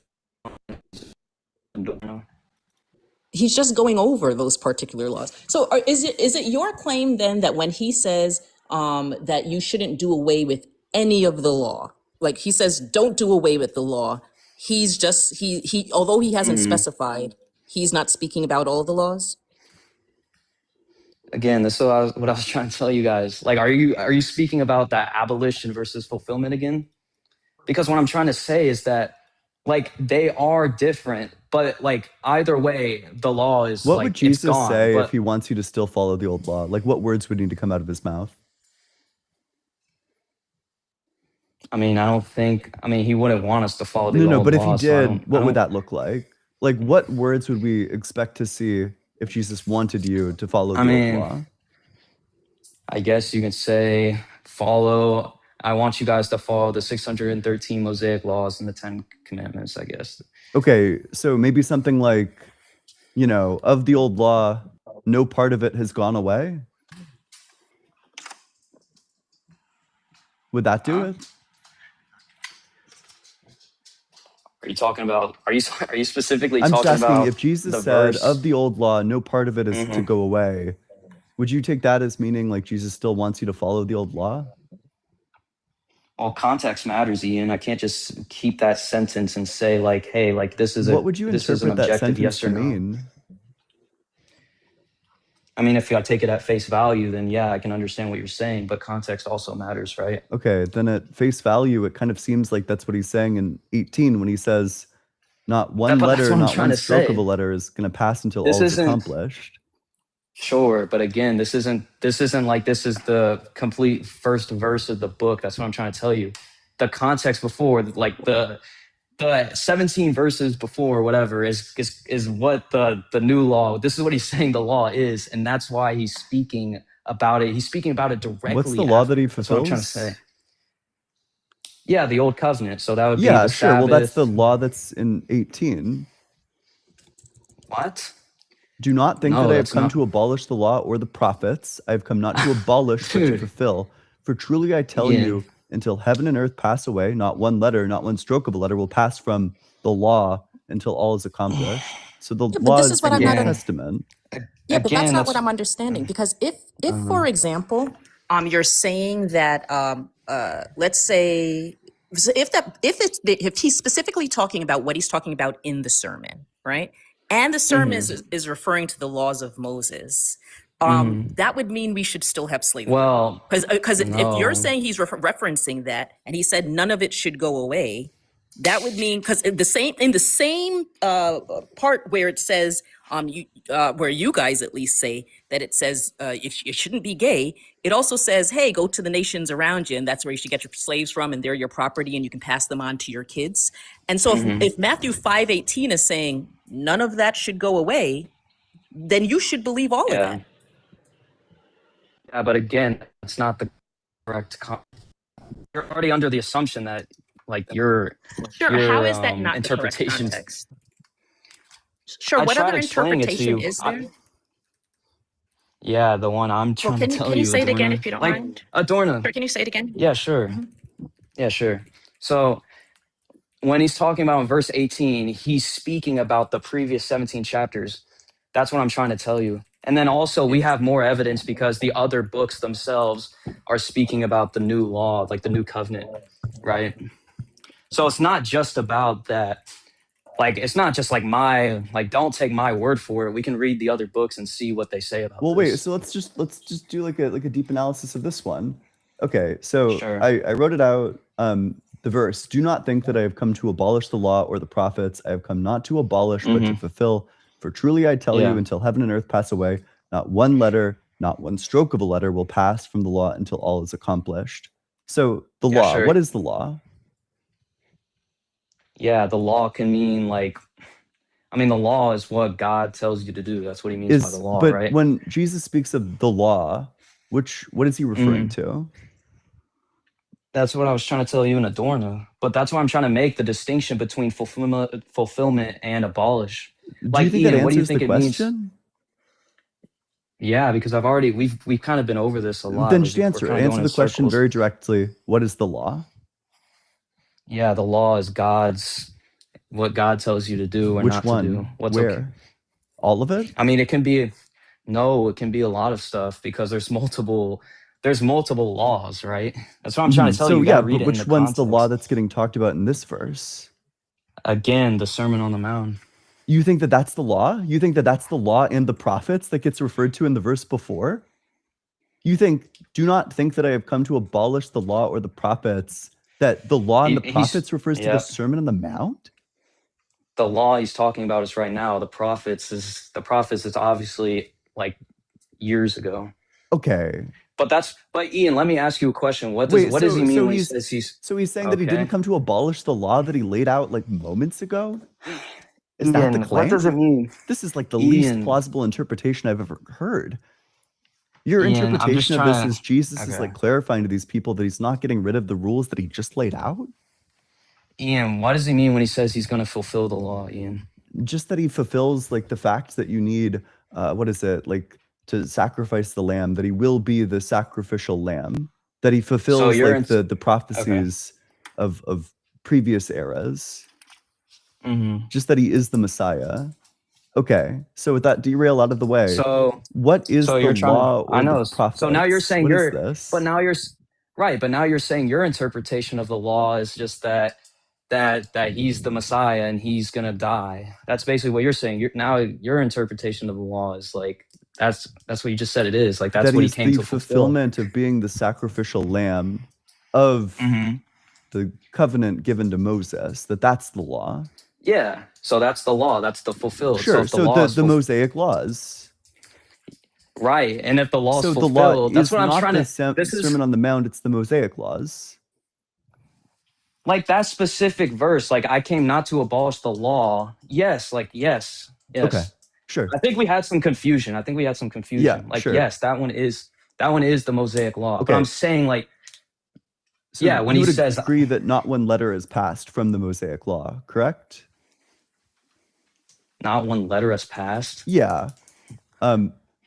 Do not think that I've come to abolish the law or the prophet. I've come not to abolish, but to fulfill. For truly I tell you, until heaven and earth pass away, not one letter, not one stroke of a letter will pass from the law until all is accomplished. So you'd agree that not one yeah. letter, not one stroke of a letter is passed from the Mosaic law, Right. correct? But then it says until Is that yes, correct? but then it's yes, Ian, but listen, but then it says until all is accomplished, meaning what Jesus accomplished on earth. That's why he says he's going to No, fulfill until heaven and earth pass away. Yeah, Ian, that's just metaphorical language. It's Ian, not. it's So what does obviously until heaven it's and earth pass obviously away mean? like he's saying like he's talking about himself, like he's putting it to himself. Like he's saying until he's done. That's what he's trying to say. You think until heaven and earth pass away means until I've died on the cross? I mean, yeah. Like Ian, I mean, there's a lot of metaphorical language in the Bible. Like a lot of stuff's not literal. If what he meant like, was until the end of times comes, what would he have said? wait, what? What do you mean? Suppose what Jesus was trying to convey is that this is in effect until the end of times comes. What do you think he would say? Like I don't understand like these type of questions where you're asking me like, hey, like what do you think it's gonna say? Like you're trying to get me to like say what Jesus is gonna say if he wants a certain thing. Because like, I don't really just don't know understand how those kind of clearer questions. he could be. Like it's so clear. But Ian, what does it? That's what I'm trying to tell you. Like, what does it mean when he fulfills the law? Like I've the already old answered this covenant. Do you think question. again? So does that mean that the old covenant is still in play today? That is exactly what it means, yes. How? If he fulfilled the law, Because the none of it fulfill has is the gone last away. step. It's the last step, Ian. That's He what the hasn't fulfillment's fulfilled- done wait, at so the wait, cross. so it's all You over? just said it yourself. So it is all Ian, it's you all literally- done. Is that correct? Listen, Ian, you literally said it yourself. You said at the cross is when it was when it's done. That's what you Did said. the fulfillment of it. But I'm so sorry. I have to drop, but I'll be back. Thank you, that's Ian. okay, yeah, absolutely. He tells you But Ian- exactly what until all is accomplished means. Yeah. Until like, heaven and yeah, earth I pass know. away. Have heaven and earth passed away? No. But this is why it's metaphorical. Will heaven ever pass away, Ian? No, According heaven's to Jesus, eternal. yeah. It's like the whole No, text. that's why it's metaphorical. Said it's the Ian, end of that's why it's times. That the world is going to Ian, pass that's- away. Ian, that's what I'm trying to tell you. It's metaphorical because how can heaven pass You have, away? If you it's have not eternal? read the New Testament if you think that's metaphorical. Bro, will heaven pass away? Yes or no? According to Jesus, yeah, heaven and Is earth are heaven going to pass eternal? away. Is heaven eternal? Yeah. That's exactly. It's See, literally until heaven and earth pass is away. heaven eternal? Wait, Ian, is oh, heaven wait, eternal? you fucking cooked yourself. Oh, that's brutal, dude. If heaven's eternal, that means that the law is always in effect. Because that means that the until is unfulfillable. Bro, I just told you it's metaphorical, but you're taking Wait. it So literally. then it's eternally in effect. Until heaven and earth pass away, heaven can't pass away. So it's just always in effect. Again, Ian, I'm telling you, eternal is described as, or heaven is described as eternal. Mhm, I mean, I yep. can pull up the So then verses this can if never you be want. fulfilled, correct? No, what I'm trying to say Can is it heaven contradicts pass what you're. away? No, it can't. You were trying to say Sure, it so could then be. until heaven and earth pass away Bro. can't be fulfilled. Ian, you were literally saying that you were like, according to the verse, yes, Okay. heaven can pass away, and now Maybe you're we could like now type you're- this out. Heaven cannot pass away. If heaven cannot pass away, then until heaven passes away will never happen. Therefore, until heaven passes away will never happen. So would you reject premise 1 or premise 2 here? Heaven cannot pass away if heaven cannot pass away if heaven cannot pass away until heaven pass away will never happen. until heaven passes away will never happen. Ian, that's Would that's you what I'm reject trying to premise one tell or you. premise two here? Right. I mean, I think it's first important to understand what the words actually mean in the context. That's what I'm trying to tell you. Because you agreed with Ian, you agreed Would you with me. reject You premise one or said, premise two? Please stop dodging. I'm not dodging. It's just that you're asking me a question that's kind of like, it's just, it doesn't You really. either need to reject If premise heaven, one, okay, fine. reject If heaven premise cannot two, pass or away, accept the if heaven, conclusion. wait, I don't get it. 1, 2, and C. If heaven, That's the are you C is the serious? conclusion. If 1 and 2 are true, they Oh, necessitate the conclusion. heaven cannot pass away. Okay, if heaven cannot pass away, then until heaven passes away will never happen. I mean, I think heaven, like, yeah, heaven is eternal, so heaven Yeah. cannot pass away. Yep. Yeah, So then sure. until heaven passes away never comes to be. I mean, no, that's because you're taking it literally. That's what I'm trying to tell you, Ian. It's So important heaven to. does pass away? Ian, no. Ian, I'm telling you, it's metaphorical, bro. Heaven doesn't pass away then. Yes, heaven does not pass away. That's why. Okay, That's so then that's until heaven passes away can't be. what are you like? What is your? Can you just say what your point is? That you've, by inserting the fact that heaven is eternal, you've made this an unsatisfiable condition. That Jesus is You're saying the taking law it is in right. effect until heaven and earth pass away. That means that Mhm. the law is always in effect because they don't pass Right. away. And I'm trying to tell you that heaven and earth is connected to Jesus himself because Jesus is like heaven and earth because he's fully human, fully God. That's what I'm trying to say. You're taking Is it in a Jesus literal eternal? context. Yes, he's God. Yes. Sure. And can an eternal thing And pass away? right, and now you're trying to say like but he has two distinct Can an natures, Ian. eternal thing pass away is the question. No. Sure, then Jesus can't pass away. I mean, his human body passed away, but that's Did what I'm his saying, his human heavenly nature. did his heavenly body pass away? No.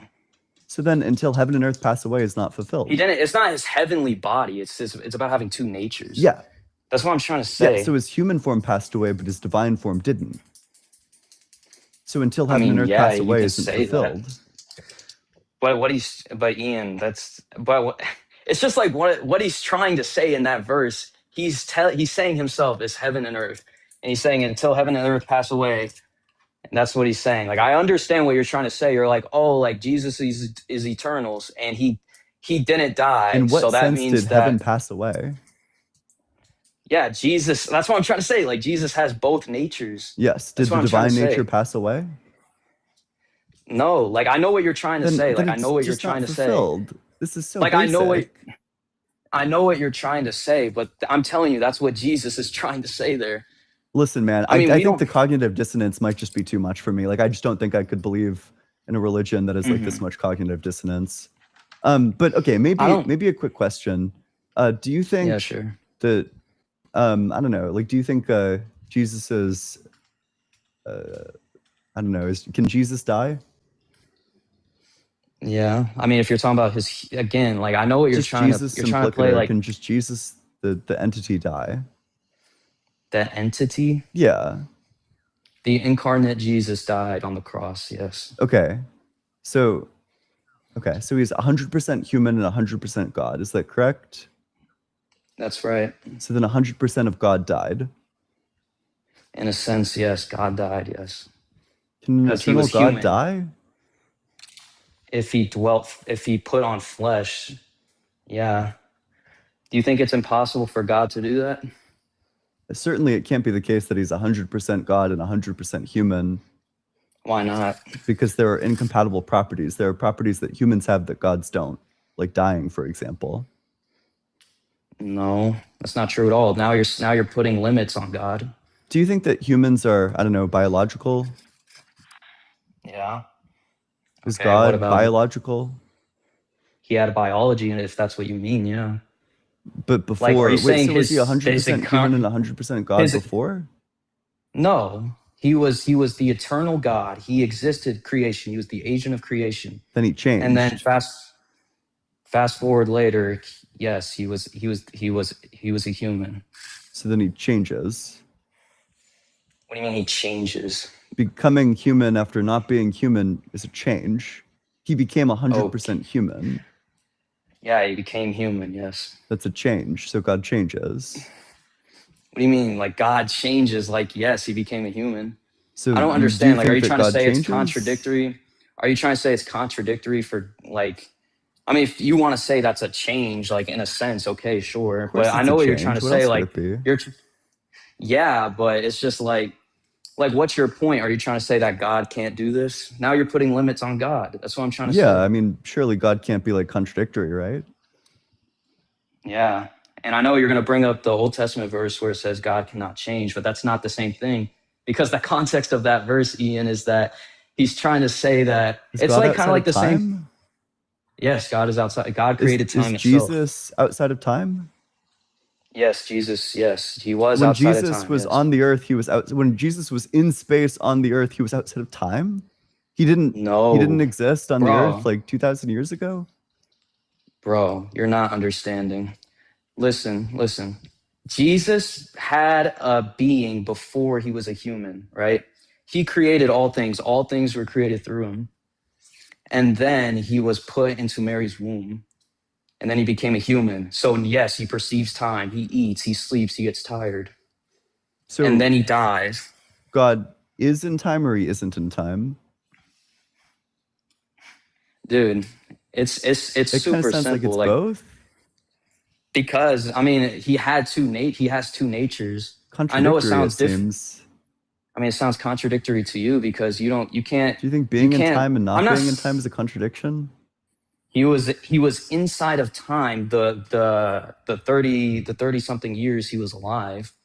Yeah, he was inside of time as a human. Okay, and so But then then when he God is not died, necessarily outside of time. you realize that we believe that Father, Son, Holy Spirit. So there's three beings, Yeah. one God. Yes. So it's not like heaven was empty when Jesus was in Mary's womb and was a human, if that's what you're trying to get at. I'm just trying to make sense of this. I mean, okay, so he I was know. he was So inside of time, but then you said God is outside of time. again, yes, because Jesus. So Jesus was inside of time and outside of time? Are you trying to put limits on God, Ian? I just tried to tell Yeah, you, dude. the laws of logic. Yeah. I mean, God doesn't apply to the bro. What? God is like, it's like you're trying to put limiters on like the person that's like. I wish mean, wouldn't I you wish you would have say? led with this. Then God's illogical. Then your belief How in is God God is an illogical? illogical belief. Because your How? belief is contradictory. How is it contradictory? Because you think God is both inside of time and not inside of time. He was inside of time for a set amount of Yeah. time. And then Yeah. also outside of And time. then, are you trying to like? I think like Are you trying to say like when Jesus was a human, like when he was a human and doing ministry, at that time he was also outside of time and inside of time? Is that Yeah, what if you're God trying is to say? outside of time, then yes. No, like when Jesus was a human, he is inside of time. He's Oh, you inside can't time. exit time because if you change, you're in time. Essentially, what you'd be committed to saying is that while Jesus was in time, there was some future state where he's timeless, but a future state is in time. So I really don't. So, okay, you're saying that, let's start from the beginning. So we have a timeless Jesus, and one of his future states is that he'll be inside of time. Mm-hmm. But then, in order to have, if you have a future, then you're just in time. You can't be timeless with a future. Ian, like I think like you're under the assumption that even though God is eternal, he's always like inside of time. Do you think like a timeless thing is a God- future? Or a past? No. But Jesus had a No. future. Prior to the incarnation, Jesus had a future state where he's in time. Yeah. Jesus entered time, dude. Like Jesus enters time. So then he can see time in one glance, past, present, future in one glance. Okay, maybe just like getting it written out might help. Okay, so if something has a future, then it's in time. Prior to the incarnation, Well, can I just Jesus ask you a had question? a Okay, future I just got. where he is in time. Therefore, prior to the incarnation, Jesus is in time.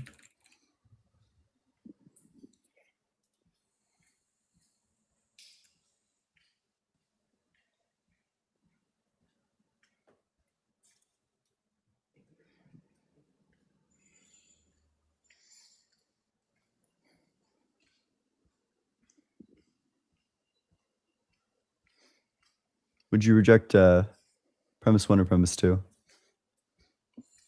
I can't really see like the full thing. It says if something has a future, then it's in Time? is it's in time prior to is that the way is the end at time? If something has a future, then it's in time. Yeah. Prior to the incarnation, Jesus has a future where he is in time. If something has a future, then it's in time. If prior to the incarnation of Jesus has a future where it is in time. I mean, yeah, like it's just like God went in time. Like God is outside of time, but he chose to go in time. Okay, so would you reject Does premise that 1 not or make premise sense? 2? Why are you trying to like make me like pick and choose? Like that's Because just it's not like a 50-50. It's not like it's well, either this yeah, or it's but either this. so the reason why I'm asking you is because the conclusion necessarily follows. If these premises are true, if 1 and 2 are true, then the conclusion is true, just via laws of logic. Yeah. Okay, Ian, do you think, but you're trying to put the law, I know you're trying to put human standards on God. That's what I'm You think trying to the laws say. of logic are subjective? I mean, what is an example of laws of logic? Yeah, for example, contradictions are false. But how is that a contradiction? Because that's what I'm trying to say. Like, you can't put the same human standards on God. I'm Once not you say claiming that that it God's, is a contradiction. I'm I claiming know, that okay. Would you, contradictions okay, are fine. false. Would you claim that, would you say that God is all powerful? I If don't there think was God a God, exists. again, this is It under probably the depends how you assumption there catch is a that God. out. There's an under the assumption there is a God. Yeah, there's I probably feel like some like, conception of all powerful that I'd hold to. So do you reject premise 1 or premise 2? Like I for know, sure but you you're don't want to say that presenting, God can violate laws of yeah, you're logic. Is that what you presenting, believe? you're presenting the argument like it's a 50-50, like it's like No. it's either this or it's this. Well, That's what I'm trying to I mean say. that's true, right? If you accept both 1 and 2, then you also accept the conclusion. If something had, I know, that's what I'm trying to say. It's like you can't put the same human standards on God. So you're trying to say like if You something don't has think a logic future, applies to God? I mean, like that's why if you're trying to say that God can't enter time, then yeah, that Does standard does logic not fit apply to God. God? Can God do contradictions? You're kind of using logic too loose here. You got to kind of elaborate what Yeah, logic the rules of is. valid inference, like structures of premises that necessitate their conclusions. Okay, so again, like if you want me to say that God cannot go in time because that's a contradiction, then sure, you can think that, but I don't think that's a contradiction because otherwise he's not all powerful if he cannot come into the world if he wants to, right? Well, the argument is that he can't change from being timeless to being in time.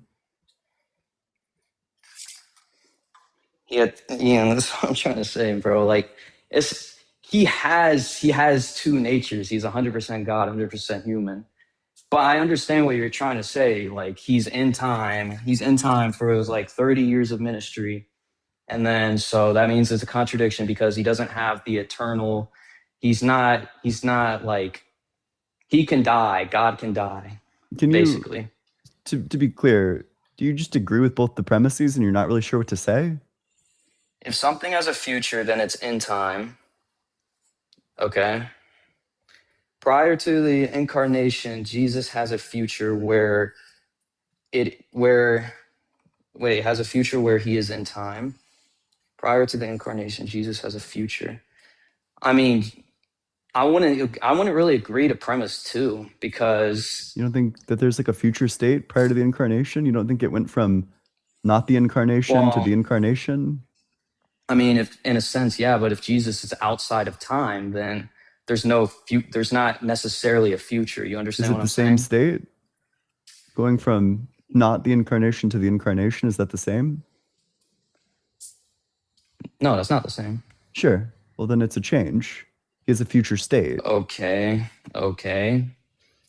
In order to change, there needs to be a previous state. There needs to be like a before state and an after state that commits you to saying that Okay. he has like a past state and a present state. Bro, Jesus is outside of time and he chooses to go inside time. Yeah, I'm telling you that that's the thing that can't And happen. then why can't that happen? Yeah, See, it's a now you're putting contradiction. that's why but now you're putting limits on God. Only logic. If you think God is illogical, then you have bigger problems. That's not illogical though. That's You don't that's think illogical to contradictions you. are illogical? Again, that's not a contradiction. You think it You is, don't think it's but a contradiction to say that, for no. example, that God is both in time and out of time? Because he's only, it's not like for example, if he's in time, it's not like he's in time and out of time at the same time. No, I But if understand he's that. yeah, but okay, but if he's outside of time, he's not outside of time and in time at the same time, because at one point he is outside of time and then he chooses to go inside time. Yep. Yeah, that's the Okay. problem, right? Is that he has these successive states. Things that have successive states are in time. If you have state 1 that changes into state 2, that changes into state 3, congratulations, you're in time. Otherwise, if there isn't like a temporal distinction here, then there are contradictions. He's both incarnate and not incarnate. Do you think things outside of time Like, change? well, let me just say this, like when Jesus died, he still has his human form. Like he's still like 100% human, 100% God. Do you think things that are outside of time change? I mean, can they act? Can they change is the question. I don't know why you're like allergic to answering questions. Because it depends on because that's being kind of vague. Do you want like Can a things definition of act? change? No, I want a definition of what it means to. You said, what is things? What is things? You said, can things outside of time change? You Can don't know what things act? things mean? Can- Which I- word that's what I'm which word trying- did I say that you want clarification on? I'm not going to define a word that I didn't Things. say. You said things. You don't can know what it things- means? You don't know what a thing is? Is a thing have a mind? Does it have? Certainly can. Okay, so if we're saying the thing is God, then yeah, God can. So you God do can think that act and- things that are outside of time can change? I mean, if you want to say change, then sure. Like God, yeah, became a human. If that's what you want to, yes. Okay, Like, sure. that's the- And that's would the you agree position. that every change has a before and an after? I mean, yeah. Sure. So then you think that Jesus- God has a before and an after, His incarnate self does, yes. but even his pre-incarnate self But before- does. How? Because there's the after wherein he's in time. He's And always. then also the he's always post-incarnate does existed. as well, because it has the Mhm. before where it was incarnate and then the after where it's no longer incarnate. I mean, I don't know. I'm just kind of getting really confused. Like Jesus always existed, Ian, right? Jesus has always existed. And then he creates time. Time is his thing. He created time. And he chose I'm to telling go you that inside that can't time. be. That in How- order, and in that's what I'm virtue saying, of like- entering into time or exiting time, that would be a change which would just require time. So And you're trying to say do you think that something having a You're- before and an after means that it's temporal? Yeah, it does, yes. Okay. That's why Jesus yeah. Post-incarnation, does Jesus Jesus have a incarnate before? self. No, he was always to be. He was always post-incarnation? He had always incarnated? No, you asked what was Jesus before the No, incarnation? post-incarnation. Is Jesus temporal? Temporal? Yeah, like is No, Jesus like, in time after the when he- incarnation? No. Okay. I mean, Did Jesus have yeah, a like, before no. state That's after the But- incarnation?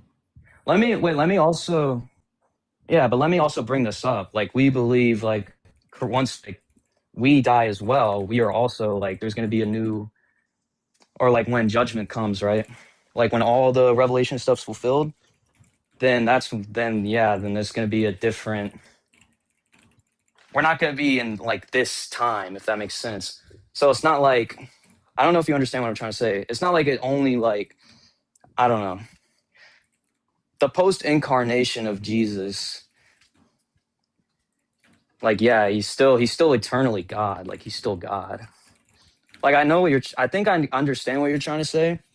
You're trying to say, like, after, like, the human Jesus dies, he can't be God because he's already experienced time. Here's what I'm saying. Jesus has a before state after the incarnation. When Jesus is in his post-incarnation state, there's a before. Right? Not in the before of the sense that we've perceived time. You don't think that because Jesus after the because look, incarnation, Jesus was incarnate? Or that you said- before, like the you said post-incarnation, before, Jesus was has a incarnate? before state. Yeah, and I'm trying to answer because like before states implying you're implying that he's inside of time already, and I'm trying to say he's not inside time. Yes, You're saying everything that Jesus has a before and an state. after in is terms of inside like the time, entire and- object is inside of Yeah. time. Yeah, that's correct. And I'm saying he's outside of time. yes, what I'm that's trying the to say. He's- contradiction. Yes. No, and I'm trying to say that's not a contradiction. Okay. That's what I'm trying to say. So which of these things do you reject? Jesus has a before state. Anything that has, what is it? Anything that has a before state is in time. Yes. Jesus is in time after the incarnation. I mean, wait, anything that has a before state is in time. It's just like, bro, you're trying to put like human, like you're trying to put your own like understanding on God, and you're trying to say he It's a cannot do contradiction. certain stuff. That's not even a contradiction. If you're You're saying if that you're he's eternal both and in you're time and not in time. he was outside of time at one point and he went inside At one point time. of He wasn't what? doing like the big like I don't yeah, you're right. Like God doesn't have a starting point. I shouldn't say that word. God doesn't have a starting point. So I'm saying like when God created time, he's always existed. Like he's always be. Was he That's always why it's like creating even time? like no. So then he began to create time. So he wasn't creating time and then he started to create time. It's like I understand what you're saying, Ian. It's like hard for me to explain because it's something that's I know it's gonna sound like cope or something, but it's just something that's kind of hard for us to understand, I guess. But it's just like Jesus is outside of time he's outside of time. So Are you saying that there are times where Jesus is outside of time? there are times when Jesus is outside of time. It kind of sounds like that's what No. you're saying. No. So right now, Yeah, in the year I wanna- 2026, is Jesus yeah. inside of time or outside of time? Jesus is outside of time. But So here's what I want to he's say outside because of time at specific times. No, but listen. He's always outside of time because he sees past, present, and future at one glance. Like right now, this isn't the present. Like he's outside of time. Do you understand what I'm saying? Like he can see past. It sounds like you're saying that he's outside of time at specific times. Yeah, I know. That's why I want to clear it up. I'm sorry. Like I want to clear it up. Like he can view past, present, and future all at one glance, right? So like 2026 right now, like this isn't right now for Jesus. He can see the whole book. Like he can see from the table of contents to the end. Does he know that right now is 2026? That this year is 2026? Yeah, but he can also see like knowledge changes.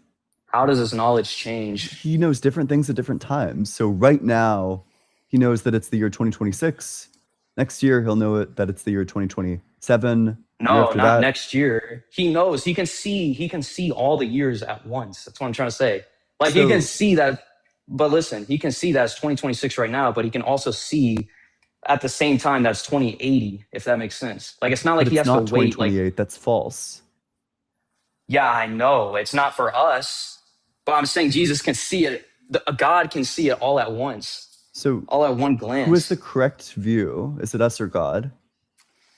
Who has the correct view? Yeah. We perceive the present. But God between us and perceives God, we past, present, disagree and with future. God. You know, How God do we thinks that it's disagree? 2028. We How don't do we think that it's disagree with? 2028. We have different Who's right? perspectives. Yes, whose No, we just perspective is have. the true one? How is there a true perspective? There's Because just he's an all-knowing being. right. There's an all-knowing being versus a human that can only Exactly. perceive the present. So then whose Yeah. perspective is correct? How does that mean there's only one correct perspective? Because he's all-knowing. If I know things that God doesn't know, then he's not all-knowing. How do you know things? Well, how would you know things that God doesn't know? Because if there are multiple correct perspectives, then there's going to be things that are true of my perspective that are not true of God's perspective. God knows your perspective. Like, God is all knowing. He knows your perspective. Okay, He knows, sure. So then God is the true perspective. yeah, like you can say yes, like God Sure. knows the From past, God's present, and perspective, future. does anything change? Does anything change? Like, does time pass from God's perspective? Not like God knows time passes. Yes, like he can see that time's passing. Are you asking if he's inside of time or I'm something? asking you, does he know when time passes? Like, does God know what time it is? Yes. There's no time for him. That's what I'm trying to tell you. So he Ian. It's doesn't past, know what present, time it is? Like Ian, he sees past, present, and future in one Does glance. he know what time it is? I know you're asking that as if there's a present time for God. There's not a present time for God. So then I know something that God doesn't. How do you know something that God doesn't? Because I know what time it is. But God, no, that's what I'm trying to say. You're trying to say that like this is the present moment for God, right? No, just that there is a present moment. There is a present moment in our perspective, yes. Yes. And I Yeah. know what it is. Does God know what it is? Because for God, it's not that present moment. And then Then you're I going know to be like, something that well, God doesn't that know. means, bro, that's not it. God knows all the moments. But Like he does knows he know every what single time moment. it is? For if you want to say you specifically, then yes, he knows your present. He knows your present, yes. Do He you knows think this that is- there's like some fact of the matter about what time it is right now? Like, do you think that there's like Are you unique asking present? from God's perspective? Just like some total of reality. Is there a unique perspective, like a unique present? Yeah, for people and for things inside time, yes, we perceive it as this is the I'm present. not just If asking we're- for things inside of time. I'm asking, is there some sort of unique present that uniquely exists? Is there a unique present? Like present? Like, do you think like the future exists? For us, yes, the future exists. Okay, sure. So you do hold to like a four-dimensionalist, like you don't think that any moment comes into existence, you just think that they always exist. I don't really understand what you mean by that. You just said that the future exists. Yes, for us, we have a future. Yes, like we are And inside does the it present. That means exist? It's like it's actual. Like it's not something that's going to come into existence. It's existent right now. like is the future exist and inside time is the future existing Yes. right now along with the present? Yes. No. Oh. Well, you definitely don't want to say that because then there's some fact that God doesn't know. There is a fact about what time it is right now. God doesn't know that fact. What are you talking about? So, Bro. for example, does God know that it's 8:25 right now? For us, yes, he knows that, but he also knows it's 8:25 and 2097 because he can Okay. see it. Because I feel But like does you're he know trying what to time put. it is right now? Yes, he Yes. knows every single time. And does the time that it is right now change? Yes, the time can change. So then yes. God's knowledge Inside- changes.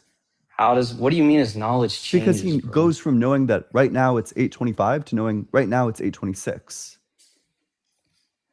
No, like God, I guess I should clear it better. Like God, like it's not like it's like a 1, 2, 3 step process. Like he sees at the same time that it's 8:26 and that it's 8:30. If that you understand what I'm saying? So God sees these things simultaneously?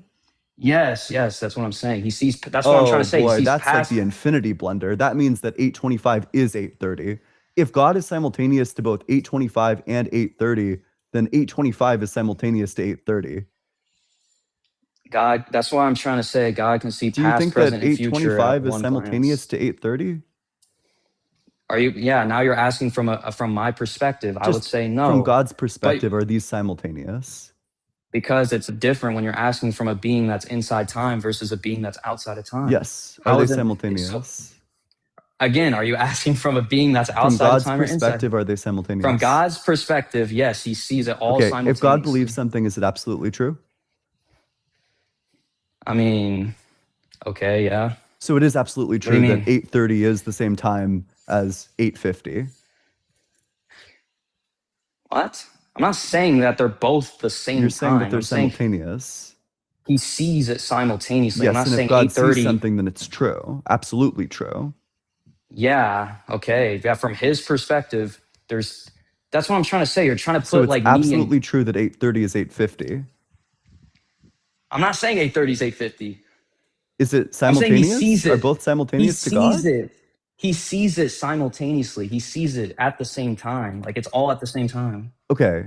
So then, Like I'm not from saying God's 830 is perspective, 850. 830 is simultaneous to 850. What do you mean simultaneous to 850? I'm saying he can see it at the same time. I'm not saying Yes, 830 exactly. is At the same 850. time. Yes. Yeah, I'm not saying 830 is In order 850. to see them at the same time, they need to be the same time. No, they don't. That's what I'm Okay, saying. I It's take not. that to be a It's not. contradiction. But Ian, that's what I'm trying to say. Like you're putting it in the human logic. Like it's not. It's different, bro. If God is outside of time and he's all powerful and all knowing, you think it's like, do you think it's a contradiction for God to be all knowing? Under this model, yeah, definitely. What do you mean under this model? Yeah, under the model Because of God that you've laid out, like it absolutely is, yeah. Because if God can't see past, present, and future at one You've sense, committed at yourself one to glance, saying that 830 is 850 because God is simultaneous to both of them. I didn't say that. I've already repeated that like 5 times. I said 830 is Is not God 850. simultaneous to 830? What do you mean? Can he see Can he simultaneously see at the Yes. same time? Yes. Yes, he sees it all at one glance. Yes. Okay. But that then doesn't those mean the times are simultaneous. How does that make any If sense? A is Just because you can simultaneous to B and B is simultaneous to C, then A is simultaneous to C. seeing something and being and that thing being the thing is two different things, bro. Okay. So he sees these specific times simultaneously. So he's simultaneous to both of these times. He can see time all at one glance. Yes. That doesn't mean that doesn't let me finish though. That doesn't mean like time that happened 2,000 years ago is what's like time that's right now. It's obviously two different times under our understanding. Yes. But God sees it all at one glance. Yes. But he At the same can time, also yes. yes, he sees it at the same time. Then they right, exist but he at can the same time. no, they don't. That's what I'm trying to say. You're putting your own logic to God. So he That's what I'm sees trying to 830 and 850 at the same time, but they're not the same time. Yes. Yes. But he That's he not sees them at the same time, but they don't exist at the same time. are you asking So he again? sees like Are you asking non-existent from things. what are you talking about, bro? Are you asking from my are you asking from By the our way, perspective? this is like the level of cognitive dissonance you need to operate at in order to be a Christian, apparently.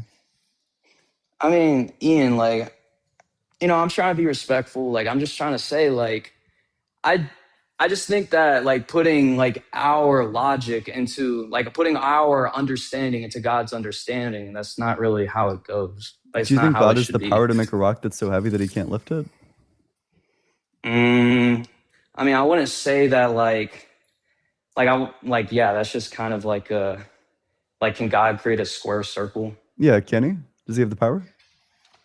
It's just like, I mean, no, he can't do something that's Oh, like, he's not all powerful. but see, that's like that's like something you hear in like 6th grade or something, bro. Which is like, why that it's like doesn't kind of crazy that you don't have like a good But- response to it. because I mean, it is kind of hard to answer. It's just like, I don't think he can create he can't create something that's, how can he create, it's just like, how can he create something that's too big for, how can he create something that's too big for him? The question doesn't even make sense. Oh, sure, but that's just your human logic. No, like, it's just like, That's not like, your for human example, logic that you used? When you No, said that it Ian. doesn't make sense, what perspective are you speaking of if not from your human perspective? No, but let me ask you this, Ian. Like, let's Okay, just say, no like, answer. Total well, dodge, whatever. that's not a dodge. It's Do you want addressing to the answer the question at question? hand. What perspective are you speaking from if it's not your human perspective? My human's perspective on what? Your perspective about what God can and can't do. You said God can't do this. What perspective are you making the Yeah, judgment that God and can't I'm do it saying, the question itself already is like doesn't make any sense because it's like from your human perspective? no, just from any that's from any perspective. Sure. See, Just like now from, you're. I know does it now make you're. sense from like the whale perspective? Like, I mean, Ian, like what a whale perspective. how do you know that there isn't a perspective or that there's like some perspective by which God's relation to time makes sense? How do I know? How do I know what? How do you I know that there's a perspective where God's relation to time makes sense? God's relation to time makes sense? Yeah. Like, are you asking like how do I know God sees past, present, and future at one glance? How do you know Is that that what there's you're some asking? perspective where that makes sense? Where that's some perspective, where there's some perspective that makes sense. Yeah, where like how do I know God's perspective makes sense? How do you know that there is some perspective where your I model know. of God makes sense? If you're Okay. saying we can't judge with our human logic, Mm-hmm. Because I mean, wouldn't you? I mean, I'm pretty sure everybody would agree that God is all powerful and omniscient. I'm not sure if I would agree with that. You know, it kind of Mhm. sounds like that leads to contradictions. I mean, what does it mean to be God then? I don't know, that you're a ultimate or your personal ultimate foundation. What do you mean? So probably I'm what pretty you su- want to say is that God can do anything that's logically possible. You don't want to say that God can violate laws of logic, because then you get crushed by the rock. I mean, yeah, you can say that, but then I'm not under the premise that God outside of time and seeing all time at once is a illogical. I Okay. don't think that's illogical. Well, okay, sure. I mean, Because I can lay out God, the problem. okay, but it's like God created time itself, right? So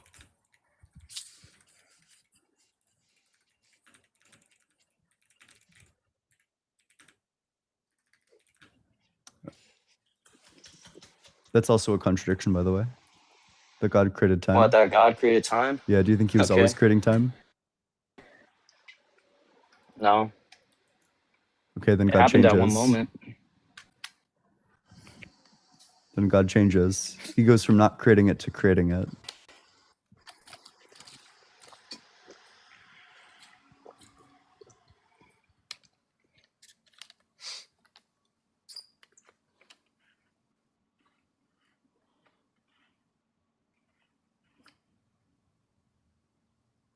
Hello?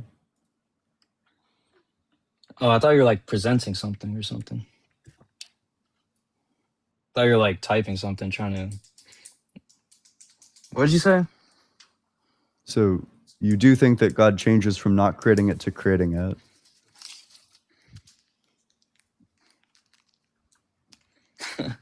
It's like I understand what you're getting at. Like, if God created time, that means God had a beginning, right? No.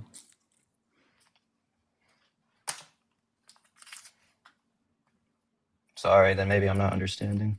Just that if God goes from not creating time to creating time, then God changes.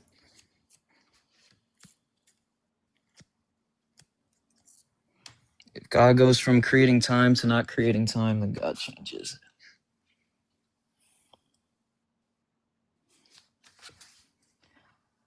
It's just like when God created time, that's like when time began. So it's Okay. like it's like time itself. But you do think that he Mhm. changed to create time. I mean, I guess you can say that. Like time existed at one point. Like the universe had a beginning. Okay, so God goes from not creating time to creating time. So God is a before state where he's not creating time and an after state where he's creating time. Is that correct? But I don't think they're. It's just like Is it the I same wouldn't state? even really. It's just like I'm trying to think how to answer it. It's just like I want to say that it's like a before creating time, like. But I that don't is what know. you're It's just saying, because right? You time. think God Because changes before. from not creating to creating. Yeah. So before I God know what was you're I know what creating, you're he was trying to not say. creating, and then after he was not creating, he was creating. Yeah, I know what you're trying to say. Like,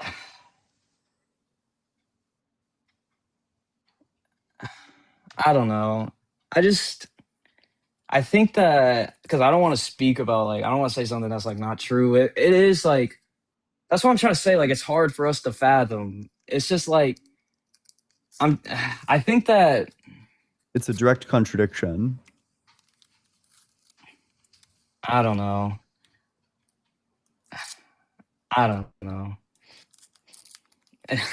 I don't know, Ian. Like honestly, like I need to look into more of like Okay. the time things. Well, I'm like several hours over, so it's time for me to leave.